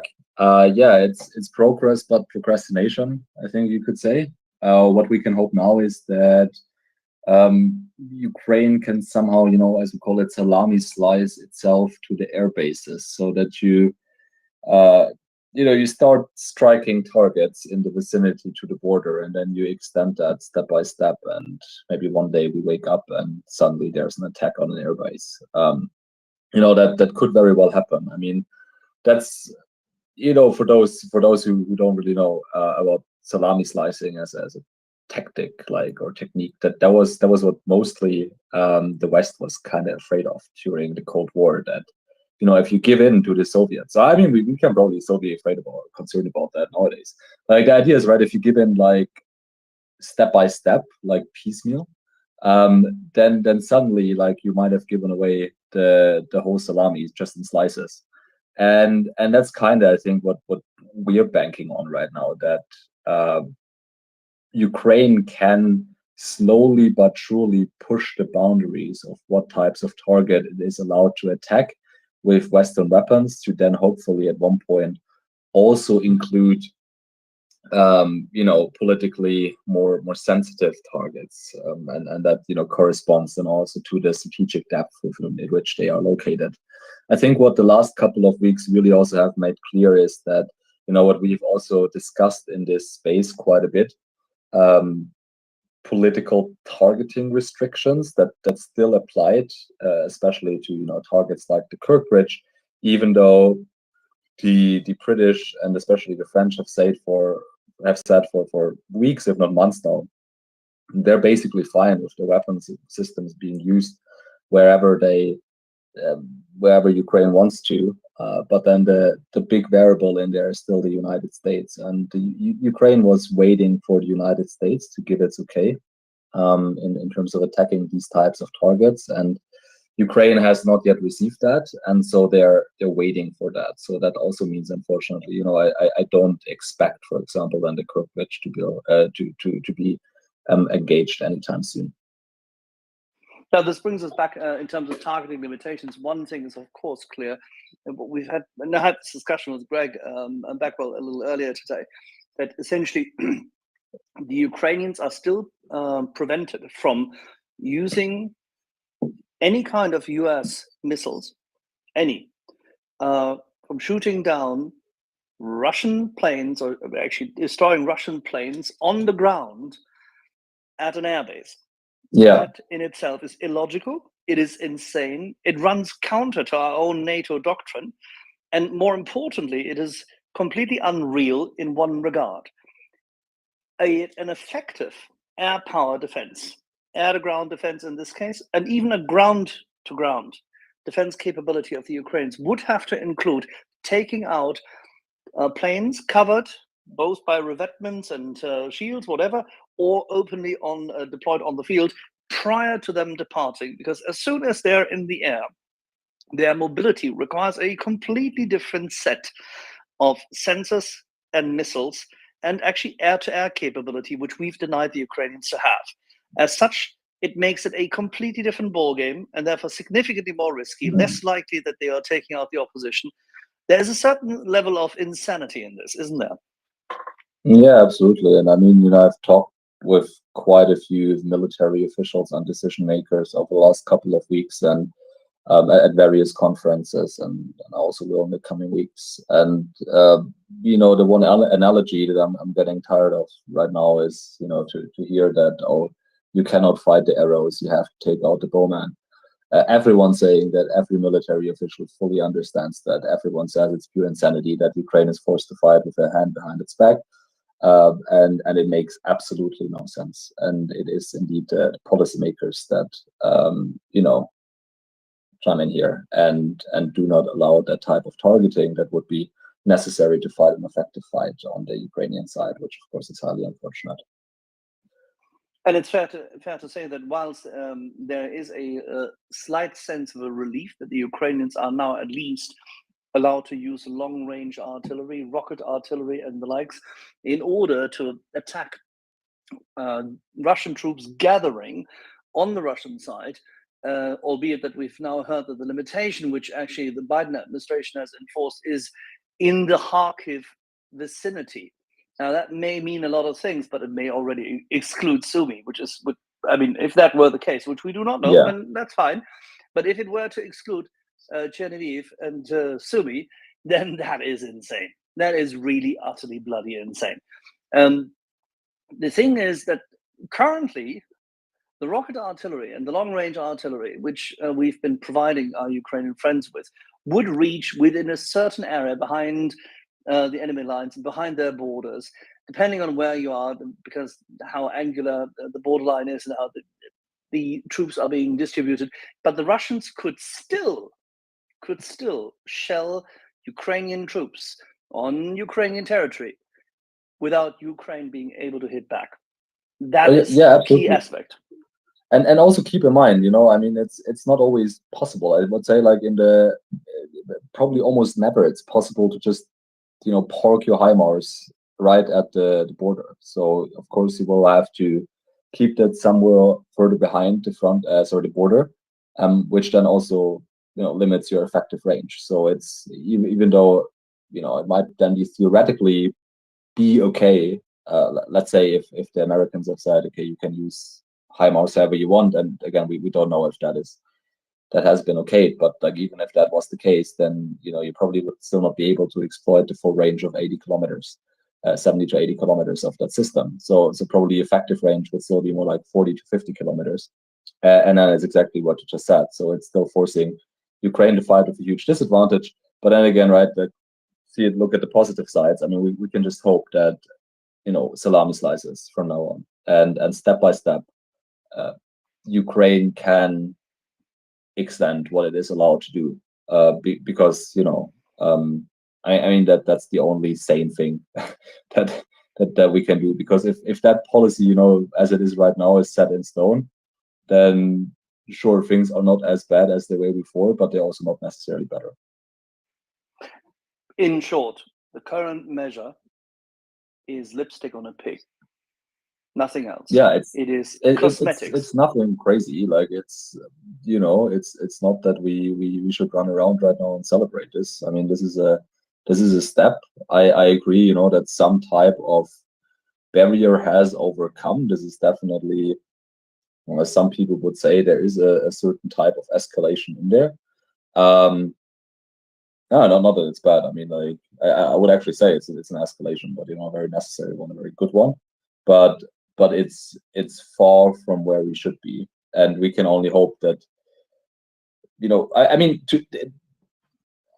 once we see GMLRS coming down on Russian territory, on Russian troops, I'm sure there will be some outcry on the Russian side, and there will be some strong statements, but nothing will happen, because there's just nothing Russia has to really appropriately respond with. Because on a conventional level inside Ukraine, what are they going to do?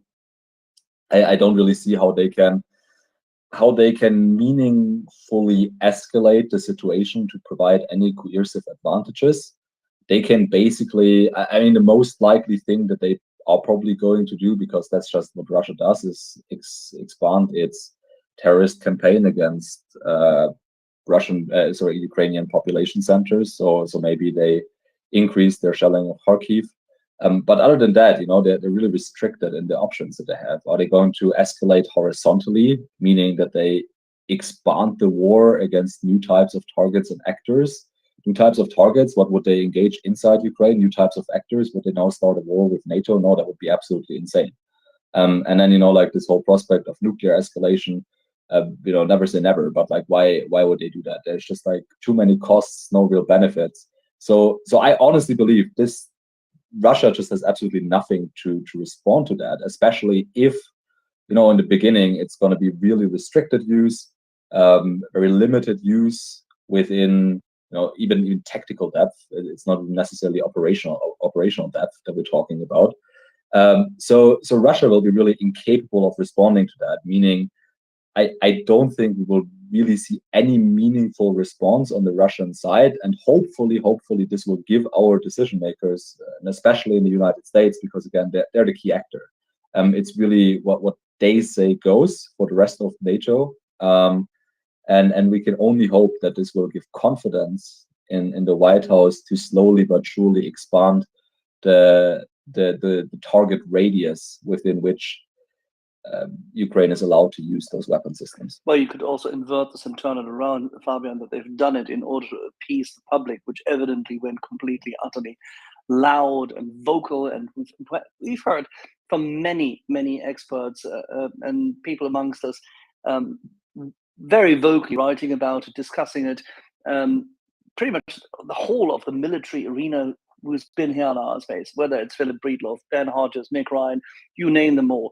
They've all been very, very vocal. Nuno Felix, John Spencer, all of them, Greg Bagwell, Chris Perry, every political analyst, every military analyst we've had here ever, and it doesn't matter from which country, everyone who is anyone in this field has very vociferously, or at least intensively, but definitely very factually and logically argued that there should not be such limitations, that we should lift these restrictions, that we are literally handing over Ukraine's capability to the Russian side because we only foster learning on the Russian side. We only give them time.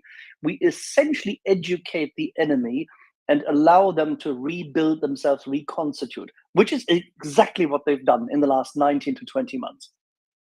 We see this, we recognize this, we've highlighted this. You and I discussed this here for what, more than a year now. We always end up with the same things. We do have the weaponry to accurately destroy any and all assets Russia has. Any and all. We would do it with air power. Yes, of course. This is, the preferred option. But we also have missile capability. If we were to give Ukraine a few Tomahawks, and really only a few, like say 150, they could take up pretty much everything and anything which the Russians currently can build in terms of revetments on their airfields and the striking capacity, close air support and the likes within a distance of say 150 miles of the border would cease to exist. Everybody in the West knows this. Yeah. CQ Brown, head of the Joint Chiefs of Staff, as a pilot, one of the most decorated and long-standing, long-serving, highly intelligent, superbly accurate and very, very calm and composed leaders of the United States Air Force in the last few decades, knows this, implied it, inferred it, consented to this analysis, which his predecessor already stated. So it remains a political game. And I posit to you, is it possible that our friends just hope in Washington that they can carry this over through the summer so that the Ukrainians will make a few hits, the Russians will feel, oh gosh, this is terrible, we have to readjust. And then somehow, somewhere in summertime, get over it and get to the election. Because that's all that seems to be the case, because nothing else seems to matter. Because if it were a matter of allowing Ukraine to defeat Russia first, as Ben Hodges said here, defeat Russia first should be the strategy to get rid of this axis of evil. If that were actually a task and a goal and an objective, the Biden administration could simply do it. They're not doing it. Neither is anybody else in NATO. No, and I really think it goes back to what we've also discussed several times before. It's a risk aversion within the West, especially within Germany and the United States.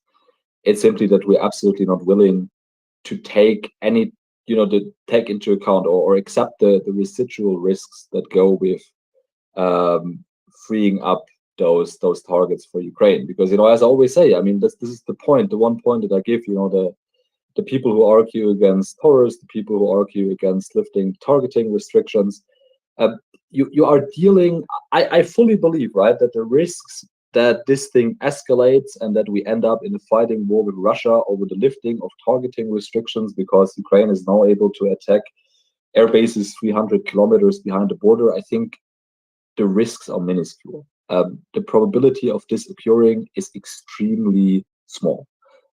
Is it zero? No, it's not zero. There is a residual risk, right? But that is the nature of the decision-making, the type of decision-making in a nuclear crisis that we're dealing with.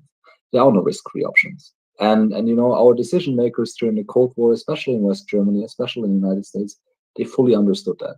If you want to successfully deter a nuclear-armed adversary, you have to accept the types of risks that, sure, right? Like I do what I can to prevent escalation, but I can never have 0%. That goes against the nature of the type of decision making that we're dealing with and the type of crisis that we're in. And again, I believe the risks are absolutely minuscule. They're extremely small, but yes, they're not zero. But that's just something we have to accept. Because it's the right thing to do, right? We cannot continuously put our own safety above that of Ukraine. I think that's just morally at one point no longer justified. And second, if we only signal this type of risk aversion and pain intolerance that we're currently signaling to Russia, that's not only really, really bad for Ukraine, that's also really bad in the end for us. Because what we're doing is we're signaling a clear lack of resolve, and that undermines our deterrence credibility when it comes to Russia. So we're in fact encouraging Russia to take compelling steps in the nuclear domain to further threaten us in an effort to derive political objectives. And that means also that I would always compare this to the Eloy, as in Time Machine, Morlocks and Eloy. To an extent, the risk management in the West has changed over the past 3 to 4 decades so significantly, but gradually, but significantly ultimately, because certain nations have consumed the peace dividend in a different format. Politicians have been phased out who are veterans in the Second World War or have lived through certain hot phases of the Cold War where very specific, very sober decision making had to be applied and was. And all of this has opened a completely different view, or opened to political, say the political elites to a completely different view as to how to deal with risk. Rather than going for cross-domain deterrence and say enhancing our own strike capacity to support that, they go for Wandel durch Handel, change through trade, and they try to pay off Mordor rather than to be ready to defend against it and therefore deter it. This calculus has changed, and how should I put this? It seems to me that specifically the German political elite has veered onto a course, and they won't like to hear this, but they are amongst the lowest IQ politicians you can find in terms of strategy currently in the West. Yeah, no, I mean, I agree with you. It's, we learned these lessons after during the Cold War, and there was a Danish process, especially in the first 2 decades. Crises were quite intense, and we had a couple of close calls, but we got to the point where decision makers kind of understood what they're dealing with and how they're supposed to deal with each other, and what is necessary, what is unnecessary, what is expected, what is not expected from each other, and we had like decision makers that learned these lessons on the job, and we also had a whole cadre of intellectuals who thought really, really hard about these topics, and published on it and spoke to decision makers, advised them, and together they figured it out. I mean, Cold War ended in a huge victory for the West, and it never escalated to nuclear war. And yeah, then the peace dividend occurred, and these decision makers, they're no longer really there. And I know some people say that Biden is supposed to be a Cold War politician, but let's be honest. I mean, he wasn't really in. I'm not sure to what extent he was in a position back then to fully appreciate what was going on. There are people, Fabio, there are people who say that since he joined the Senate as one of the youngest senators ever in 1972, he's been wrong on every foreign policy measure there has been since. And if you go through his voting record in the 1980s, you can actually support that. Just having a title doesn't mean that you know what's going on. I mean, that's what I would say to that. But then and now I think this is really interesting, right? So we don't really have any decision makers that have factual experience from having been there and having gone through the period. So it's kind of new for everybody. Also in terms of analysts, intellectuals, I mean, a lot of the knowledge got lost, needs to be rediscovered right now. And of course, a lot of people go further, and that's great. And there is debate, but overall, the intellectual environment is also not as rich as before. But here's the interesting thing now, right? I think you see a clear split between states in Europe and North America that intuitively get it, and others that intuitively don't. And where is the split?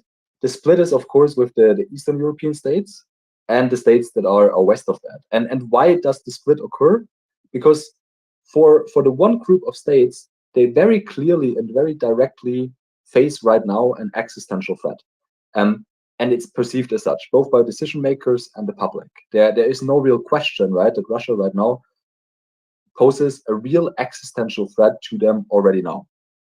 So I would say, right, for Germany, France, UK, Netherlands, and so forth, also for the US, Russia poses the same type of existential threat. And it's just that the decision makers and the publics have not yet fully understood that. They still kind of believe we're in a happy world where we somehow can through this, manage this, and afterwards we all drink beer or something. And given that like this one group of decision makers, this one group of country fully understands the stakes involved, they are also intuitively more understanding of the risks that they need to take to get through this, whereas this other group of decision makers that do not understand this existential dimension of the struggle that we're in, they are incredibly risk averse because they actually believe those risks are more threatening than the threat of Russia itself, right? Like for them, and I think you see that all the time with Sullivan and the White House and decision makers there, and also some of the analysts in the United States. I mean, the number one threat to them does not appear to be Russia and what it represents to the West and the challenge it represents, but the threat of nuclear escalation. Right? I think that's the dangerous split that we have within NATO, where it's one group of states that intuitively get it because they have to, because they have no other choice but than to perceive the existential threat that is Russia, whereas we have another group of states that perceive to have the luxury of thinking about escalation as the true threat, while the other one can somehow be downplayed. And I think that's the real issue that we struggle with right now, and that's what we have to fundamentally resolve. Yeah, absolutely. I hope actually. I'm sorry. I feel like I'm a bit more academic today than I usually am. I hope it's still clear what I'm trying to convey. No, I think it is absolutely correct, and thank you for highlighting this. And we have to. This space always has had a long format approach, as you know, and we have space and time for nuance. Don't worry about it. I think it's vitally important that we make clear as to what the underlying what the trend lines are, which we currently have, both in terms of say military analysis, political dimensions and momentum and dynamics, and say generally more scientific analytical approach in academia, where you evidently only observe and analyze, but you can't really move it. You can't press the button, fire a missile. But then again, having said this, now if the Ukrainians were to do something, what should they be doing? Should they continue striking the unprepared? And I think, switching gears, I think you know where I'm going to. They've taken Amavir out beforehand. Yeah. Many moons ago, they went to showcase their long-range capacity by going to Engels Air Base. They found ways beforehand to take out Taganrog. Day one, they managed to take out a large part of the landing force designed to go into Ukraine right at the beginning of the full-scale invasion by means of taking out with the Tochka-U. They have never shied away from taking the risk of taking out a critical element. Now, let's tell the audience a bit about this radar and why it matters a great deal that it's taken away in view of naval and AWACS assets missing for the Russians. Sure. So yeah, that's a strategic early warning radar. It is a very long-range radar that points up into the air, actually into space, and looks up hundreds of kilometers. It might even be thousands. I'm not entirely sure. But the thing is, it's really, really long range. And the idea is that if NATO or another actor, but Russia assumes it's going to be NATO, were to launch a surprise nuclear attack with its strategic nuclear capabilities, its ICBM capabilities, intercontinental ballistic missiles, if they were to launch such an attack, it would first be picked up by geostationary satellites, all the way up in outer space, that would pick up the infrared signature of the launch from SSBNs and missile silos. And then at one point, once those ICBM warheads, as they go through outer space and at one point approach Russia and come down, they would be picked up by that strategic early warning radar. And that's basically right. That's the final confirmation for a nuclear weapon state that the attack is indeed taking place and that is currently under attack. And for a nuclear weapon state like Russia, which has a launch under warning posture, that would basically be the moment where it would want to launch its own nuclear capabilities, strategic nuclear capabilities in retaliation. And now if you take away these types of weapon systems, you directly implicate a nuclear weapon state's ability, ISR capabilities to see incoming attacks and then to respond appropriately. And we generally say that the more ISR there is, so ISR is intelligence, surveillance, reconnaissance, so the more transparency there is, right, through national technical means, the more stable the environment is. We call this strategic stability. And if I take away those radar systems that provide this critical early warning and provide confirmation to nuclear weapon states, that an attack is taking place or not, because we had it also during the Cold War in the past, that geostationary satellites, they picked up, for example, reflection on a cloud, and they then told the command and control center in Russia or the Soviet Union that actually ICBMs have just been launched. And what the decision makers back then, they did not immediately launch their own, but they waited until those ICBMs or ICBM warheads should have been then in range of the strategic early warning radars. And then they noticed, okay, those radars do not pick up a signature, meaning this must have been a false alarm.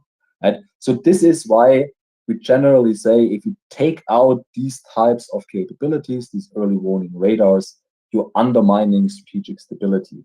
It is destabilizing.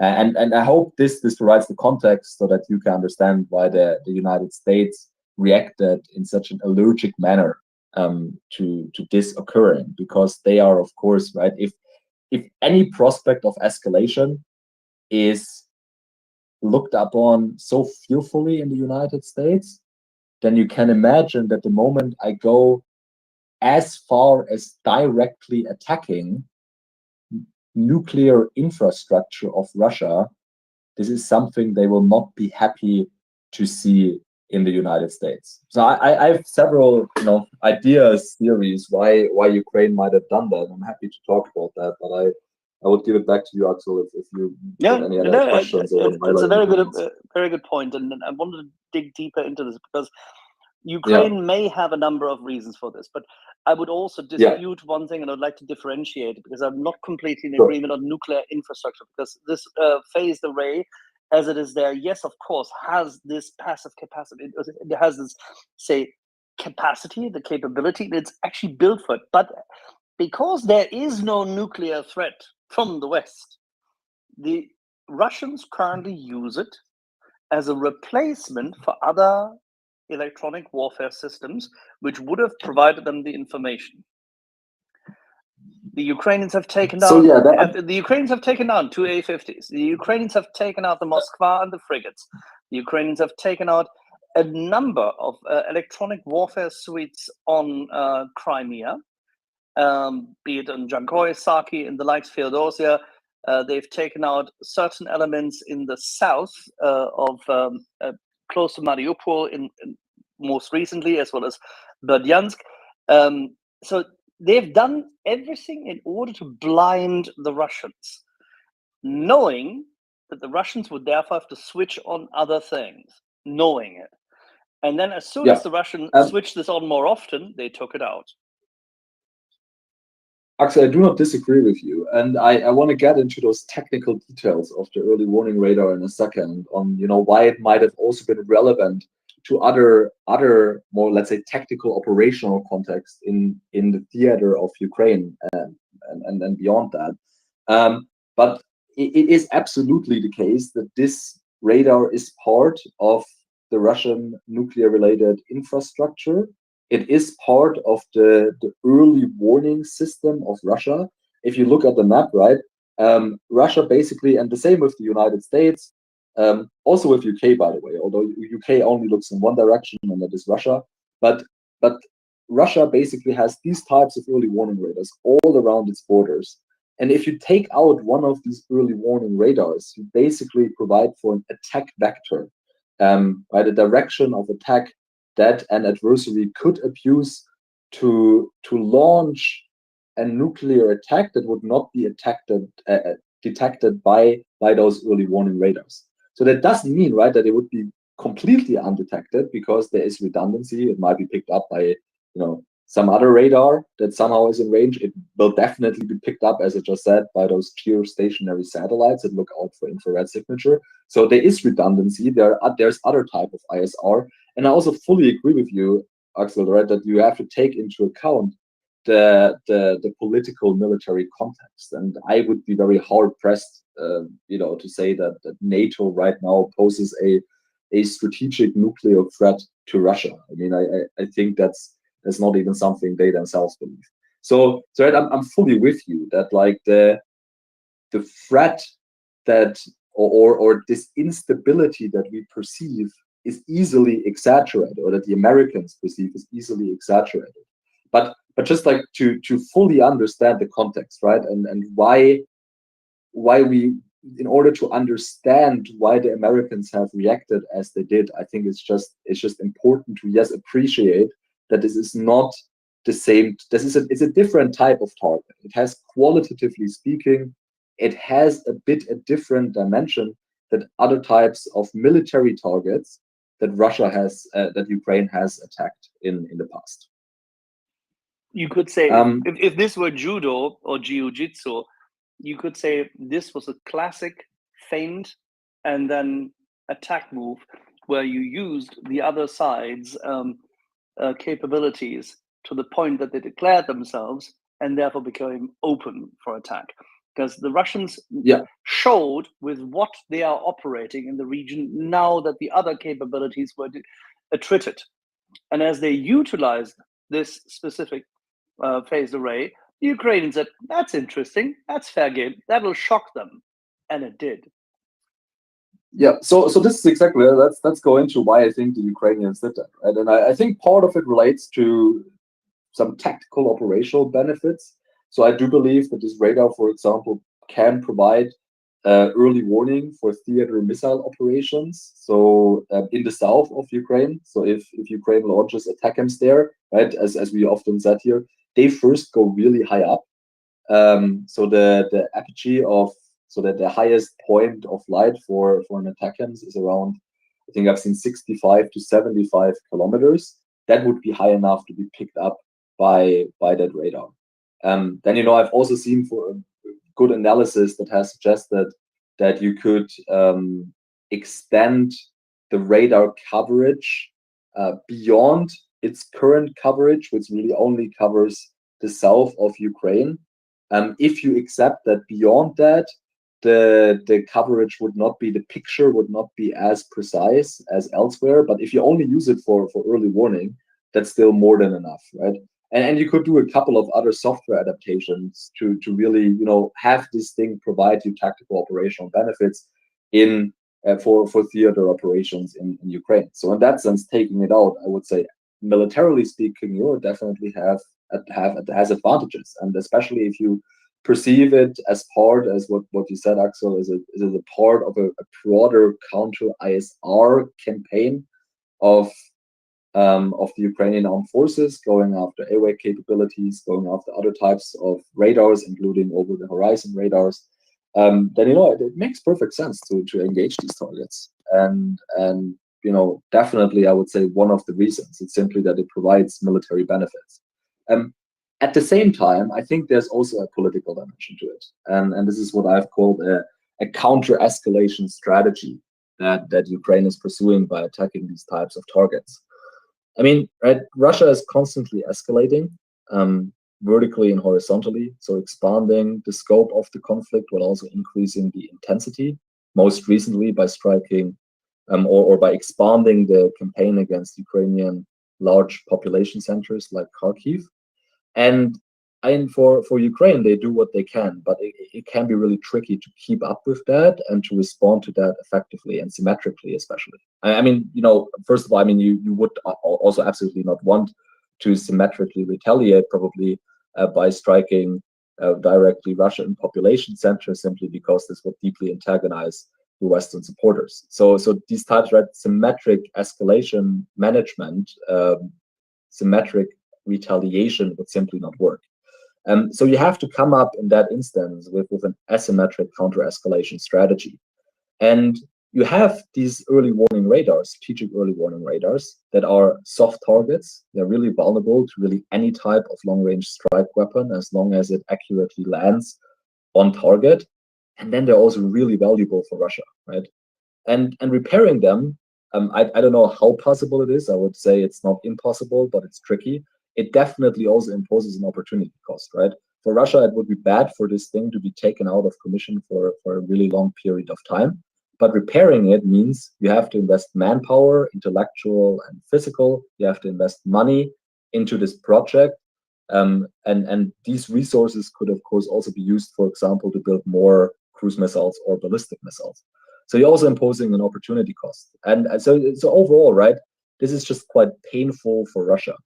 And at the same time, you have escalated because, again, or counter-escalated, so to say, because as I've said earlier, right, this is a new type of target. There is a qualitative difference between this type of target and other types of targets that have been engaged in the past. So from a coercive perspective, this is quite effective what Ukraine has been doing there. Right, so this is the signal at Russia. The signal at Russia is that, look, I may not be able to respond symmetrically to what you're doing. I may not necessarily be able to keep up with all those escalatory things that you're pursuing, but I'm still able to inflict very severe pain on you in certain respects, and I'm able to inflict severe costs in specific areas. So I would say that is quite effective. And then at the same time, you have this nice little message towards the West, and then especially American decision makers, which is basically telling, look, if you are not giving me what I need and I'm fully on my own, then yes, then I'm on my own. But I'm also able to extract costs on the Russian sides fully autonomously and independently. So in an area that you think is actually politically quite destabilizing and quite sensitive. So maybe for you, the better option would be to, again, work together with me to see what we can do together in order to prevent whatever happened here in the future, if you want to prevent that, right? So I think those are the two types of logics that Ukraine has pursued by attacking this target. There's a military dimension to it, but there's also a deeply political dimension to it. This counter-escalation strategy, which signals both to Russia and the West, especially the United States, that Ukraine absolutely has the means to extract costs and to escalate in specific manners that are painful. Yeah, this is exactly where I wanted to pick up. That's why I highlighted before, and the hits last year on Engels Air Base and the prior hits, even the first hit on the Kerch Bridge, you could take this into account because Ukraine is sending signals. We're not done yet. We can do this, and we can hit you, and we will hit you where it really hurts and where you do not expect it. Think about the northern airfields close to Finland, and close to actually Estonia more than Finland, where they hit. This was exceptionally well done. The camouflage they had to engage in, and the obfuscation and the whole preparation for the A-50 takedowns, absolutely stunning stuff. And this armor is so expensive to rebuild. This was one of the more recent build outs. Yeah. I mean, this is 2013. 2013, I think. They commissioned it, Yeah. exactly. And to rebuild it, they need to import so many components and so many sensors. They have to invest a tremendous amount of effort to rebuild it. And the Russians lose coverage, and this is another thing. They cannot provide additional information to the Iranians as much, because this is what Amavir is for, as much as they now have to guard, as you said earlier, they now have to guard yet another potential attack vector. taken their doctrine and their paranoia together, that means they will focus their energy on it. And at the same time, they cannot deliver sufficient amount of coverage and information, whilst many of their strategic bombers always go above the Caspian Sea. Al-Nadir, it was vital for them to mount their attacks as much as getting information about Crimea and the Southern Front. But its reach goes so far. It is, I mean, that's the whole point. Their radar went extremely far. Even if it's imprecise, it's always helpful. With the ships gone, with the A-50s gone, they needed Al-Nadir more than anything. Now, the other 5 of those, trust me, the one thing the Russians are doing is building additional defense capacity. They will have to put more S-300, S-400, of which they know that they're not helpful, closer to those areas. They will have to put up more air defense. They will have to increase site security. It ties down troops. It ties down operational capacity. And it will actually require them to fly close air support and air police in this area. It is tremendous. As in terms of what the hit the Ukrainians managed to do triggers as a response and as a necessity in future to guard those locations, absolutely fantastic. One of the most costly hits they've done. Yeah, it was in that sense, it was quite effective. I would say, look, the one thing now, big concern about it, it's how I've explained in the past, like I'm talking to journalists and on podcasts. What one thing I'm big concerned about is that Ukraine might be overestimating the propensity to learn in the West and underestimating the propensity to panic. So I'm afraid that, right, if Ukraine keeps up these types of attacks against these types of politically highly sensitive targets, that the West, and then especially the United States and to some extent also Germany where it's relevant, that those decision makers are going to panic before they learn, before they take those lessons. Right? And I mean, look, I'm not telling the Ukrainians what to attack, and if they believe that these targets are militarily so relevant that they are willing to take political risks for it, then they should, because they definitely know that better than I can tell from the outside. But this is one point where I'm a bit concerned that if these types of attacks keep up, that you get to the point where people in the White House become really pissed because they get really panicked, and they panic before they learn. So in that sense, right, that's the one caveat I have, because otherwise I fully agree with you. I mean, the opportunity cost, as I've said, that you impose on Russia is tremendous. And that's very significant and very helpful for Ukraine. Which brings us. Should we go? Sorry. Yeah. Let me just follow up on this. I was about to add one thing to it. Sure. My skepticism and concern about Western political reactions and the relatively short fuse of the uneducated to then come to the wrong conclusions. I agree with you. That risk is there. But at the same time, Ukraine does not have the luxury of spending more time on the stupidity of the West than necessary. I think they've taken a calculated risk, and they've done it right. And I'm quite sure that Sakio Cavoli will have told a number of people, I'm absolutely sure that on the day when this hit went through, and a few minutes after the first briefing went across, Cavoli and his staff will have fist pumped and joyfully jumped up because they know exactly what this means. This is exactly what we prepared for in the Cold War. This is the kind of stuff we would have done. That's exactly what we do. And this is exactly what Ukraine needs to do. And everyone in the military knows. Everybody knows. So therefore, the Ukrainians may well hope that some kind of sense will be instilled upon some of these politicians by Cavoli when it actually matters. When they're really dithering, when they're really nervous, when they're really full of anxiety and afraid, they will turn to secure. They will turn to those who actually run the show and get it. Again, I fully agree with you that this is valuable target. I would slightly push back against the notion that this is the type of target that we would engage first in a war with Russia, because in a war with Russia, we would have an interest in keeping this war for as long as possible on the conventional level, and ideally, also fully win it on the conventional level, and that means that our fire breaks we would still take out their and radars. thresholds that we would try not to. We would not take out that type of early radar in the beginning of the war. I don't think so. I think we would focus our assets on non-strategic assets on the Russian side, so they're not directly implicated in the nuclear infrastructure. Fabian, I disagree. Yeah. I think we would. Yeah, no, that's fine. I mean, we don't have to fully agree on it. It's okay. No, but I think we would walk and chew gum. We would take out as many relevant targets as possible, and you would try to blindfold the enemy in order to take away their capability to react, to pressure them to be nervous enough to panic without taking the wrong cues from that. I think Stratcom just had a heart attack when he said we want to blind the enemy.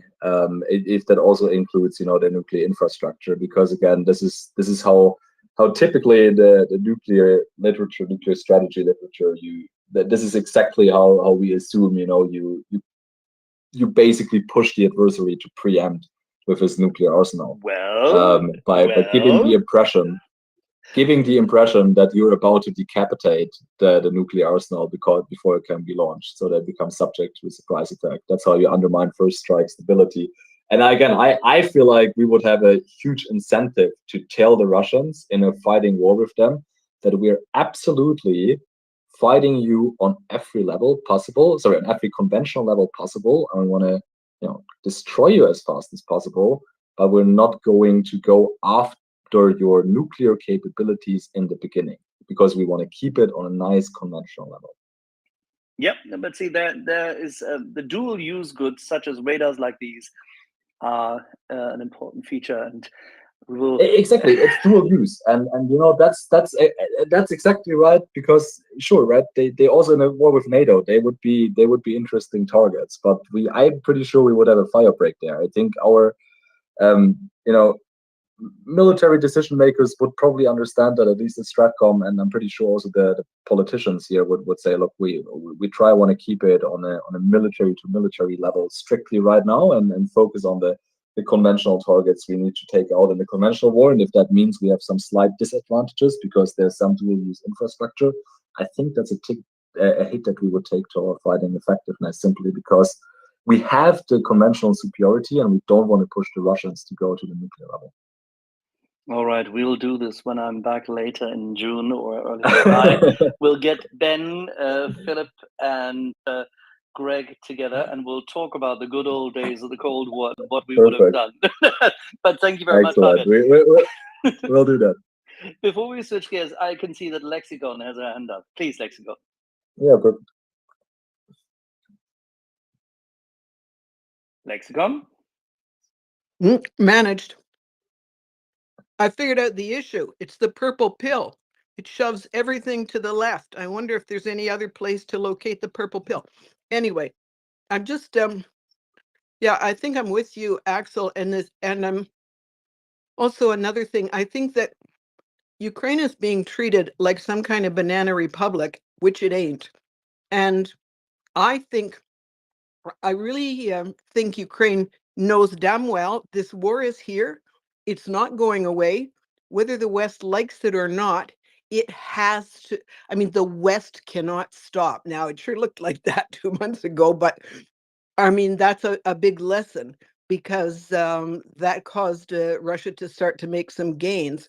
All this news about the various multi-layered, multi-dimensional attacks on Western countries through not only information attacks, but digital electronic stuff, sabotage, spies, and so on. There's gradually beginning to be a bit of a perception in the West, and of course led by the frontline states, that this is a big problem, this Russia gang. And I think that Ukraine is, to me, we all know their learning has been so astonishing. Their creativity has been, and capability or skills with the capabilities have been so adroit.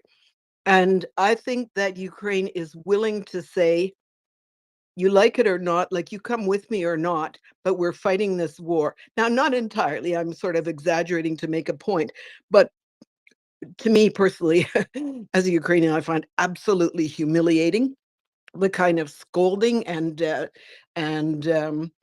governor speed pedals that the West wants to install, the controls, the handcuffs on Ukraine. It's no way to treat an ally. But I think that, yeah, Ukraine is willing to push this because I think there's, Ukraine has had its revolutions of dignity, and this is the ultimate revolution of dignity. And so I find this very dignified, Ukraine's willingness to push these point de repère, these reference points and these controls and so on, and to just do a few things that are fait accompli. And yeah, I think that, yes, the Western capacity to panic is enormous, but maybe it takes a country like Ukraine to raise their capacity to learn as well. I don't think they understood Ukraine one bit. I think that they disregarded it as they had no idea who Ukrainians were, one more gang of Slavic thieves, and that they've got to learn, or they're learning something about that. I just think that Ukraine is responding with dignity to an effort to treat it in a humiliating fashion. I think this is important for Ukrainian people to applaud what their military and their leadership are doing. And so, yeah, I support this, and I suspect the whole development of their own capabilities, their drones and so on, and the deep hits and the sea drones and so on is absolutely brilliant. It may be a point of dignity that they'll take Kerch down on their own. I'm going to sneeze here, so I just want to finish. So yeah, that's my point. To me, Ukraine is. I think Fabian, you're reading it right. That Ukraine is pushing a few things. To me, it is a question of. It's a statement by Ukraine, part of a continuing series of statements, and I have huge respect for those. And of course, I take huge pride in them too. I appreciate you saying that. I think you put it beautifully, and again, just to emphasize that, I mean, it's really not up to me or anyone else to tell Ukraine how to fight the war. And as I said, I think that there is real value in what they've been doing in terms of taking out this type of target, militarily speaking, and also their counter-escalation strategy. Again, just what I was trying to do is, point out the potential ramifications this could have that might not be beneficial to Ukraine. And I have great confidence that the Ukrainians themselves will fully be able to comprehend themselves what is best, right? Like what is worth it, and what should they rather not do. And that's why I also find it actually quite a bit insulting or very confusing when you have like American analysts, or especially like when this type of target was attacked. I mean, I got really angry that you have all those analysts in Europe and in Germany and the United States coming out and scolding, as you correctly say, Ukraine for engaging it, and they've been silent, all those weeks and months before when Russia was attacking one civilian target after another. And I also find that very undignified, actually, from these analysts to do that. And I found that personally very insulting that some of the people I would call colleagues have done that. And I think that is actually something that on a human level I do not understand. I cannot support.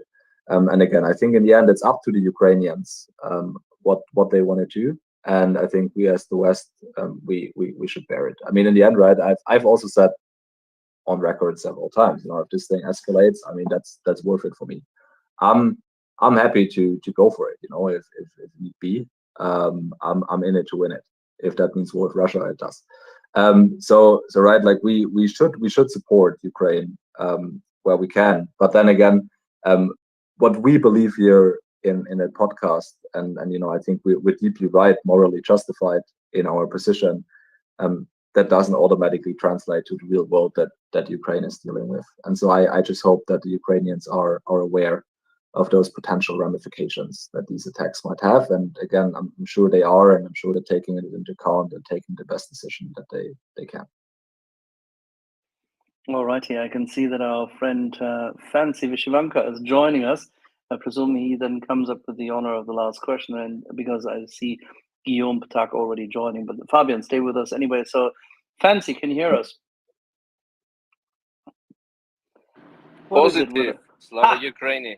Heroim Slava. Fancy, you had a question. No, I just came up now to follow your conversation. It's anyway going the track that I like, right? It's about what we allow Ukrainians, or what actually unimaginable limits Ukrainians have been given. So for me, it was a big, I mean, not surprise, but kind of like a surprise that Ukrainians were basically always quite limited in what they were allowed to do. And the reason for it was purely political, right? And now, I said it earlier today with Mockers, the positive thing that we have now is that the conversation is becoming way more transparent, where exactly the blockers are and what their arguments are. So I see that as a progress in current conversation, because in the past there always were delays, or something could not be delivered, Ukrainians would not learn fast enough, and most of us knew this were lies. Now we know that basically it's all political policy, which is in fact the only blocker that we are facing, and now we can at least discuss about it.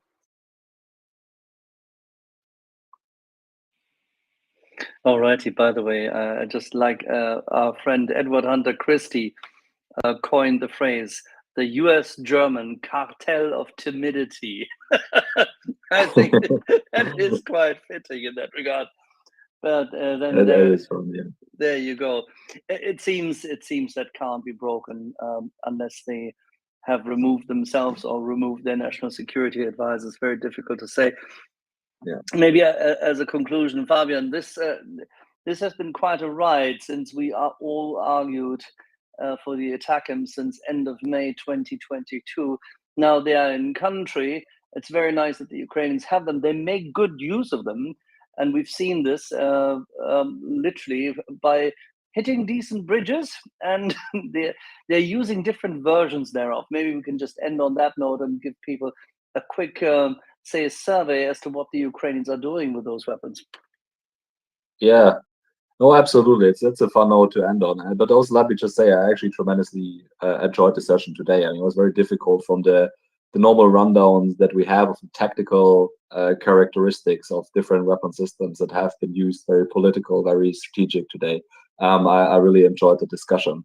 But yeah, so we've seen now ATACMS being used, many more times. We've also have imagery confirmation that the unitary warhead variants of ATACMS have now been used. That's the M48 and the M57 variants that carry unitary warheads.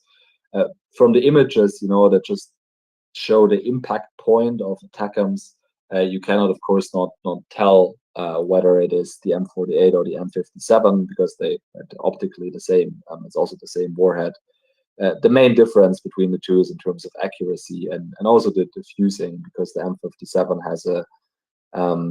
has a proximity fuse included that is not the same. That is not the case for the M48, which is only either point detonation or delayed detonation. But anyways, right? Like the picture that we've seen, especially of that ferry boat that was attacked in Crimea with a unitary warhead ATACMS variant.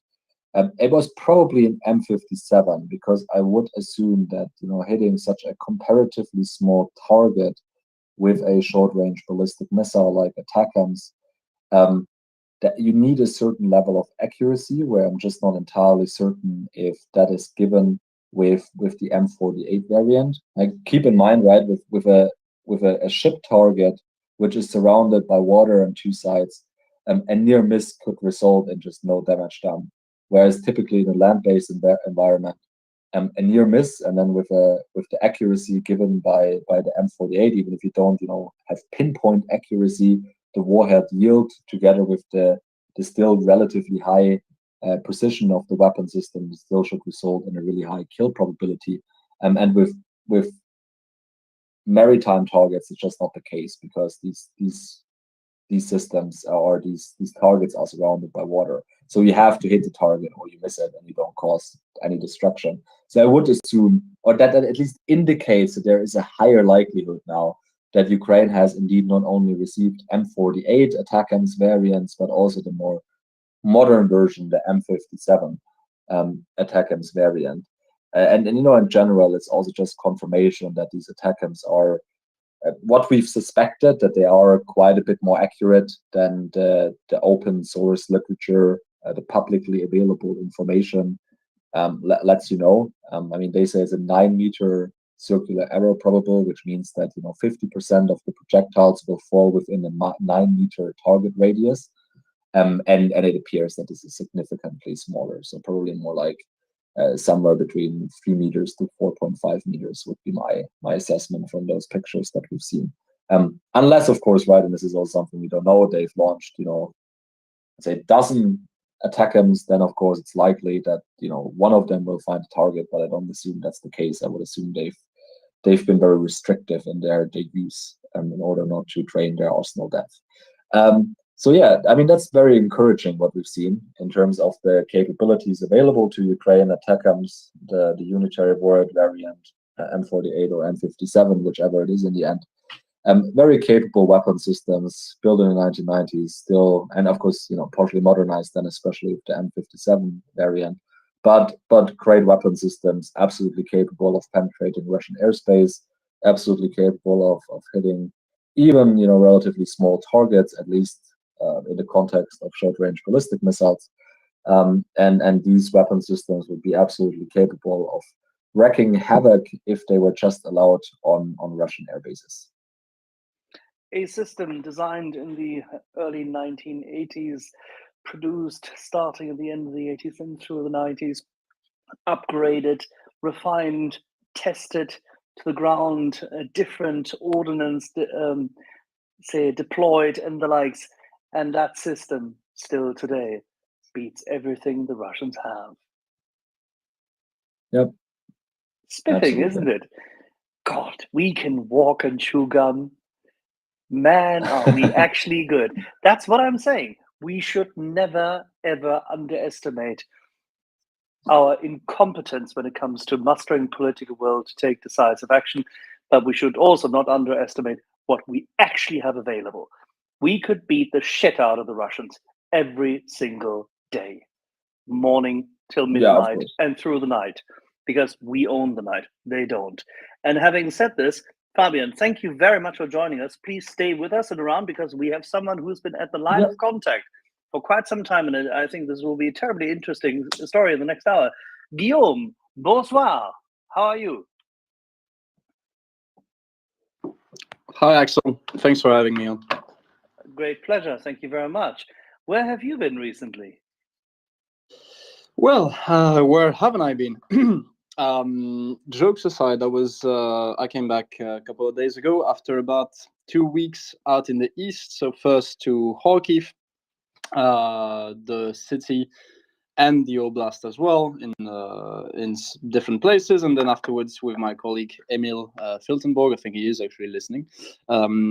We went to the Donetsk oblast, so we're based out of Kramatorsk, but we traveled a fair bit, visited various military positions, namely, so in the Kharkiv oblast, near in the direction of Lepsy, near the Russian border, one of the axes of advance of the latest Russian offensive in the Kharkiv Oblast, and also in the direction of Chasiv Yar.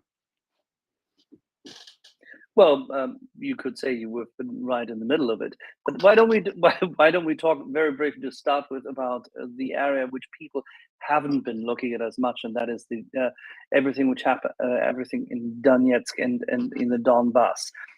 If you compare it to what you've seen a couple of months ago over there, how was the spirit now that more ordnance has been delivered? We're told that many of the Ukrainian units find it quite interesting that they are now overwhelmed with lots and lots of ordnance in the last 10, 15 days. But other units haven't received anything because some of the legacy ammunition, meaning the 152s and the likes, and the Russian ammunition, which they had hoped to receive from Bulgaria as well as from the Czech Republic, have not arrived in the same level of stream as the Western ammunition. Can you speak a little bit about how people have, say, how the troops are working at the moment, how hard it is, and what they're doing, and how they're perceiving the logistic situation? Of course. So first, I think it's a good point, and it's a good idea to talk about the Donetsk Oblast and the ongoing situation there, because I think like the journalists, I think, as Emil, my colleague, said, are very much like cats with a laser pointer. The second something new breaks out, they tend to all flock there, and obviously, like the Russian offensive has, for good reason, kind of grabbed the headlines. But I'd wager, and that's not obviously my opinion, which is not that well informed, but the opinion of at least many soldiers and officers we spoke with out there, who said that Chasiv is still the main objective at the moment. It's the main Russian, one of the main Russian axes of advance. They're still throwing basically everything that they have there. And to contrast with the last time I was working in Donbass, which must have been God, I don't remember, about 4 months ago or 3 months ago, the ammunition situation, at least with the brigades that we worked with, seems to have improved. So we worked with three different brigades in the direction of Chasiv, and we worked with a crew of the Lyut brigade of the National Police of Ukraine, with a crew that was manning a 2S1 Soviet-made self-propelled howitzer that fires 122 millimeter shell, and the guys there told us that basically they couldn't complain about ammunition. They had plenty to work. Then again, they're artillerymen, in the sense that if you give an artilleryman 100 shells, if you give him 1,000 shells, he will happily fire 1,000 shells. And if you were to give him 10,000, he would probably fire those as well, until like the barrel of his gun finally explodes. So there's never enough ammunition, but there's certainly a sense that the situation, at least for some ordnance, has improved. Then again, it could just be anecdotal evidence. But generally, the soldiers that we did meet did not complain too much when it came to that. It was the same in Lipsy, actually. We worked with the 42nd Brigade with a crew that was also manning a 2S1, and they also told us that for the moment, the ammunition situation seems to have more or less stabilized. And the last unit that I worked with just prior to getting back was the 28th. So granted, not artilleryman, it was a machine gun crew, about at a position about 2 kilometers away from Chasiv. And as I was discussing with them, they said that they found that their position was basically like in the eye of the storm, if you will, like with like Ukrainian shells and Russian shells whizzing above head. And based on what we could actually hear, it seemed that the Ukrainians were able to answer in kind to the Russian shelling.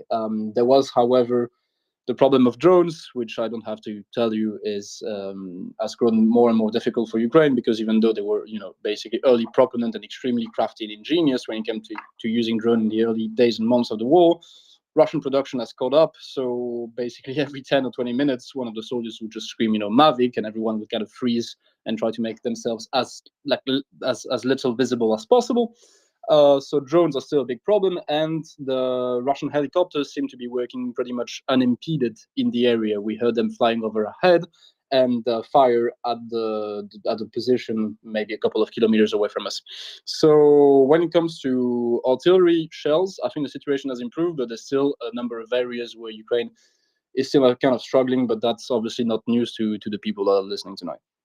Yeah, of course, and obviously the Govstika, the 2S1 you highlighted, that is a say 122, so that's a different caliber. But we were told that the 152 ammunition in certain areas, especially in the Donbass, was not as easily available in May. But one would obviously hope that this is changing. Now, having said this, with better counter-battery fire, Ukrainians are significantly more, say, able to defend their positions, albeit that they had to give ground. Now, in the area of Chasiv Yar, how did the say the units describe the fight? Because we've heard different news in recent days that there's various levels of intensity. The Russians evidently have withdrawn a few of their troops because they've treated them heavily. They were exhausted and they moved them around. There was a discussion about as to whether certain elements had been sent further down south, as well as a discussion about the, let's say, strengthening of the Russian troops near Kremina. Did you hear anything about it? So about the Russian troop movements, to be perfectly honest, I didn't really pick up anything about it on the ground. The intensity of the fighting in and around Chasiv Yar remains pretty heavy. Chasiv Yar itself, we spent some time with Emil with the 225 battalion that is fighting in Chasiv Yar, and the head of their drone unit kind of showed us some footage that they recorded of the city itself, which is being pounded into oblivion by the Russians. They're lobbing cab, glide bombs, like a dozen a day, which makes obviously the work of Ukrainian defenders quite difficult. However, based on the conversations that I've had there and the what I saw with my own eyes, it did seem that the kind of age-old Ukrainian statement or euphemism when it comes to the fighting, I'd hear something that I've been hearing for 2 years now, is difficult but stable. And it's exactly how I would qualify it at the moment. The Russians are still pushing forwards. The Ukrainians, that's one of the things that I did notice. Like, the Ukrainians have been very proactive, at least recently, in building defenses. Like some of the positions that I visited were well made, were well built, could certainly withstand an assault. And I think it stands in stark contrast to the situation that we've had near Vovchansk, where most of the soldiers I spoke with, at least the ones who were knowledgeable with the area, told me that there seems to have been some kind of deep dysfunctions there for a variety of reasons. But Ukraine has been building fortifications between, let's put it this way, between Kramatorsk, Slavyansk, those twin cities, and Chasiv Yar. They have been, for the time being, able to kind of stem the Russian advance. The influx of ammunition, based on, at least on what I have seen, has allowed them to kind of blunt the Russian advance a bit more. I heard through some friends who worked, a friend of mine at the Ministry of Defense who worked recently with a crew of that's using those the Grad multiple rocket launchers, that new ammunition had arrived for the Grads, which is obviously quite good, because that's an extremely useful weapon to just saturate an area and potentially kind of deter any Russian infantry advance. So there's certainly a sense that it's improved, but then again, it kind of depends on the units that you speak with. Some of them are lucky to have received newer weapons, newer equipment, newer ammunitions, and others, including, for example, that 225 battalion, paints a rather grim picture of the situation at the front and a shortage of anything. One of the things that has proven very difficult at the moment to source for many units is just armored vehicles to bring soldiers back and from the position. The people from the 225th told us that they have one guy basically stuck at a position, has been stuck there for a month and a half, and they have to drop food and water by drone because they just cannot get to him, because they don't have the vehicles to go and retrieve him and rotate him out of there. So that's unfortunately still a big problem, and that's one that will take some time to fix. Yeah, and that's what we discussed early on, that essentially the lack of well-armored and also fast, say, Western APCs has been felt by the Ukrainian troops a lot, and you can't replace them, even if they tried, and they did try, of course. You can't replace them with civilian vehicles because they will just be shot up and gone. And those consumables, those wonderful donations which have been generated in the West, as many SUVs, old SUVs and the likes go there, they rarely live longer than 10, 14 days. Some of them survive 2 to 3. Yeah, absolutely. As you said, consumable is, I think it's the right word, because the Ukrainian army burns through them at an extremely high rate. That's unfortunately the reality of modern war. I think when it comes to saving the lives of soldiers, I mean, I think we've all heard, like the testimonies of soldiers who were in, I don't know, in a Bradley, for example, and they were hit a couple of times, and they said that's something that like any Soviet-made vehicle would never have been able to withstand. And I think actually it's also a problem that is now still kind of plaguing some of the most modern Ukrainian vehicles. Obviously, as take it with a grain of salt because I haven't seen them for myself. But I'm basing this on the testimony of two officers who told me that the Cossack armored personnel carrier are unfortunately not fit for the reality of modern warfare, not at least for the fighting in the Donbass. And they're not proving extremely useful, which is to say that some units have gotten more modern Western APCs, others have gotten and the much touted like Ukrainian-made vehicles, and those ones are just not fit for the job. Like the guys actually have to dismount 2 or 3 kilometers prior to getting to the position, which kind of negates the very purpose of those vehicles in the first place. Like in that case, you might as well take a ladder, drive 3 kilometers away from the position, and then disembark and go on foot. It doesn't make that much of a difference. So it's still very much a big problem, and obviously we tend to focus, all of us, and I include myself in it too, on the more flashy stuff when it comes to the delivery of equipment. But APCs, armored vehicles for evacuation and for medevacs, for medical evacuations, are in really in dire need. Like it's much needed, and most of the unit that you'll meet, the same way that the artilleryman will never complain about having too many shells, the units at the front will never complain about having too many armored vehicles. Yeah, and that's why the Swedes are now sending what's it all in total 179 of their APCs to Ukraine, but there's a lot more needed. And the funny part is, of course, that the French, for example, still have a lot of them. And there's a couple of items which we could provide from different, say, stocks and inventories in the West. I look at you, Italy, please have a little look, see. There is a lot of stuff standing there. And I don't mean the Admiral's Ferrari, I mean those APCs which you have. You're not using them, they're mothballed, thank you. And our American friends who have, oh gosh, thousands of very old APCs which could be used anytime, and numerous of them which are about to be phased out in foreign forward deployed stock and inventory. So there's a lot coming. Now, Guillaume, you said something about, and this is, I would like to switch gears and to that area, of course, Vovchansk.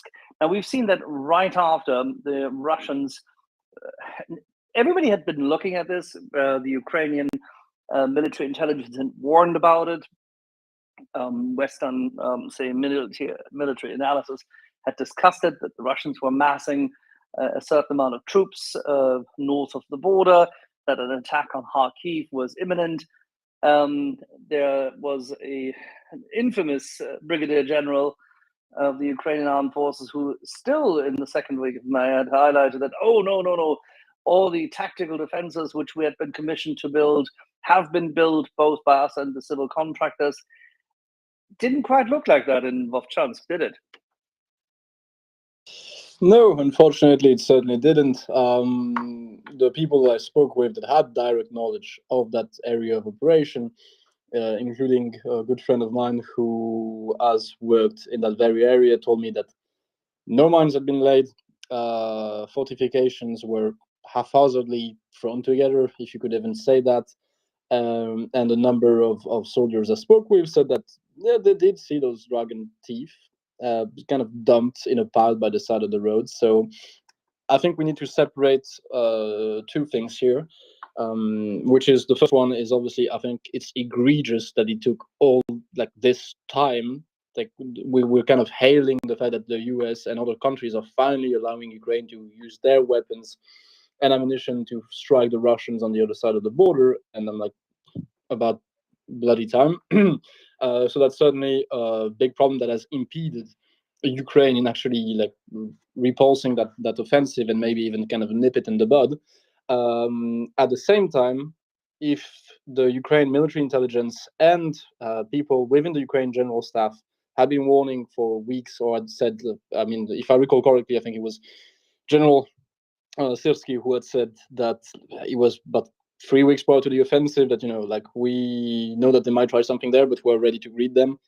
Are you really? Because it certainly didn't seem like it. So as I said, we shouldn't kind of blow out of proportion what the Russians have been doing there. The advance kind of predictably stalled, but that is little consolation for the people in Vovchansk. The last time I was there was roughly a year ago. They were obviously living in very difficult conditions, but there were still people remaining there who were hoping, if not for a peaceful, quiet life, at least to have a degree of safety and security. And I think some people need to take a long look in the mirror and try to figure out what went wrong. So I think there's an issue with civilian contractors that were paid to, first of all, kind of like actually make, for example, those dragon teeth.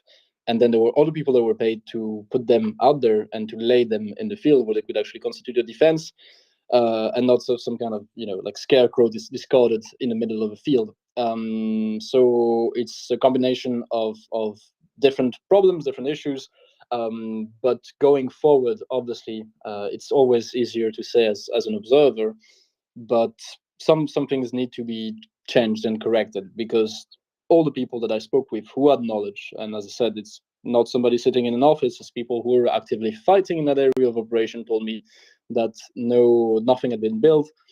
And hell, some people who have been fighting since 2014, volunteers who had joined the fight in Donbass in the very early days, told me that those kind of measures should have been even undertaken starting from 2014 and 2015, when it was kind of clear that the Russian intentions were hostile. Obviously, some people say we couldn't predict the full-scale invasion. Others in Ukraine believe that we could have. In any case, I think a degree of preparation should have been undertaken, and unfortunately, it wasn't. And the fact that after the liberation of the Kharkiv Oblast, very little was actually done to ensure the safety and security of that border area, it feels like gross negligence. I remember friends of ours who run a YouTube channel called, in English, it's called Thickets Hushi. And they are from the region of Kharkiv.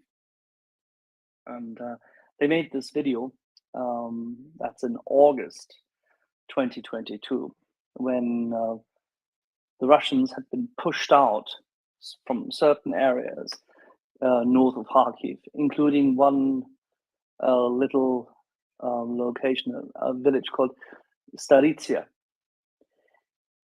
which is very close to the Russian border. So this is literally what, this is maybe 8 kilometers or something away from the Russian borders, if at all, not even, it's 5 kilometers away from the Russian borders.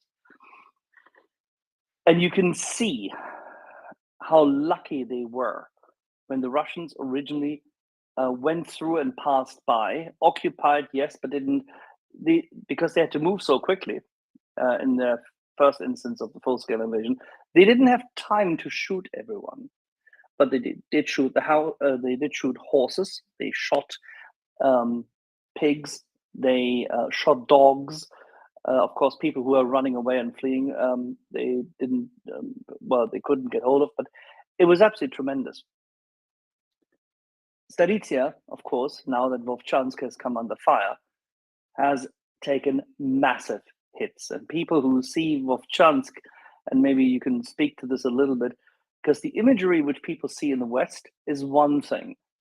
But if you get close to it, I understand that the smell is the worst, because it's the smell of a lot of human bodies, and we have increasing temperatures, and it's not good at all. Yeah, I believe that that is. Military considerations are in a genocidal war of invasion. There is the military consideration are intrinsically linked with the defense of just the civilian population, and I think that is what's the most egregious. I think there were military failings, and I think there were failings within civilian contractors. I think there was a degree of corruption involved, because, well, that is just a fact, unfortunately. But the thing is, it ends up costing civilian lives. With Emil, we covered the evacuation out of Vovchansk.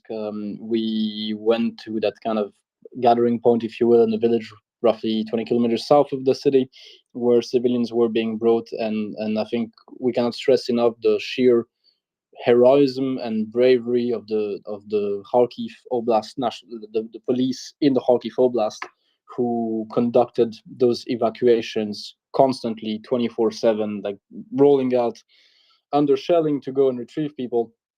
And as I said, like obviously the people in Vovchansk had already seen the war, they had already unfortunately gotten their fair share of it, but there's also a sense that some that could have been avoided, and the utter obliteration of the city, if not entirely prevented, could have at least been mitigated had there been more efficient defenses put in place in the first place. And obviously, I think it goes without saying, but Western nations share a huge part of the blame, because now it comes to that like congratulatory, kind of how do I put it politely? Yeah, self-congratulating about the fact that, oh yeah, we're allowing Ukraine to hit the Russians where they were, where they are. Well, about time. But those are unmistakably failings, and I think both the Ukrainian army and the Ukrainian government and Ukraine's Western partners share the blame, but that kind of introspection that is required going forward will be little consolation for the Babusis who have seen their houses turn into a pile of rubble and who have had to leave their pets behind because the Russian strategy, as usual, as it was in Grozny and as it is now, is just leveling entire cities to the ground and murdering anyone that tries to escape. Do you think you'll be in Sumy soon? Well, that is a very pointed question, and unfortunately, based on kind of the echoes that we have received so far, there is, yes, a significant chance that Emil and I have to go to Sumy, which, yeah, I mean, the humanitarian organizations there have been some of them have been given kind of a heads up to get ready for a potential Russian offensive in the region.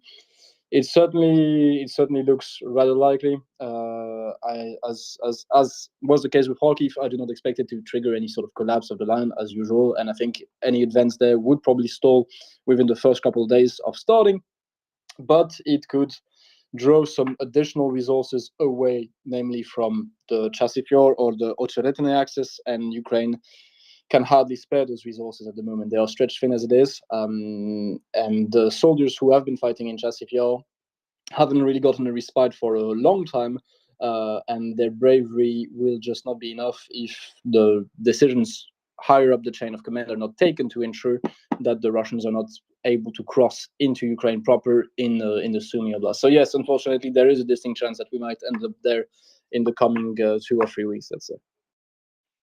Why are we not surprised? Let's hope that the man with the crayon, Mr. Sullivan, on his little world map where he makes his incisions, will find out that if you release the weapons to be used near to Kharkiv, that Sumy is not far off, and if you ask one of your generals, he can explain the map to you. Yeah, I think it'd be hard pressed to put Sumy on the map, but yeah, maybe. He will have read it. He will have read it in one of his national security briefings. Ghost, you had a question? No, can I just add? This is Oh, hi, Emil. Sorry, I apologize. Hi, Carry on. sorry. Yes. Yeah, can I just add to the Sumy thing, just for a little hint of positive news? I'm not as concerned about Sumy within the next 2 or 3 weeks as some others are. I think it's a little longer down the line, but eventually it will probably happen. But I think for now, what I hear from a bunch of sources that that it's kind of hard for me to people to tell who is, but what I hear is that it's more likely that they are just shuffling around troops to make it harder for Ukraine to actually strike troop concentrations. Expecting this Ukraine being allowed to strike within Russian territory, that it's more likely that that is what is happening right now than it is an actual credible threat being presented in Sumy. Yeah, that's always the good thing about it. If you amass soldiers and then you find out that you can't actually execute the offensive, at least you have the secondary benefit that the other side will have had to tie down its own resources. You're absolutely correct. But then again, we never know. And Sumy has always been Never on know. Sumy has always been on their list. And there is this interesting road, which is Bilopilia onwards, the P44, which crosses over to Sumy. And they had taken it once, and then they advanced on Konotop, with which they would have cut off most of the oblast. And it seems Budanov is very, very much in favor of strengthening the defenses on the line of Korolovets, Konotop, Sumy, and the likes. So whatever is to it, more defense is needed. Now, thank you very much, Yeah, by the but way, for joining us. So, yeah, I'm sorry to barge in like this. No, but it's okay. speaking of defenses, Guillaume said you'd be joining. I'm very happy that you're on site, so you are our eyes and ears. Thank you. Speaking of defenses, I mean, I think also Ukraine has woken up to the realization that they should probably invest a lot more in defenses in general, even around Kharkiv city, which no one really expects to be like any serious attempts of taking Kharkiv city at the moment. They're also building defenses. Like, it's visible everywhere in the Kharkiv region, from the city itself and up to the border. So the expansion of defenses, I think, is more why didn't we do this before kind of thing in my eyes, than it is an actual like assessment of a threat. I think it's just I don't know if you can call it that, but good governance to be a little more proactive, and I think that the Ukrainian authorities have realized that as well. It's certainly better than building some parks and bridges at this point in time. Not that I'm against parks and bridges, but maybe focus your energy on winning the war first. I agree. Stay with us, Alan. You had a question, I think, about Russian troops and gas, right? Yes, I do, Axel. Thanks. Guillaume, Emil, I understand that Ukraine has collected evidence of Russian use of gas. I think I saw evidence collected in Chazivyar. I wonder if either of you have spoken to any Ukrainian soldiers who are victims of gas attacks. If you have, or maybe you have experienced a gas attack yourselves. What is the evidence of Russian use of gas, and how is Ukraine prepared? Are these Ukrainian soldiers fully trained? Do they have all the equipment they need to fight in a gas attack?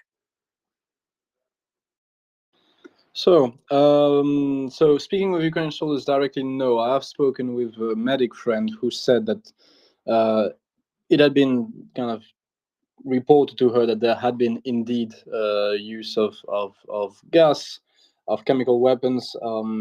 So, I mean, it's in that it's the realm of things that even if you haven't necessarily heard it yourself, it's like, yes, it would make perfect sense for the Russians to have been using it. I cannot speak to any encounter that I've had with Ukrainian soldiers that suffered directly from sort of attacks, but there's enough credible reports by now to safely assume that this has happened. And honestly, it would be surprising had the Russians not used it by now.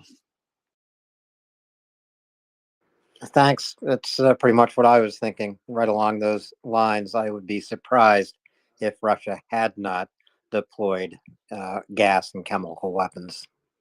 Thanks. All righty, Guillaume. Emil, what else have you been seeing in and around Kharkiv in recent days? I'll let Emil take that one. Ooh. Well, we've been across the evacuations. We talked about the artillery positions, which I think are the two main stories that we've covered. I think one striking story that we did come across was a woman living in Slavyansk, who has been, I'd say, had an iron will for the last 10 years, working as a volunteer up and down the front lines, living in Slavyansk with her children. But even her is now considering moving away from Slavyansk if Chasiv Yar falls, and if that puts Slavyansk in within the range of tube artillery, which I think is probably a good thing to mention.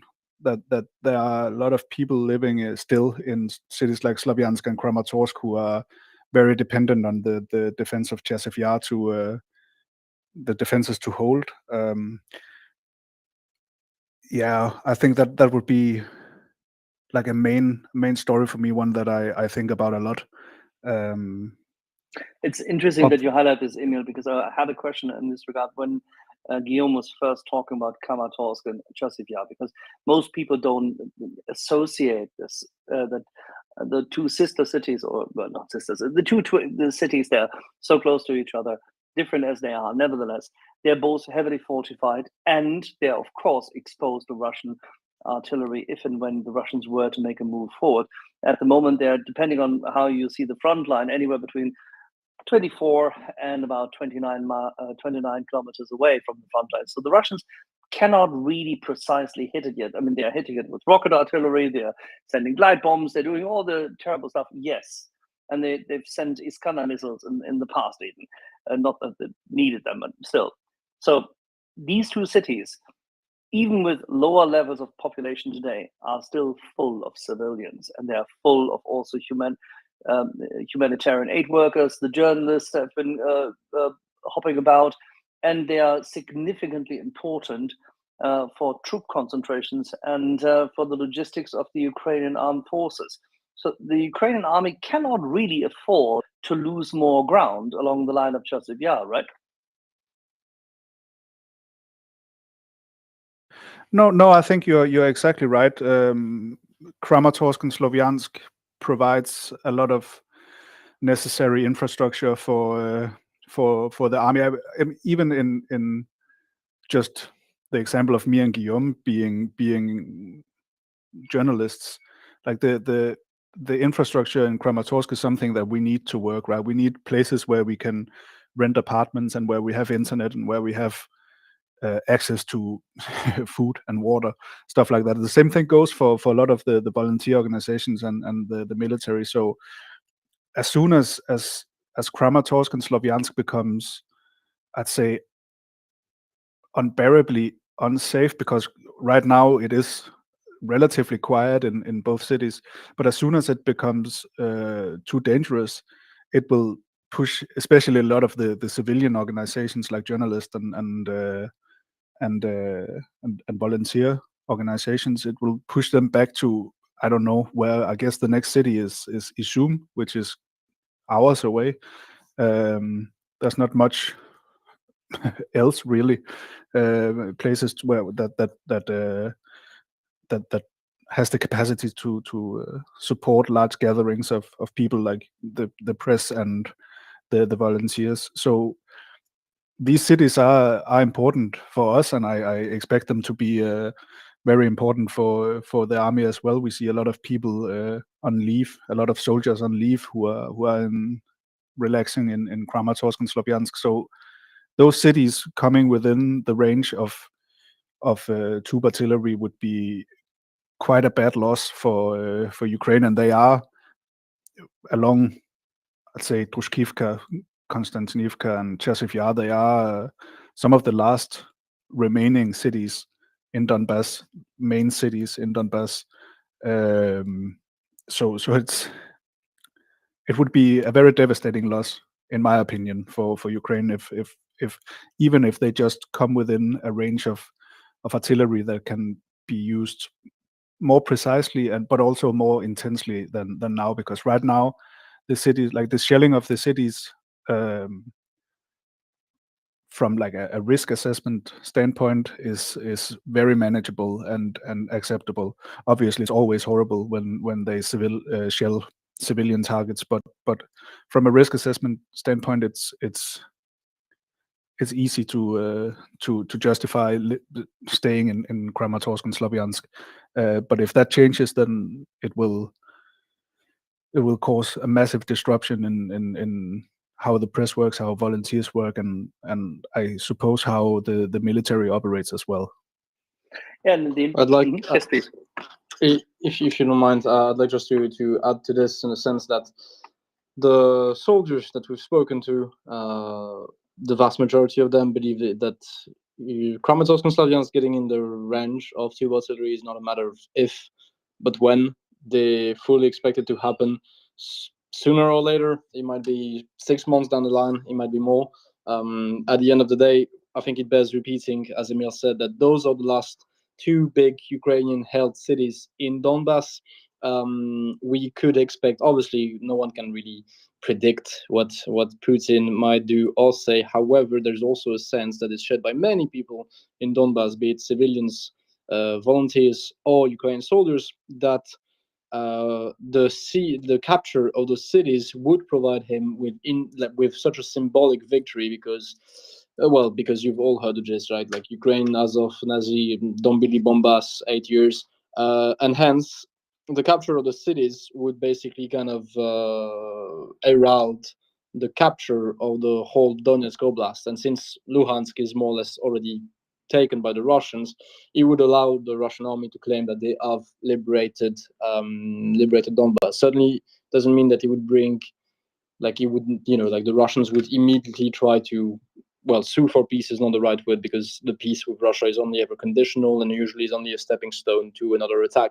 But it might allow them to claim enough of a symbolic victory that they would rethink their strategic considerations, at least for a short time, and it would be, as Emil said, a tremendous blow, because for a variety of strategic reasons, but also because Olena, that volunteer that Emil was mentioning, that woman has lived through the occupation of Sloviansk in 2014.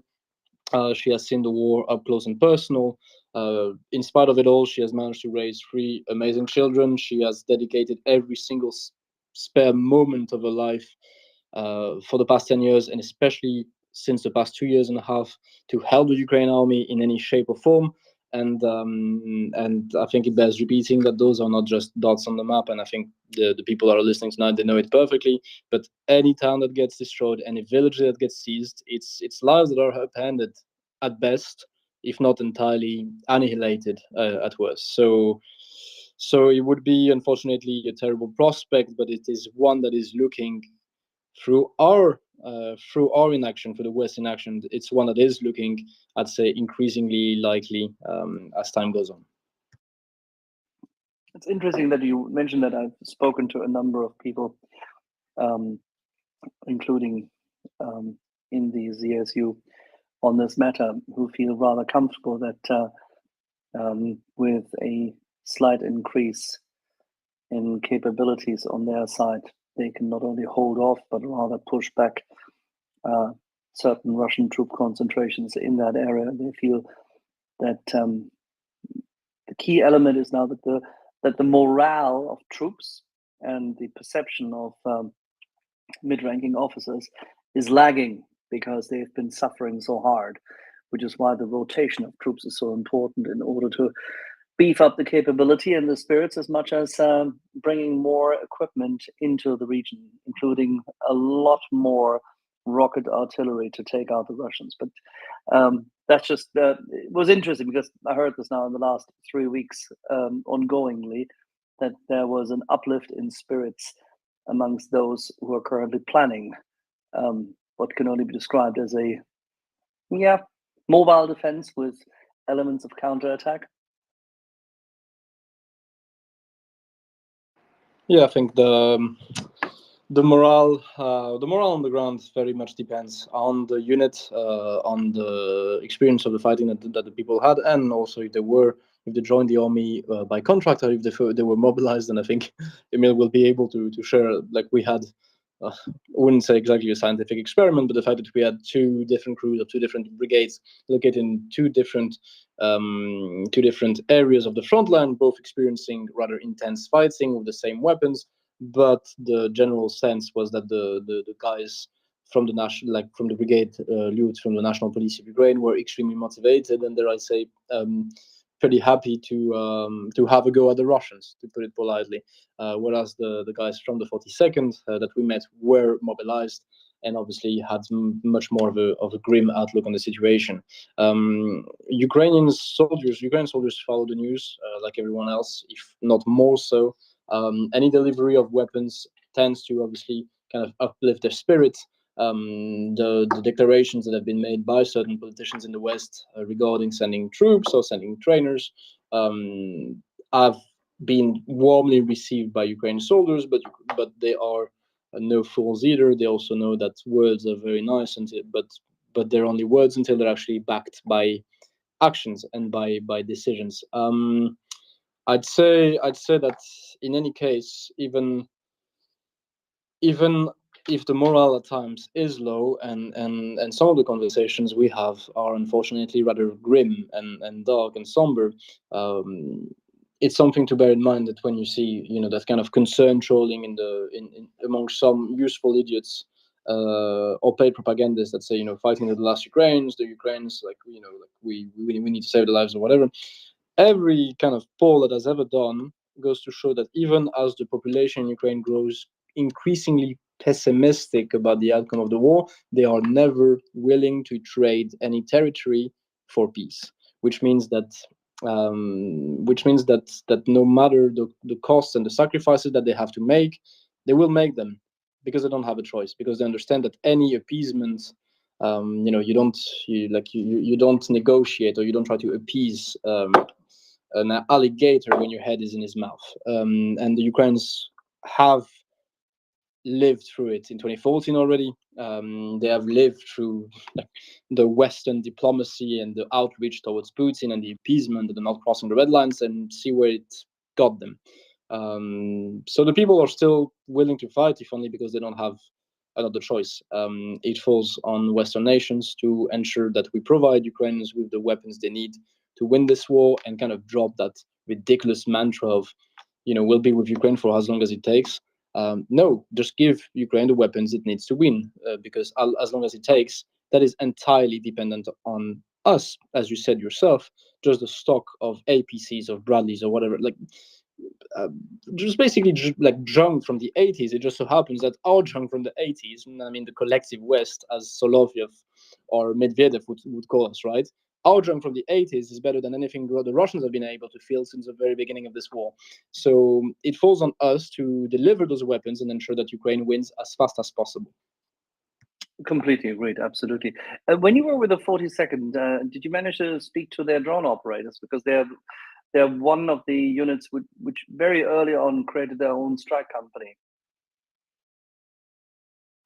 No, unfortunately, the organizing the work with them, I wouldn't say was extremely difficult, but we were quite kind of restricted in the units that we got access to, which also may explain why when we did go to the position, it was rather quiet. And obviously, there's a sort of thing where, as a journalist, you feel like you need more action. At the end of the day, you're also happy when nothing happens, because it means that Ukrainian soldiers may not get wounded or killed on that day. But we were, as I said, quite restricted. We got to work with artillery, and we still consider ourselves still kind of lucky, because some units were taking journalists, but initially, especially at the very beginning of the Russian offensive in the Kharkiv Oblast, it was kind of difficult to get any sort of access there. So unfortunately, no, we didn't have that chance. Yeah, and Kovalchuk and his Ofcom South seem to be rather limiting when it comes to these matters. And and I understand, I don't know whether you heard this, but the 46 and the 47th. But anyway, there were two units which were around in the area which had been sent into the breach, into the fire at some point in time, and they were not normally reporting to Kovalchuk. And they had been a lot more open with a number of journalists. That seemingly led to, shall we say, slightly more elevated discussions at a later stage. So it seems that in the Donbass, the winter has eaten into the soul of many, hasn't it? Yeah, I guess I think we were we were lucky with how, like, not easily, but with what relative ease we got to work with the military in Donbass.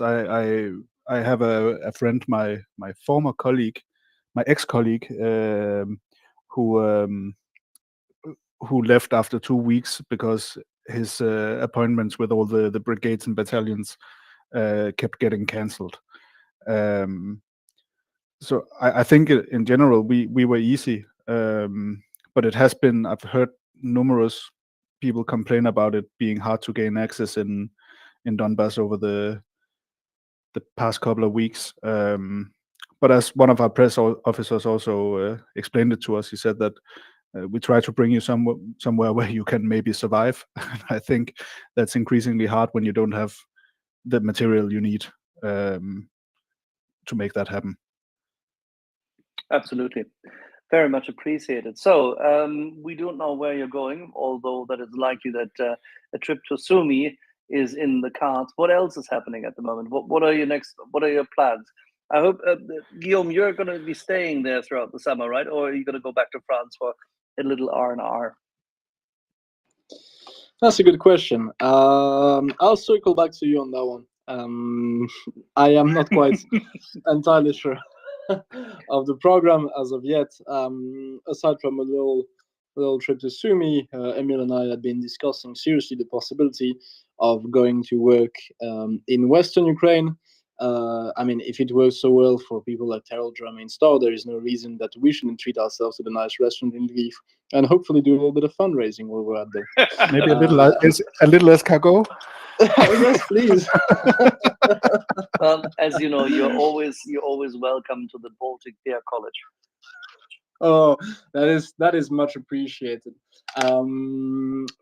Jokes aside, we did actually think of going to Western Ukraine, and it always feels a bit silly when you say Western Ukraine because it is a big country and that encompasses a lot of different regions.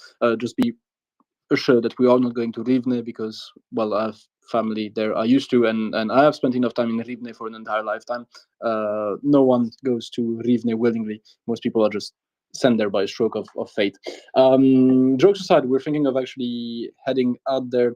We are still thinking about some story ideas, and it's also a kind of a blind spot that I've had for the past 2 years and a half because obviously most of, well, the war, or at least the fighting, is happening in the easternmost regions of Ukraine, and hence there's a lot of interesting things to see and interesting things to report on out there that I have personally kind of overlooked for a long time.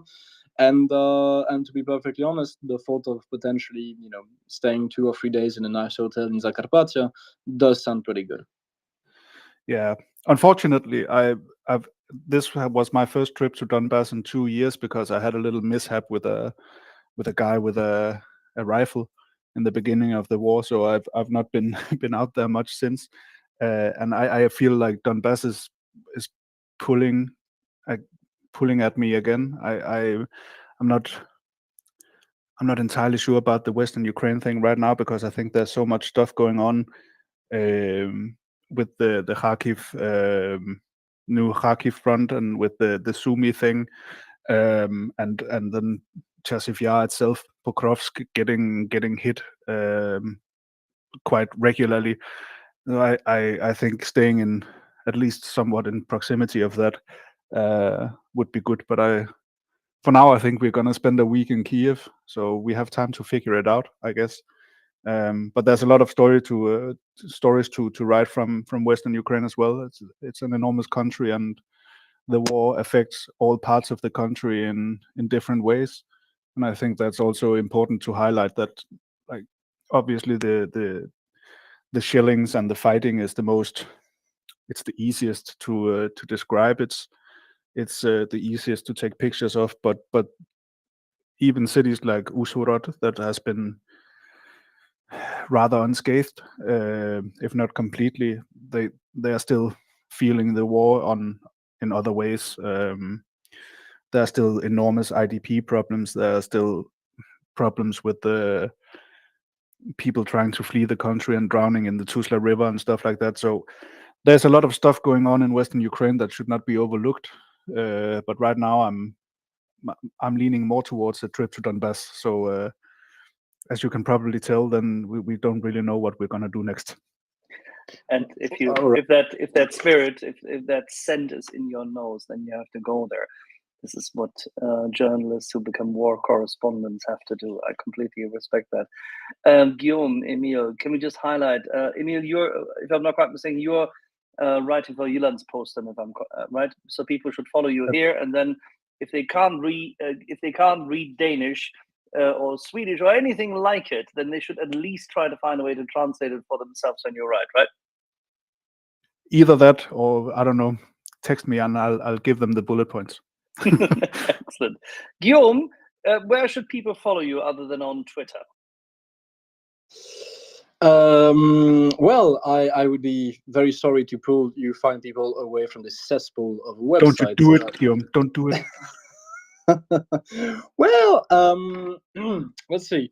Obviously, you can always find me on Instagram. If you forgive me for my, absolute lack of ability as a photographer, I cannot take a picture to save my life. Jokes aside, I am the correspondent for Les Echos and the Libre Belgique. If any one of you people was unlucky to put themselves through enough French in high school to get a decent grasp on the language. Otherwise, I have been working as a correspondent since I think November of last year for the Washington Times, not to be confused with the New York Times or the Washington Post. But I kind of like to play on that confusion with the Ukraine administration, because they cannot seem to be able to tell the difference. And ever since I started filing my request for information under that headline, somehow it goes much faster. So the name Washington, it helps. Exactly. So they probably expect me to carry a couple of Atacams in my backpack every time I go and see them on the front line. But jokes aside, disregard let's put it that way, the kind of national coverage of US affairs. But their foreign coverage is very good. Their foreign editor called David Sands is a great professional, and their foreign coverage, thank God, is not that kind of neurotic looping around the woke mob and all that, unlike their national coverage. So for English speaking. English articles, feel free to go and see what I'm doing at the Washington Times. And actually, one of the latest story that Emil and I did from the small village of Dovienka, which is on the road between Izium and Slavyansk, should be published there shortly, and it touches upon unfortunately, the extensive contamination of Ukrainian farmland with UXOs and landmines. So it should probably come out in a couple of days, and I'll probably post it out here on Twitter. So if people want to read it, it'll probably be there. Excellent, and we will be highlighting when it comes out. Very much appreciated, both of you. Merci bien. Thank you very much. Mange tak. Selv tak. Always a pleasure, Axel.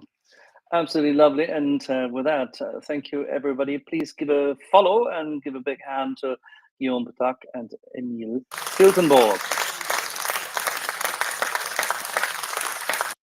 If that wasn't a good start on a Friday evening into the weekend, giving you insights from Ukraine, I don't know what does. And before we had an hour-long conversation with our friend and colleague and missile expert, decent scholar, former, say analyst at MBDA and at King's College, Fabian Hoffman. So the past 2 hours obviously have not quite flown by. We have bored you to bits and pieces, and Guillaume and Emil and I were making silly jokes. No, but thank you very much, Emil. Very much appreciated, everybody. With that, I shall bid you good night and good luck. And given the fact that I have a couple of things to do, we will hear each other, Alan, in 2 weeks from now. I can't believe you're going to be gone that long, Axel. I'm going to miss you. Oh, Alan, come on. You can run the show. I'll do my best, maybe with a little help from Masilius and his friends as well. Excellent. And thank you, everybody. So, good night. Good luck. Keep it up. Thank you, Axel. Good night. And have a nice vacation. Hi, Alan. It was a really great conversation. And also good for me because I kind of lost my voice. So I'm glad to be here with you and listening to all this tremendous stuff and all those news. But I believe I won't be able to really drive the conversation tonight. So I give it over to you and can manage everything in behind and also provide something if you need it. And I'm here. And hello. That And sounds over to good. you. That sounds good, Macilius. Don't strain your voice. We don't want that to happen because we need you here in good voice throughout Maria Reports 24 hours, 7 days a week broadcast. Emil, are you still with us, by the way? I don't think Emil is still with us. I see him still here as a speaker. Had a few more questions for him. Me either. I believe he might have make a pause or something, but he seems to be there. Well, maybe he'll come back. We'll see if his mic goes on, and we can talk to him a little bit more about photographing the war in Ukraine and about war photography. But I know that both Emil and Guillaume will be back with us uh, sometime relatively soon. Um, but Emil, if you're listening still and have a few more minutes with us, please alert me or Macilius that you're still here and do have a few more minutes. Macilius, I think really, I mean, this has been of all days this week a news-filled day, but I think the story that caught my attention more than any other is the return of 75 Ukrainian prisoners of war from their captivity inside Russia. Uh, I I'll talk a little bit more about that story, even though it has been talked about quite a bit here today on Maria Report. But here at the end of a Friday afternoon, there are Americans joining us, perhaps for the first time. They might not be aware of the prisoner exchange. There has not been a prisoner exchange for a number of months. I think this was, as I recall, the 54th prisoner exchange that has been negotiated between Ukraine and Russia.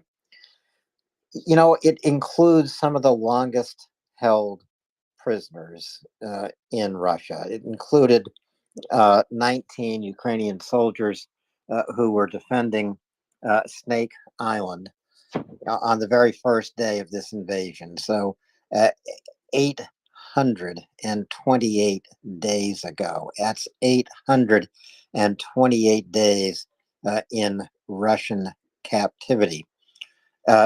10 soldiers and individuals from Azovstal were also returned as part of this prisoner exchange.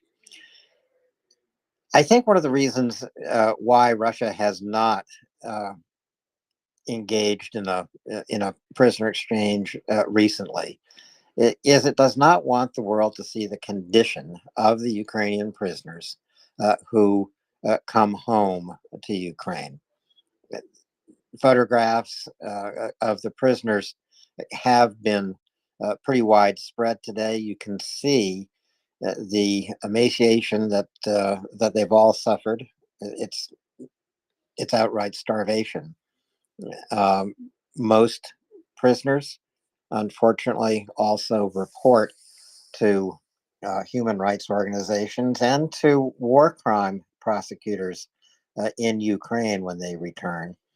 They report that they have been tortured, beaten, um, and starved. So this is these are 75 very fortunate people. There's no question about that. They're home again. They hadn't talked to their loved ones or their families in 2 long years. In many cases, Ukrainian families never know if their son or daughter, a soldier, or maybe a combat medic uh, who is listed as missing in action, they don't know if their son or daughter has actually been taken captive. They only learn this when their son or daughter is a part of a prisoner exchange, and for the first time are able to call their families. This is a violation of the Geneva Convention of how prisoners of war are to be treated. For Russia to isolate the Ukrainian prisoners is a violation of the Geneva Conventions. It's a violation of the basic rights of prisoners as understood by every nation that goes to war, as understood by the International Red Cross, even certainly is understood by the United Nations and other humanitarian groups around the world. Ukraine treats Russian prisoners of war according to those conventions. Russian prisoners of war have regular communication with their families back in Russia. They're not isolated, they're not cut off, they are well fed. They receive medical care that is as expert as the medical care a wounded Ukrainian soldier receives if he or she is evacuated to a hospital in Ukraine. So the difference of treatment is stark, and it's telling. And I think this is one of the reasons that Russia is so slow to participate in these prisoner exchanges, and will be equally slow to agree to the all for all prisoner exchange that is part of President Zelensky's 10-point peace plan. IT fellow, welcome, and go ahead, please. Just a quick question. Does Kizlytsya take some of those photographs into the UN to show the UN what condition these prisoners are coming back in? That's a good question, IT fella. I expect that this photographic evidence and the firsthand testimony of all these Ukrainians who have been returned from Russian captivity, this is all collected as evidence of war crimes and given to war crime investigators and prosecutors. So I'm certain that these photographs and the testimony of each and every Ukrainian prisoner of war who has come home, I am sure all of this will become evidence in international criminal courts. But that's a very good question, IT fella. And I hope I answered it adequately and as succinctly as I possibly could. Basilius, there are also reports that Russian bombers have once again taken off, are in the air. They have taken off from, let me just get that information for you here. 7 Tu-95 strategic bombers have taken off from Olenia airfield. This would indicate that sometime early morning there would be missiles incoming in Ukraine. So sometime between 3 a.m., 4 a.m., about that time. IT fella, go ahead. Yeah, this is what really bothers me. Ukraine is able to track that these bombers are taking off. They know exactly where they are, but they still have no capacity to shoot them out of the air. And that, they really need that. Yes, they do need it, and it's coming.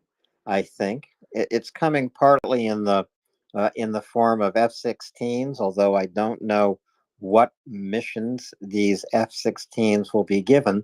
But I do know Denmark, which is delivering the first 12 to 16, has placed no restrictions on how Ukraine uses the F-16s. So if there's an opportunity to shoot down uh, Russian fighter jets and strategic bombers over Russia, these F-16s can complete that mission.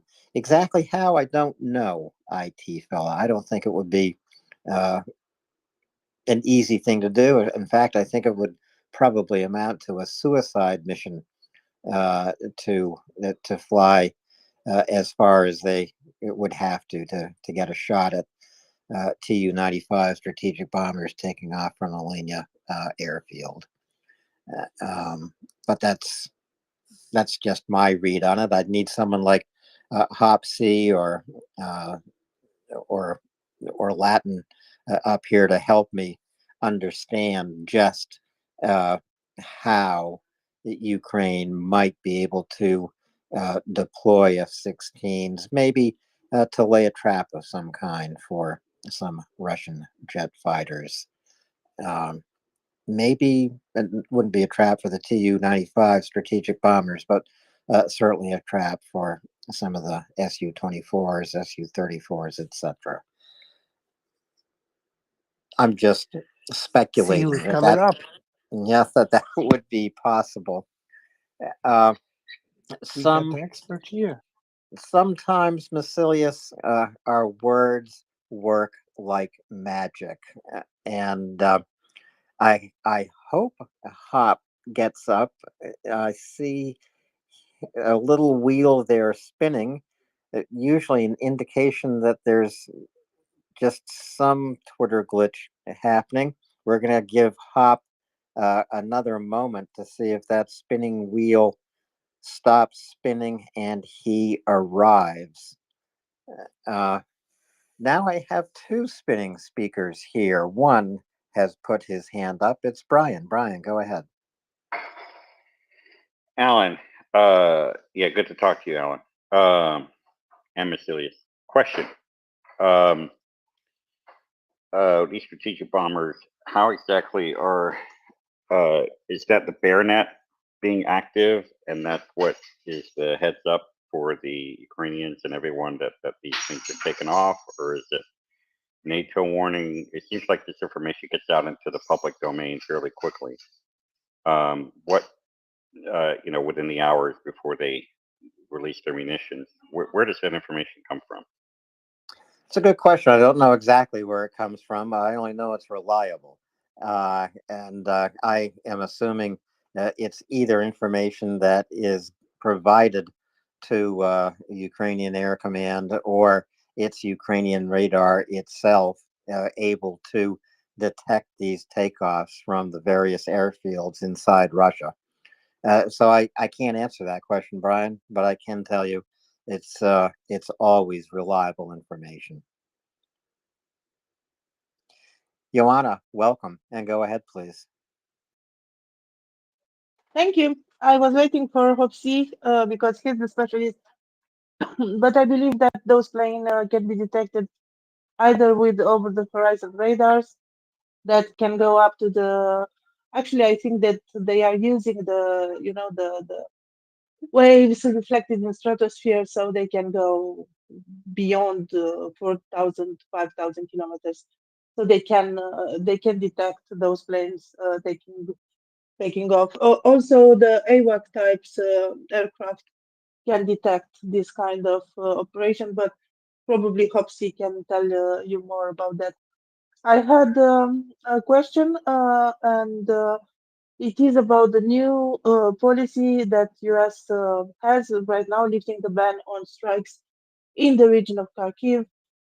So I wanted to ask you actually, what is the difference in targeting planes that have already taken off, so planes that are in the air and probably are about to launch, and the planes that are on ground? Because as I understood, there were some points from Politico, if I'm not mistaken.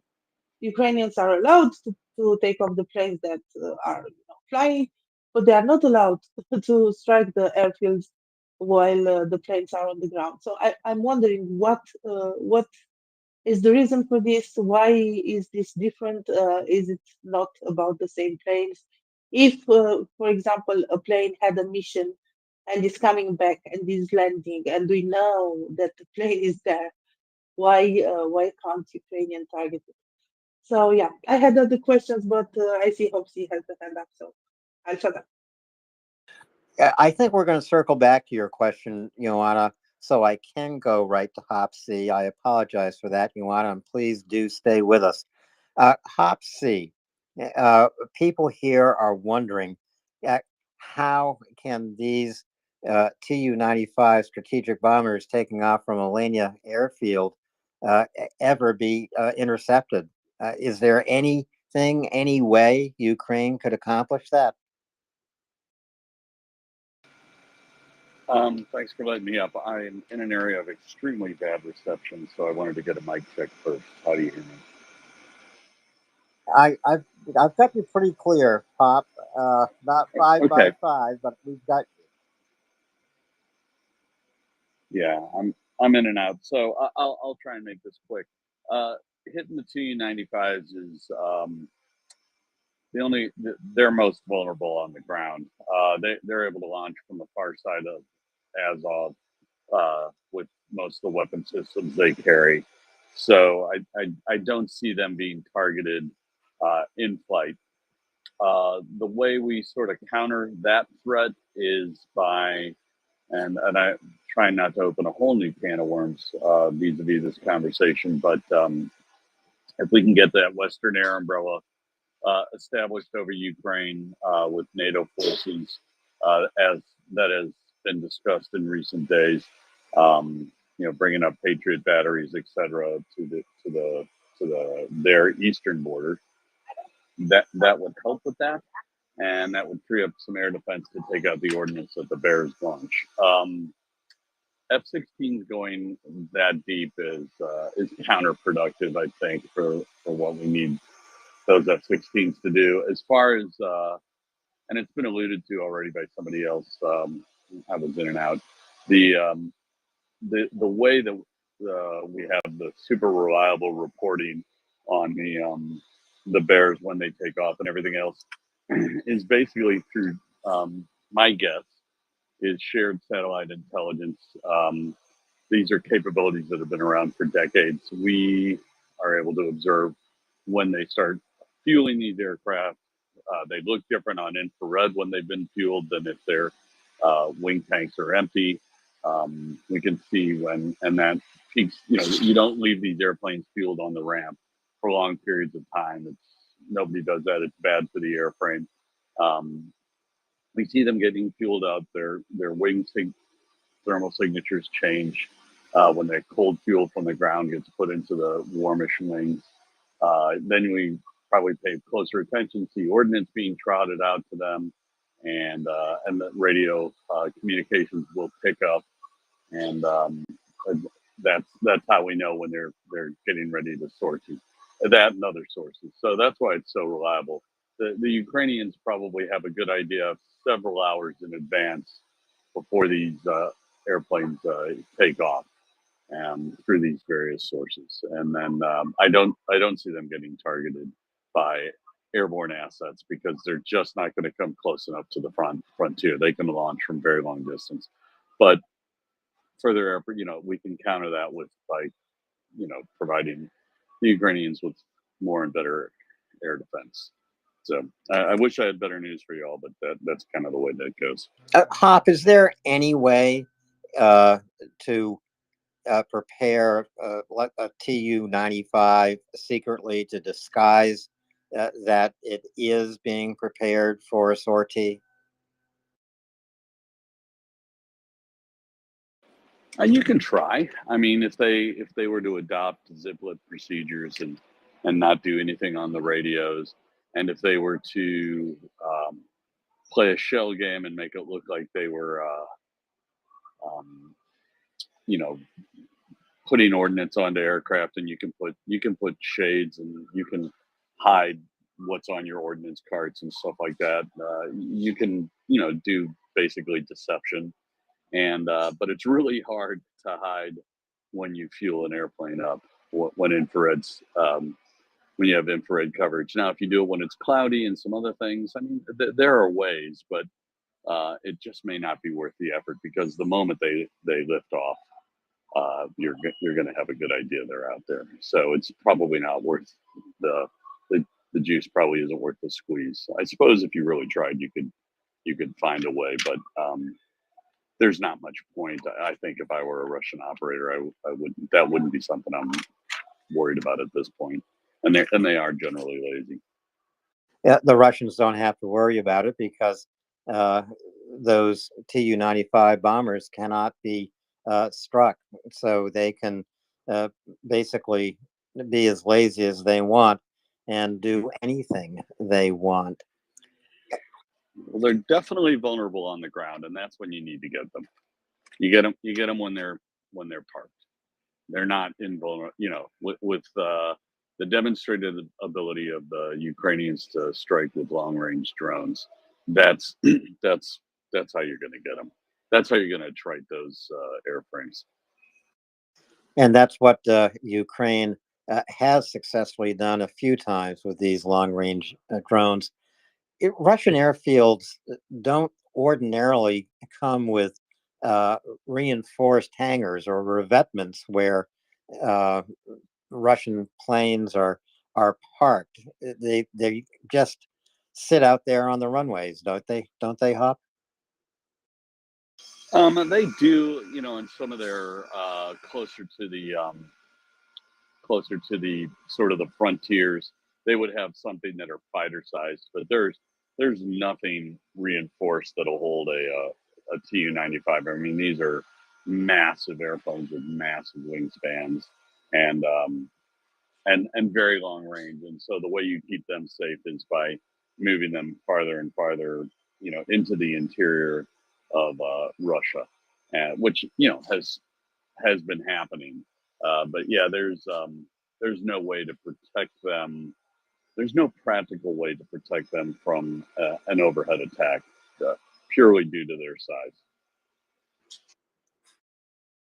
A question here from Kai Lee, and then Hop, stay with me as we circle back to Joanna and give me a little help in answering her questions. Kai Lee, please. Hi, am I audible? Yes, we can hear you. So I kind of wanted to ask a different question. So if it's interrupting this conversation, then I'm happy to wait. Well, give us about 60 seconds and then we'll come back to your change of course. Sure. Joanna, while we have Hopsy here, I'm going to ask you to repeat your question. I think Hop is much better equipped to answer it than I am. Yeah, thank you, Alan. So my question kind of relates with what Hopsy just talked about.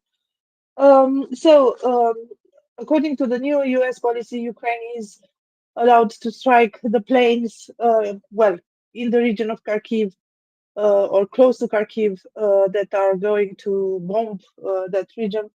So planes that are in the air, but is not allowed to strike the airfields.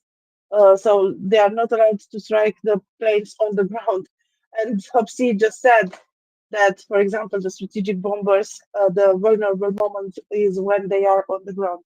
So I'm wondering why is this decision, why is still a ban on this? And also we know that those Polands, they are launching from above the Caspian Sea, so far away, kind of out of range of anything that Ukraine might have from the ground or from the air. So they are kind of impossible to be taken down unless you strike the airfield. So Yeah, I was wondering why is this distinction just strike the planes that are in the air and not on the ground?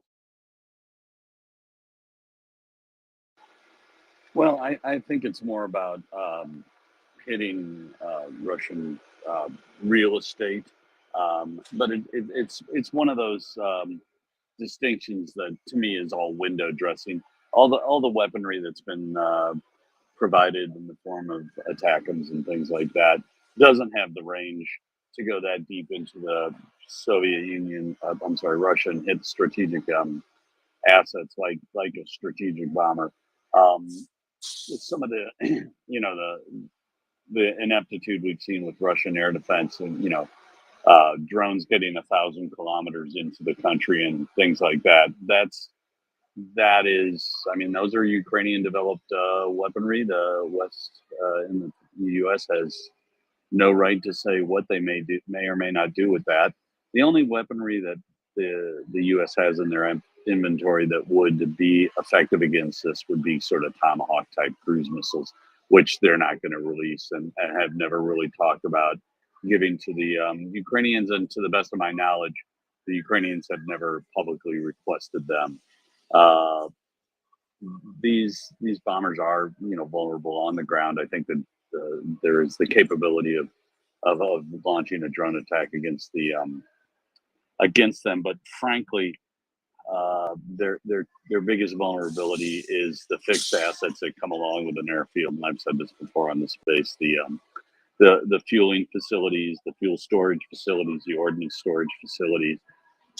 Those are how you take an airfield out of being useful, and the fueling facilities especially are extremely vulnerable to say drone attack or something like that. And yes, they can be fixed and everything else, but it's all about the path to victory for me, for the Ukrainians, is eventually we want the Russians off the Ukrainian territory. The way you do this is sort of, I think Crimea is an excellent example.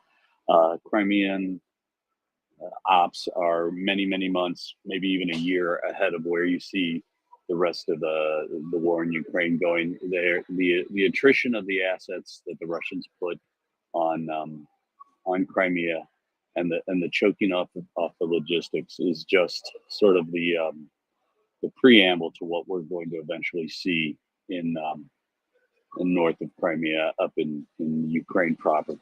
That is how you leverage yourself. You attack logistics.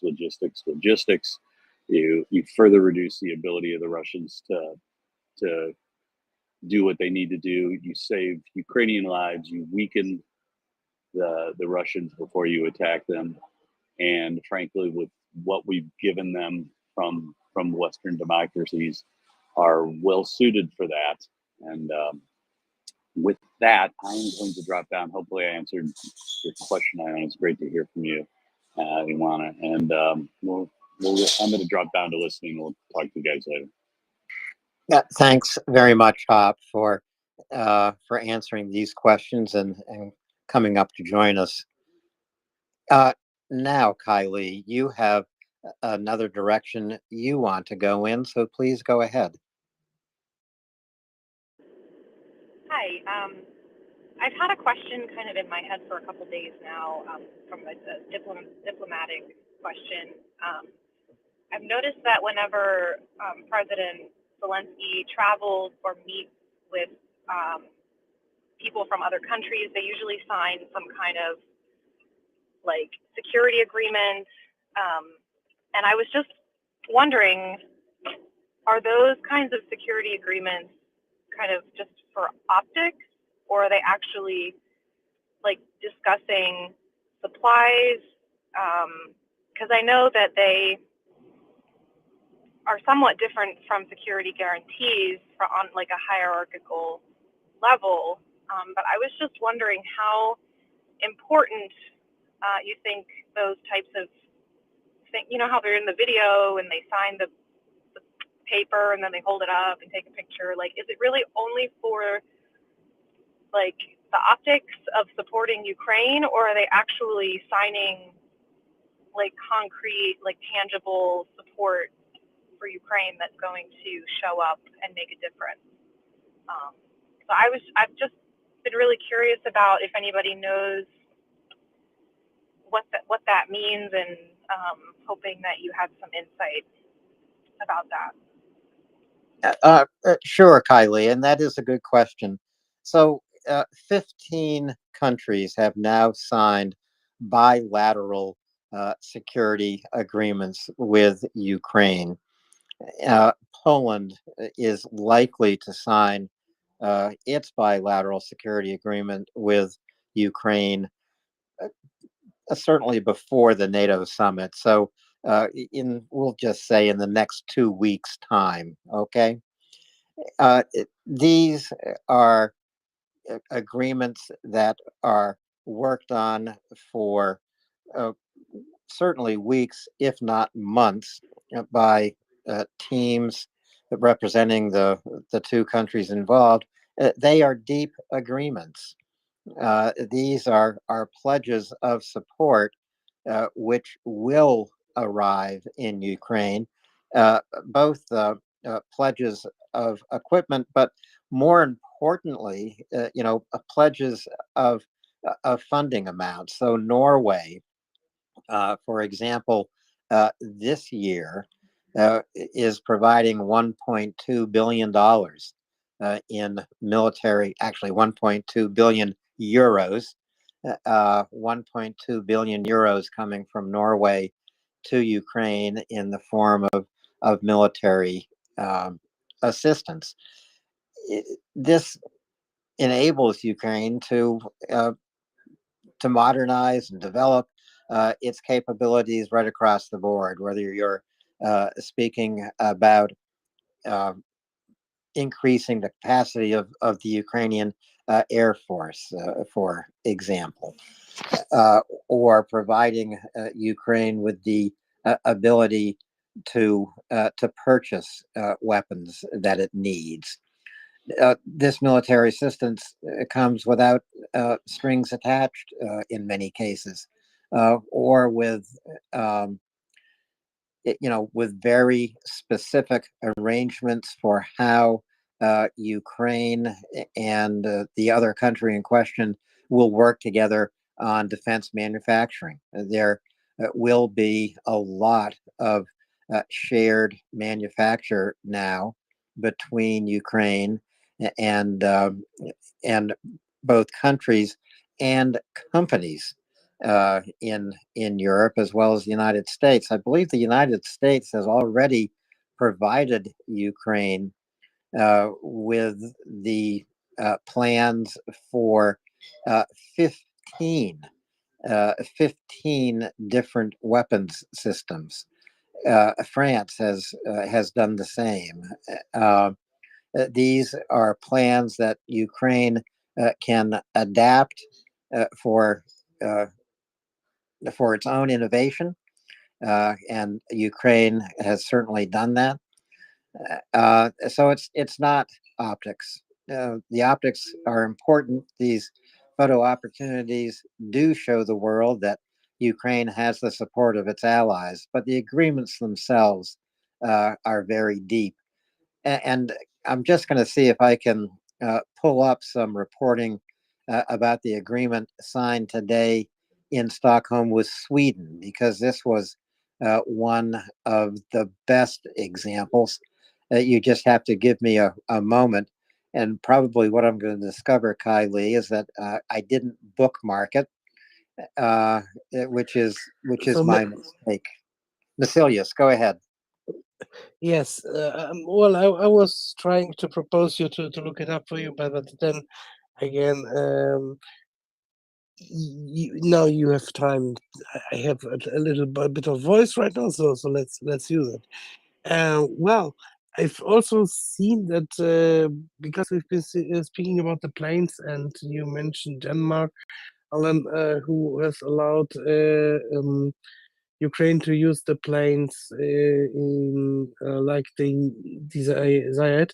I think I was also stumbled across another tweet from a different country, and now I'm not sure if it was Netherlands or Belgium or someone else who has also uh, um, actually stated that their F-16 of course also to be defined by Ukraine once they are there in regards of a scope of a usage. So this was one thing that I wanted to add from the latest conversation there. And I wouldn't like to change the topic too much because it's a really interesting question, and I must be honest that sure that there are those pledges, and we hear a lot that promises has been broken, but obviously maybe it was just that the promises has not been fixated enough, or uh, one doesn't talk about agreements or minor agreements which has not been held on because for reasons I don't know exactly. But Janie raised her hand, so Janie, please. Well, just before Yenny goes, Okay. I just want Kylie, just here are some notes about the agreement that President Zelensky signed with Yarny Ben of Iceland. Uh, it these agreements are about security cooperation and long-term support.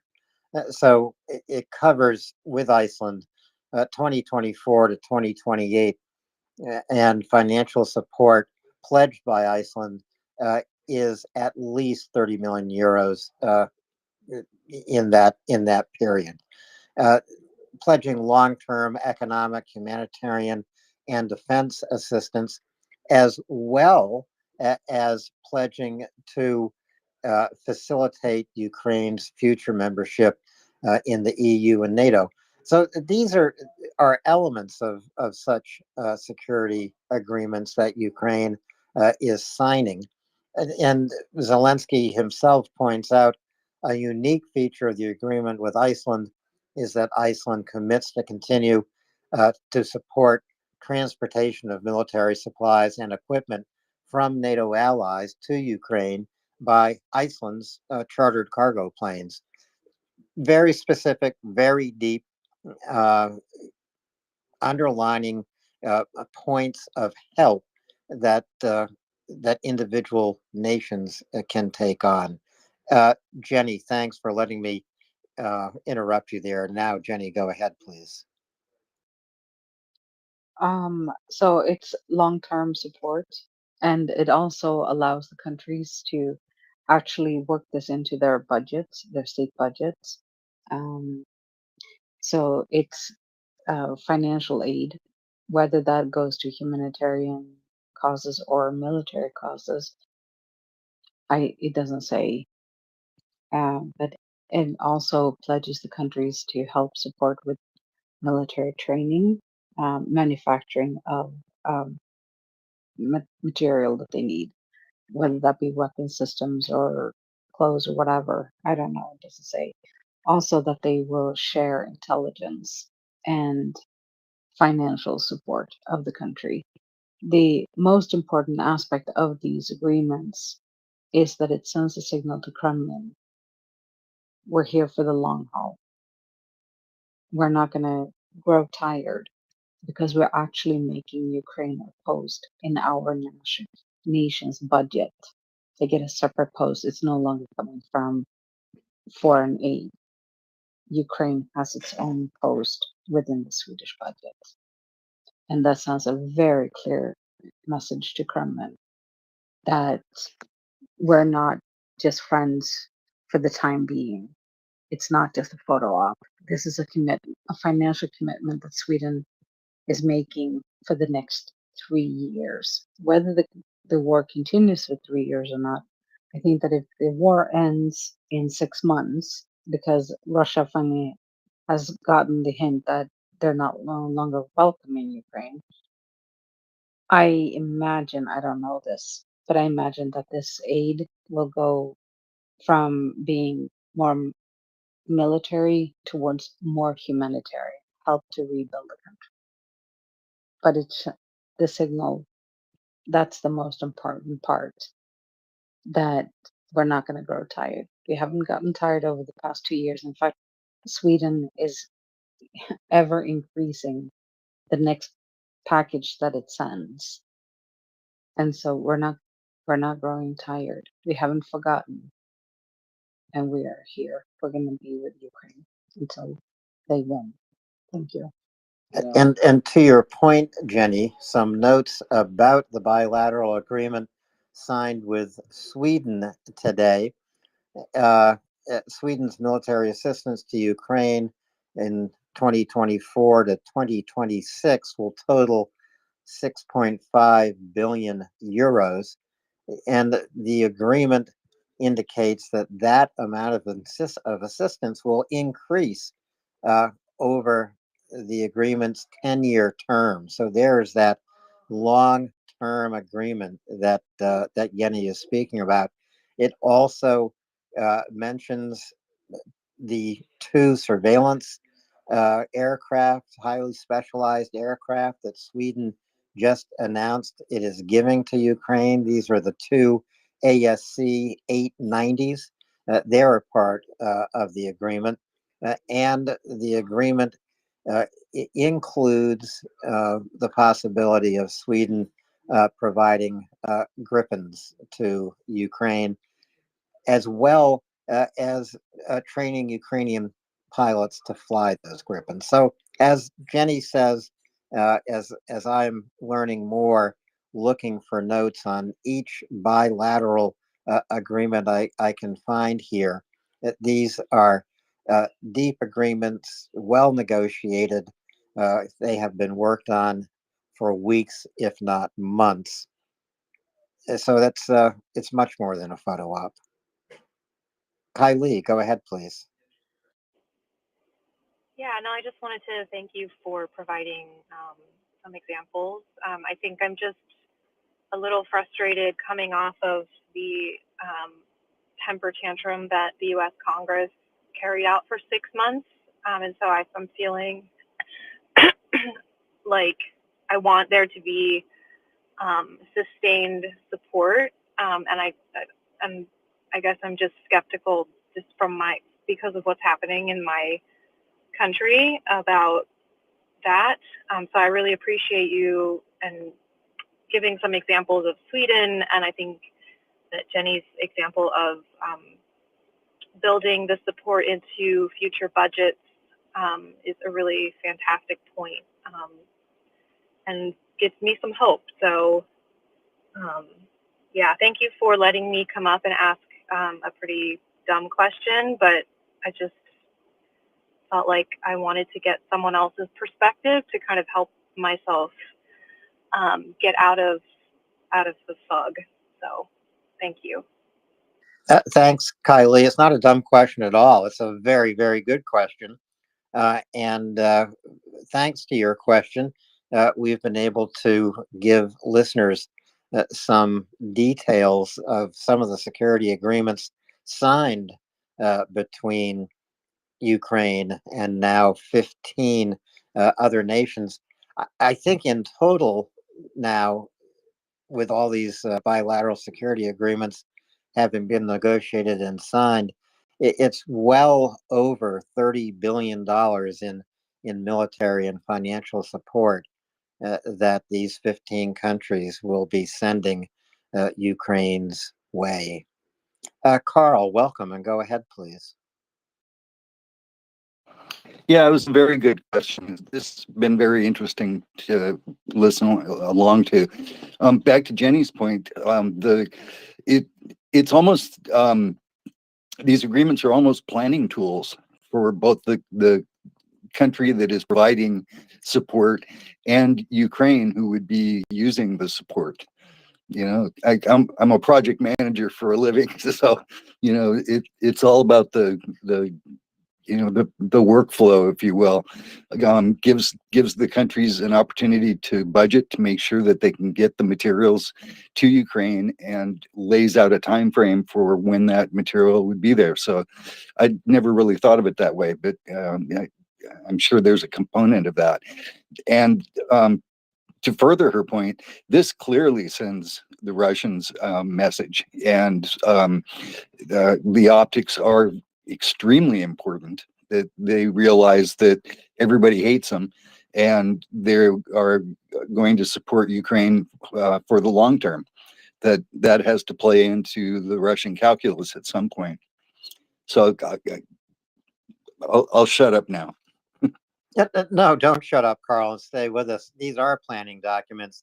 And a friend in the background, this is one of the things I love about MriyaReport, uh, a listener and sometime speaker who happens to be, well, he's, let's just say, Scandinavian.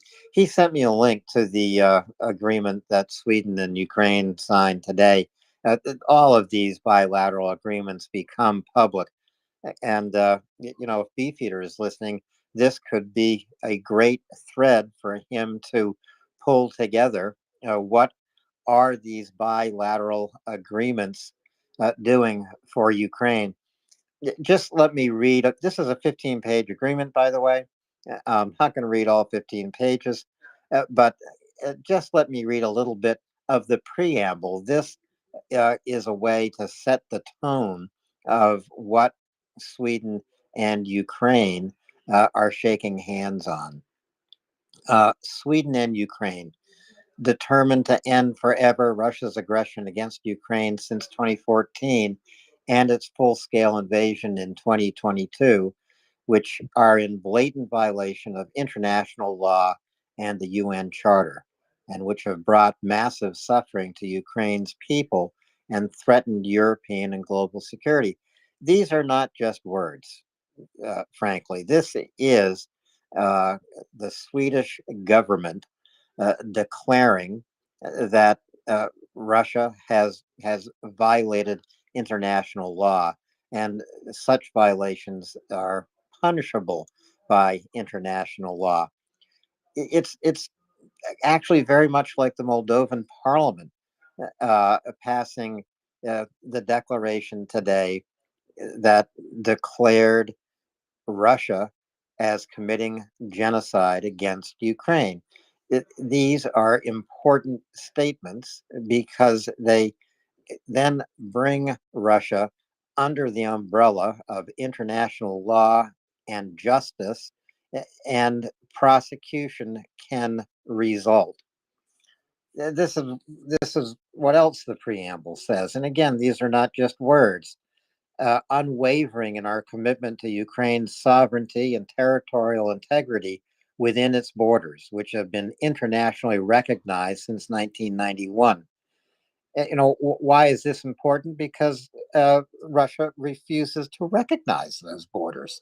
And Russia is being told by another sovereign nation who does not want its borders violated by Russia or anyone else, that they are recognizing Ukraine's inherent right of self-defense against Russia's aggression under Article 51 of the UN Charter. So again, uh, not just words. The preamble sets the tone of what follows, and then it becomes much more detailed.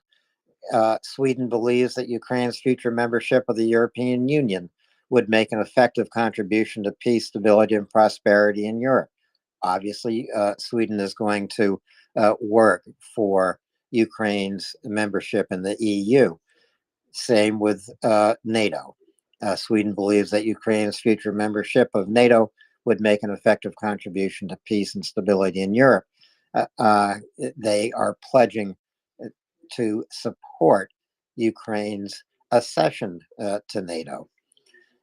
And this is then moves on to a section about pledges in this agreement. Sweden will provide to Ukraine military assistance to a total amount of Swedish krona 75 billion. That's 6.5 billion euros over a 3-year period, 2024 to 2026. So to Carl's point, very much a planning document.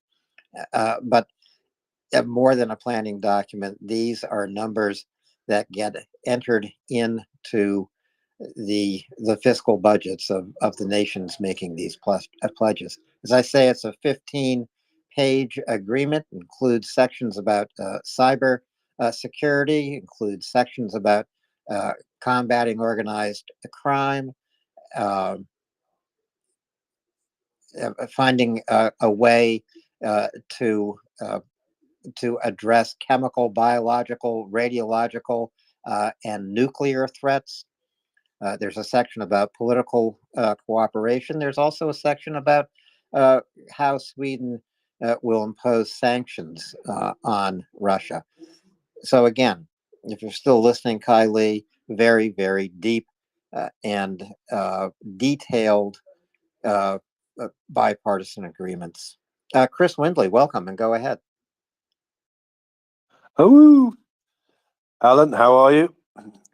I'm doing well, Chris, and how are you tonight? I'm good, thank you. I'm good. A few glasses of red wine further on, but good. I just want to say I so agree with Carl. Actually, you know that that I'm sure the whole purpose of these things is that the Russians get the message that there is long-term support and commitment, and that, and eventually they go, "Oh, this ain't going to work. Let's just give up, shall we, guys?" Right? And you know, it reminds me of well, not reminds me, but it takes me back to the Crimean War when, as I understand it, the Austrians basically said, "If you don't stop Russia, we're coming in, and we're coming in on the side of the French, the Turks, and the English. So might be a good idea if you stopped." And then they basically stopped. That's the only way to deliver a message to Russia, and it's been true for hundreds and hundreds of years. It cannot remain true for so many years into the future. This time, once delivered by Ukraine and its allies, Russia really has to get the message and give up its imperial dreams, give up its opposition to international law and order, and give up its leadership of this new axis of terror that it has brought together: China, Iran, North Korea, and Russia. What's going to make them give up?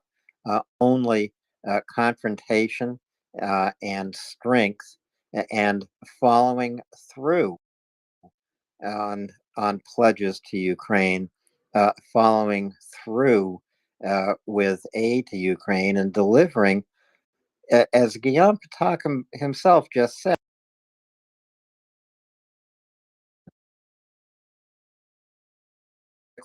is to provide Ukraine with everything it needs to fight in self-defense, to win, and to be free to conduct this war as it sees fit. That's been the other big topic today. What nations impair Ukraine's ability to fight by imposing restrictions on how Ukraine can and can't use various weapons and weapon systems, and what nations don't impose restrictions. It's a bit of a swamp, and I'm not sure it's a swamp I want to walk into, but I probably will as the night wears on. I probably will. Uh, I don't know. Vasilius, would you walk into that swamp with me?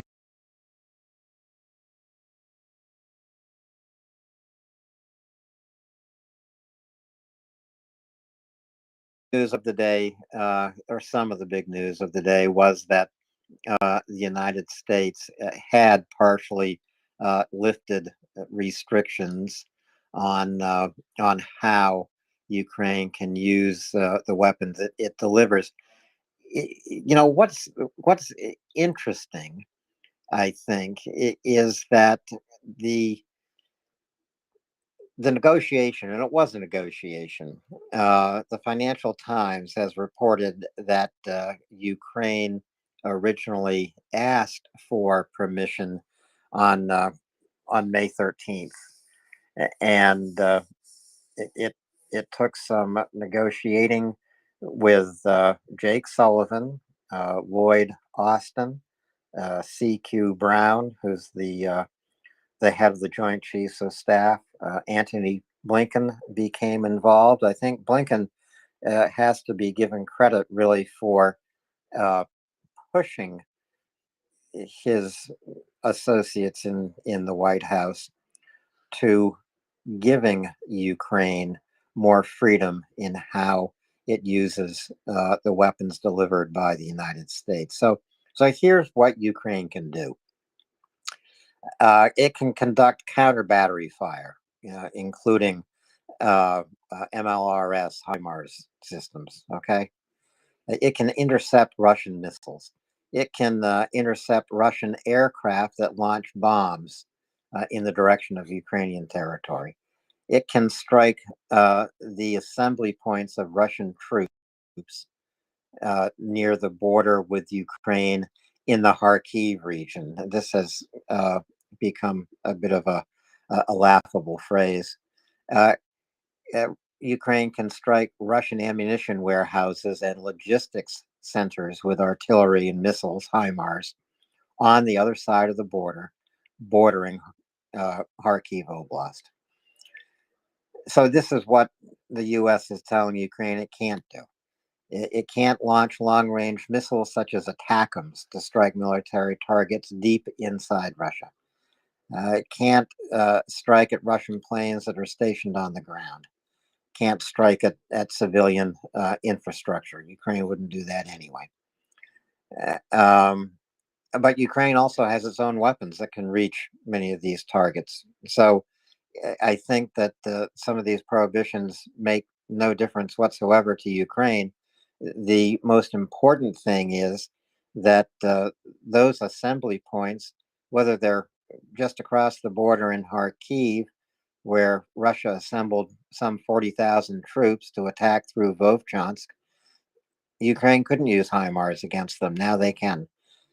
I am assuming that Jake Sullivan will look at the map and understand that Russia is assembling an additional 40,000 troops or more just across the border with Sumy Oblast.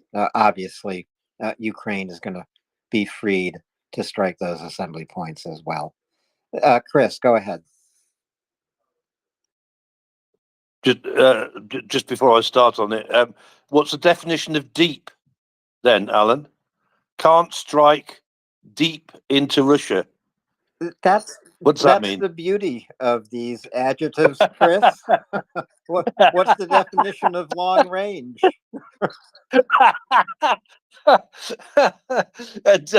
and when you said where, by the way, where did this come from? Where is this statement come? I know who it's come from. This is as reported by Politico and CNN. Okay, right.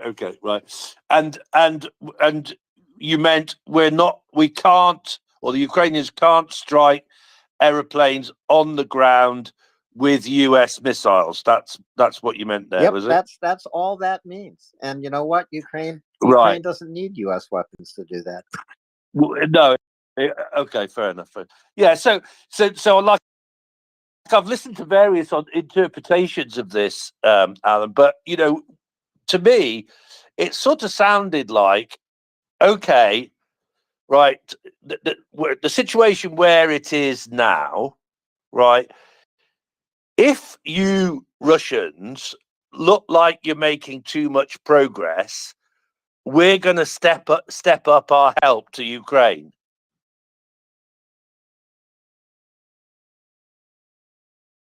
That would sort of be my interpretation of it, or one interpretation of it, right? As a sort of not going to allow you to go any further from this point.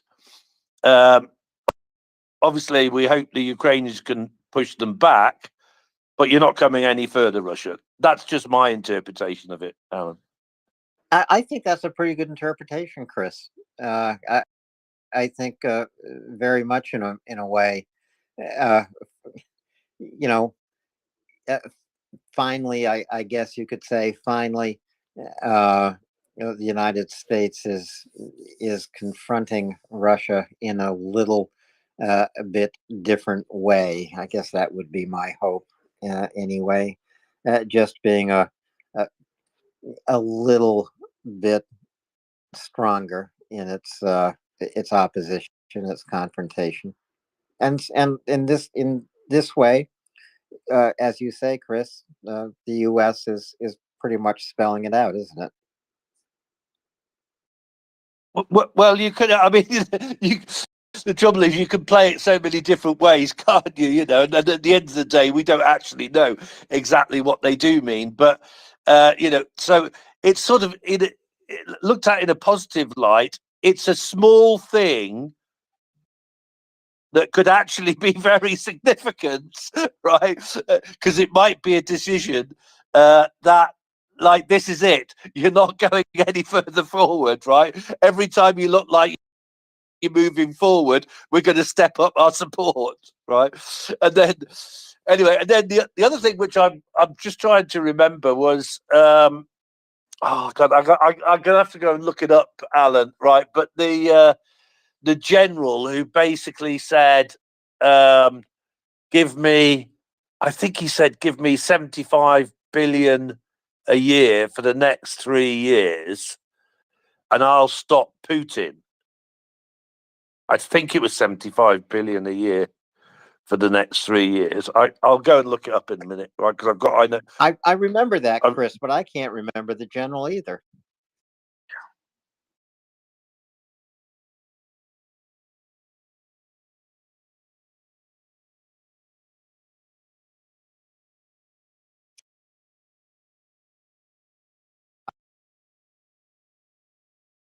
I will go and double check in a minute. Anyway, but it was, I was more concerned about the number, and I was just wondering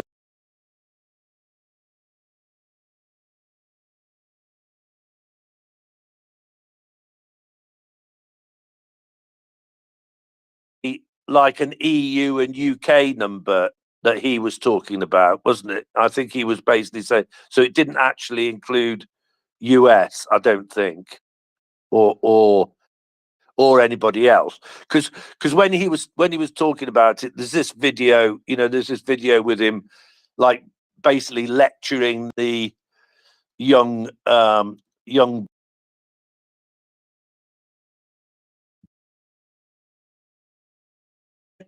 because the EU has a GDP of 15 trillion a year, or something like that. I think, again, might not have my numbers correct out, but that sort of scale of things, so you can afford it. You just have to make the decision to afford it. That's all. Yeah. Well, that's exactly right. It just takes a decision to afford it, and just these 15 bilateral security agreements, they're going to be closing in on that 75 billion number, Chris. It's well beyond 30 billion at this point. Poland has yet to sign its bilateral agreement with Ukraine. The United States has yet to sign its bilateral agreement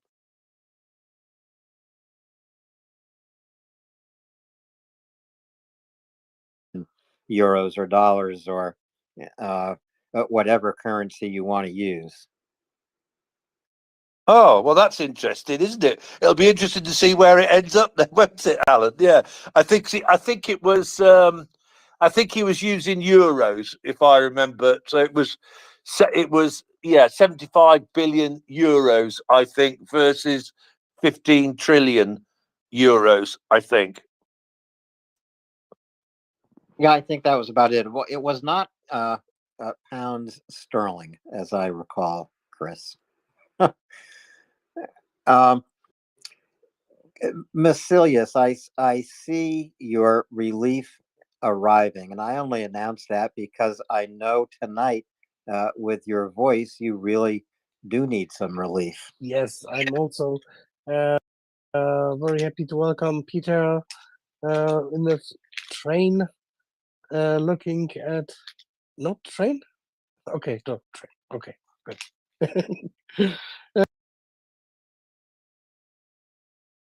Here with you this night with you again. Sorry for speaking too little, but you had a great conversation here, Alan. Thank you for it, and see you hopefully Monday back with a full voice. That's at least my goal. So see you. Thank you, and bye bye. Thank you, Masilius, and good night. Yeah, that is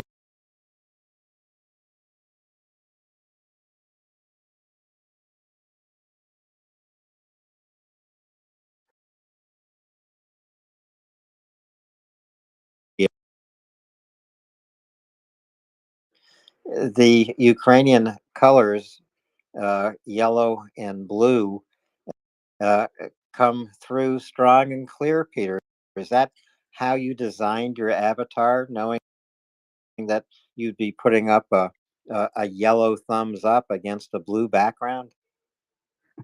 Well, hello, Alan, and good evening. And thank you, Masilius. Apologies, I'm a few minutes late. I got caught up in a phone call. Yes, that is me leaning out of a train window. It's not. I wish I could say it was how I designed it by knowing it would be blue with a yellow thumbs up. I can tell you that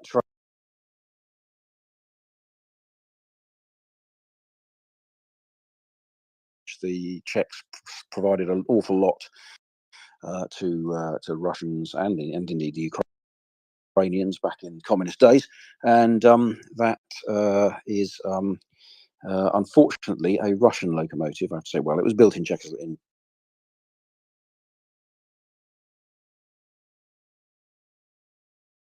Viborg, of course, is on the border with Finland and is where a Russian oil refinery was, or the port, not refinery, a sort of port facility was struck recently. And Viborg, of course, is really a Finnish city. It's in a slice of Karelia in Finland that was basically taken by the Russians or the Soviets after World War II. Because the Finns unfortunately found themselves on the wrong side of the war during World War II, well, at least when it ended up. The Russians had to switch sides. The Russians bad news for the Arab War. Anyway, that's a bit of doctrine. I did no idea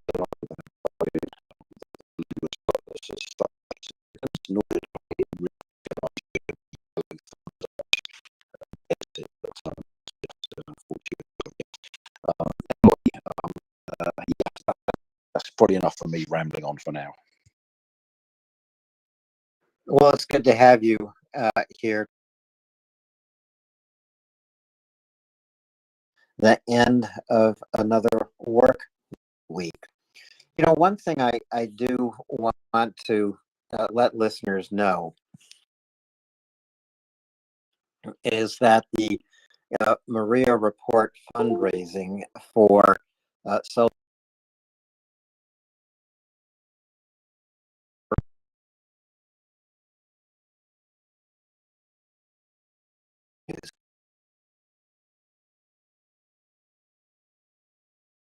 hospital morning.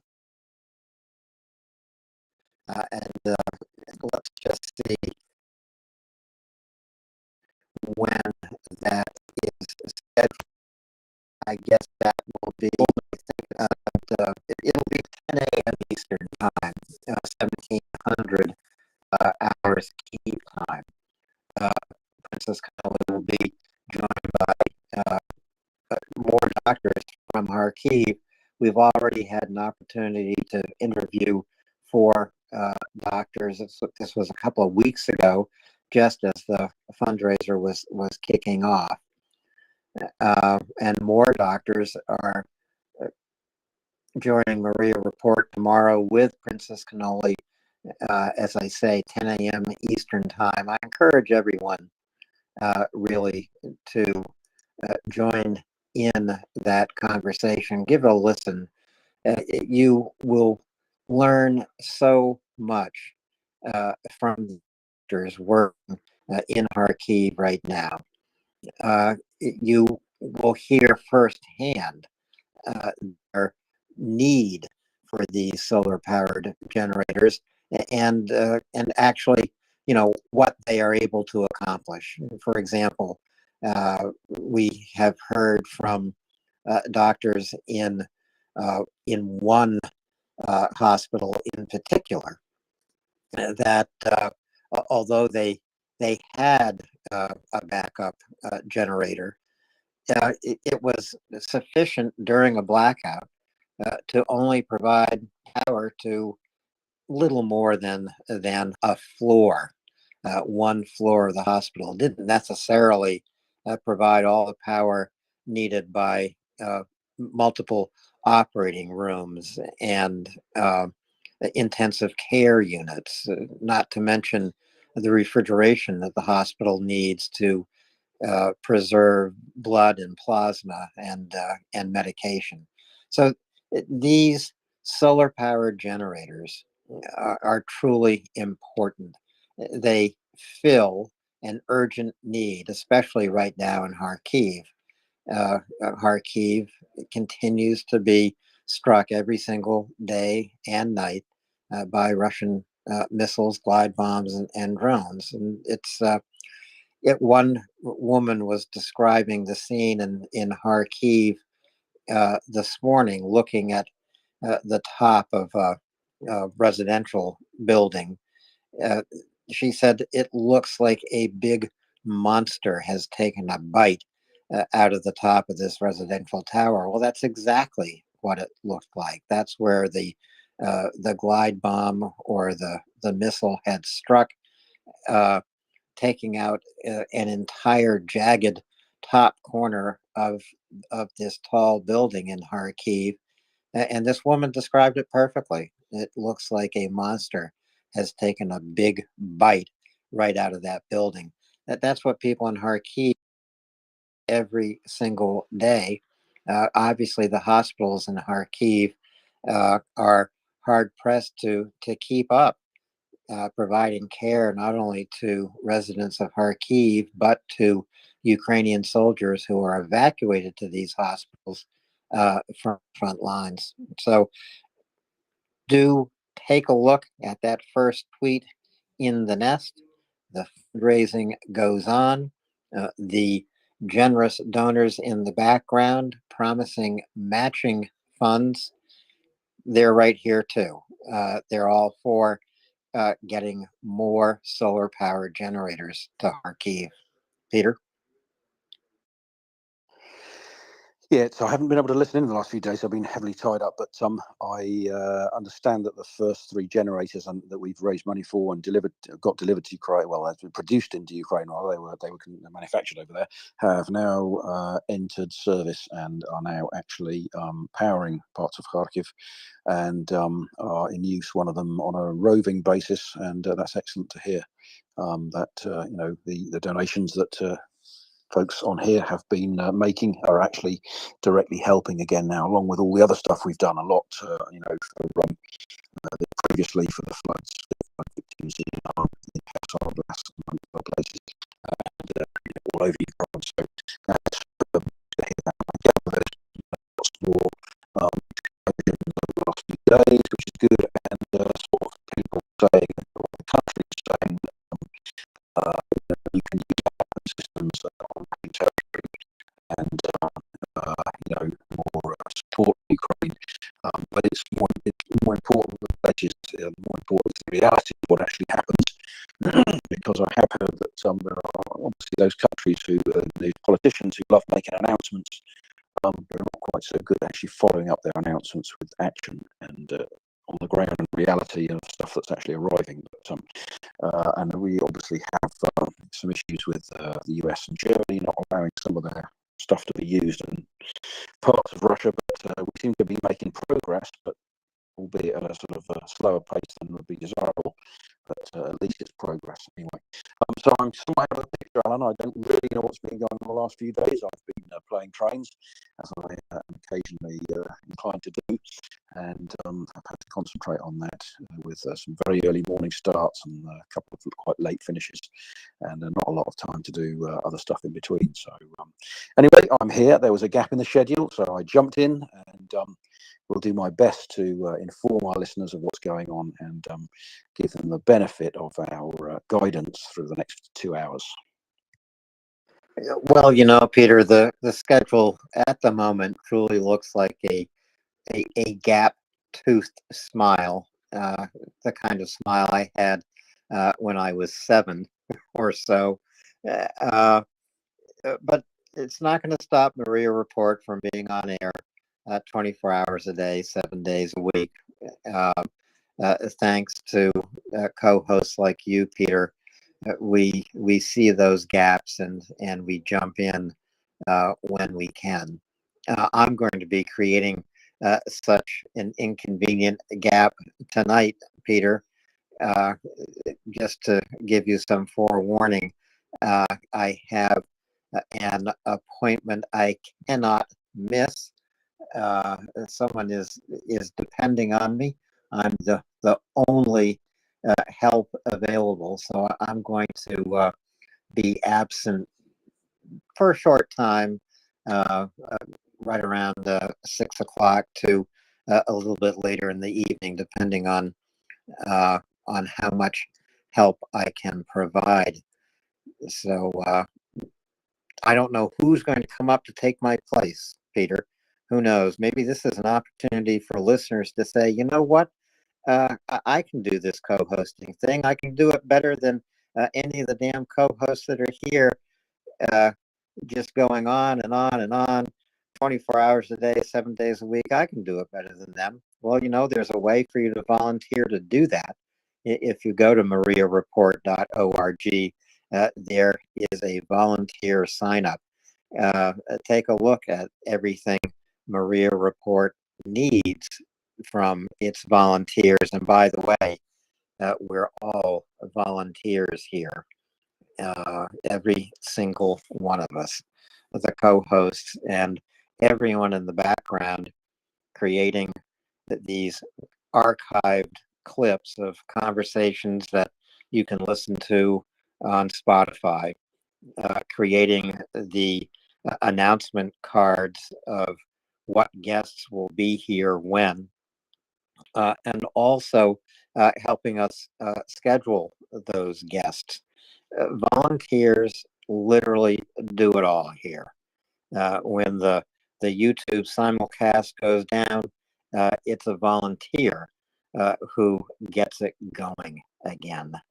So go to MriyaReport.org, see if there's a volunteer position you'd like to sign up for. And welcome, Lexicon.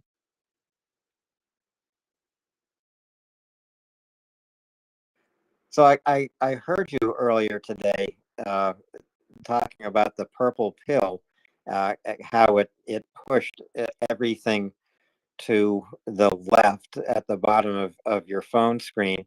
That's not our layout. That's the Twitter layout. There's no other place I know of where the purple pill can go. We can't move it anyway. At least I don't think we can. But I know it can make some phones. I don't know if you're on an Android or an Nope. iPhone, but Not an iPhone, and it's new. Well, I mean, it's a sort of an old shape, but it's a new rendition of it, new software. But anyway, yeah, it just occurred to me because 2 times I was on talking to Marika and George on a different space, and the wand was far away. And then I realized coming back on here that the purple pill is not on those other spaces. And so I realized that just seems to, I don't know why Twitter can't figure this out. It pushes their whole array to the left. It's gotta be pretty dumb.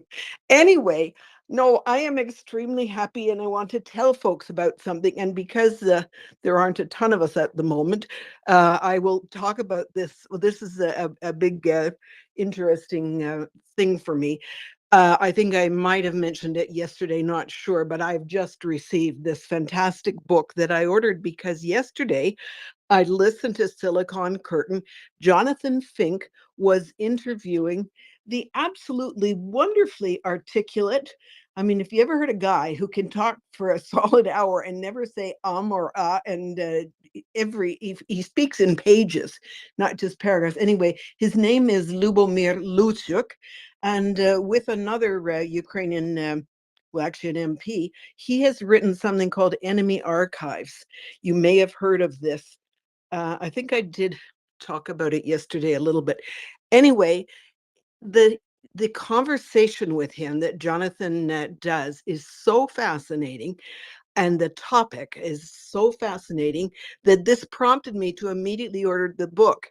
And this is not cheap. So these guys have gone through the archives of the KGB, NKVD, I mean, about what their subject is, the Ukrainian National Liberation Movement. We've been talking about exactly these years. And I mean, this National Liberation Movement went on from, I mean, it evolved in the late 19th century and up to the First War, but was not snuffed out. Has never been snuffed out. But the last actions seem to have been reported by the KGB in 1962, their last operation they talk about. Anyway, largely the 20s, the 30s, the 40s, they have been able to go into Russian and to Ukrainian and Russian archives. And they have learned so much about this history. One is that although this liberation movement of Ukraine was organized, there were many different organizations. They had all sorts of issues of a multiplicity of being the People's Front of Ukraine and the Ukrainian People's Front and so on. But and they all these wars raged around this movement. But what is very clear from their study of the documents is that the central thing was that they were for the creation of an independent Ukrainian state. They didn't want pieces of Poland or Romania or Hungary or pieces of Russia. They wanted only, it was the same claims that they are to this very day, basically. Where back in much more older, well, Ukrainian historians talked about where the Ukrainian people emerged. And that they call that, not Hidetsak, Khrushchevsky calls the Ukrainian lands. But a fascinating core point that Luchuk draws out is that having looked at the documents, they ascertained that Putin and his father and his grandfather have been on the back of this Ukrainian national liberation movement for decades and decades. So it turns out that his grandfather, much like Prigozhin, was under the guise of being a cook, actually working for Stalin. I mean, so much is there, we know about the stories that they tell, and that's the story that you generally find. Well, he was Stalin's cook. What was his name? Sorobin something or other. And his father also similarly, who didn't live quite as long, and I think had an injury or handicap during or after the Second War, but actually worked for the NK. Okay, the first one was Stalin NKVD, the father for the KGB, also under the guise of being in Putin's security detail and various odd jobs. But what he's saying is that this man, Putin, grew up in a household where the history of hunting down probably other national liberation movements, but certainly very focally for Russia and the Soviet Union, hunting down the members of the Ukrainian National Liberation Movement, men and women of doing all kinds of things, playing all kinds of roles. And what you see in the archives is the way they went after and documented people. So when they came in, for example, in 1941, where we know what under Molotov-Ribbentrop, Poland had been carved up between Hitler and Stalin. Well, when Hitler then launched Barbarossa and swept back towards the east, towards Russia, towards the Soviet Union, then he swept over these parts of Ukraine that Stalin had held. And there were all kinds of Ukrainian men and women in prisons. We know the story of how they massacred these prisoners. But he talks about how all of the documentation on these people was carefully gathered up and taken back to Moscow. And so for all these decades, this kind of gathering of information on people to use in whatever ways that it would be used was like a family tradition. It was the stock in trade of these secret spy outfits. And it's just an overpowering interview. You got to see it, but because it's wonderful to hear. First of all, this is a 1,000-page book, 985 pages, and in 1 hour and 5 minutes, watching Jonathan's Jonathan doesn't have to work very hard because this man speaks like a university lecturer telling a gripping tale. So you really learn about he doesn't whitewash the various organizations that were part of this Ukrainian movement, but he shows that they had this core determination to make Ukraine an independent and free country. And he talks about in his own life, he says he's probably just a little bit younger than Putin, but he grew up in Canada, first generation immigrant, in a country where people didn't know what Ukraine was. And he kind of ended up being almost afraid or ashamed to say he was Ukrainian because nobody would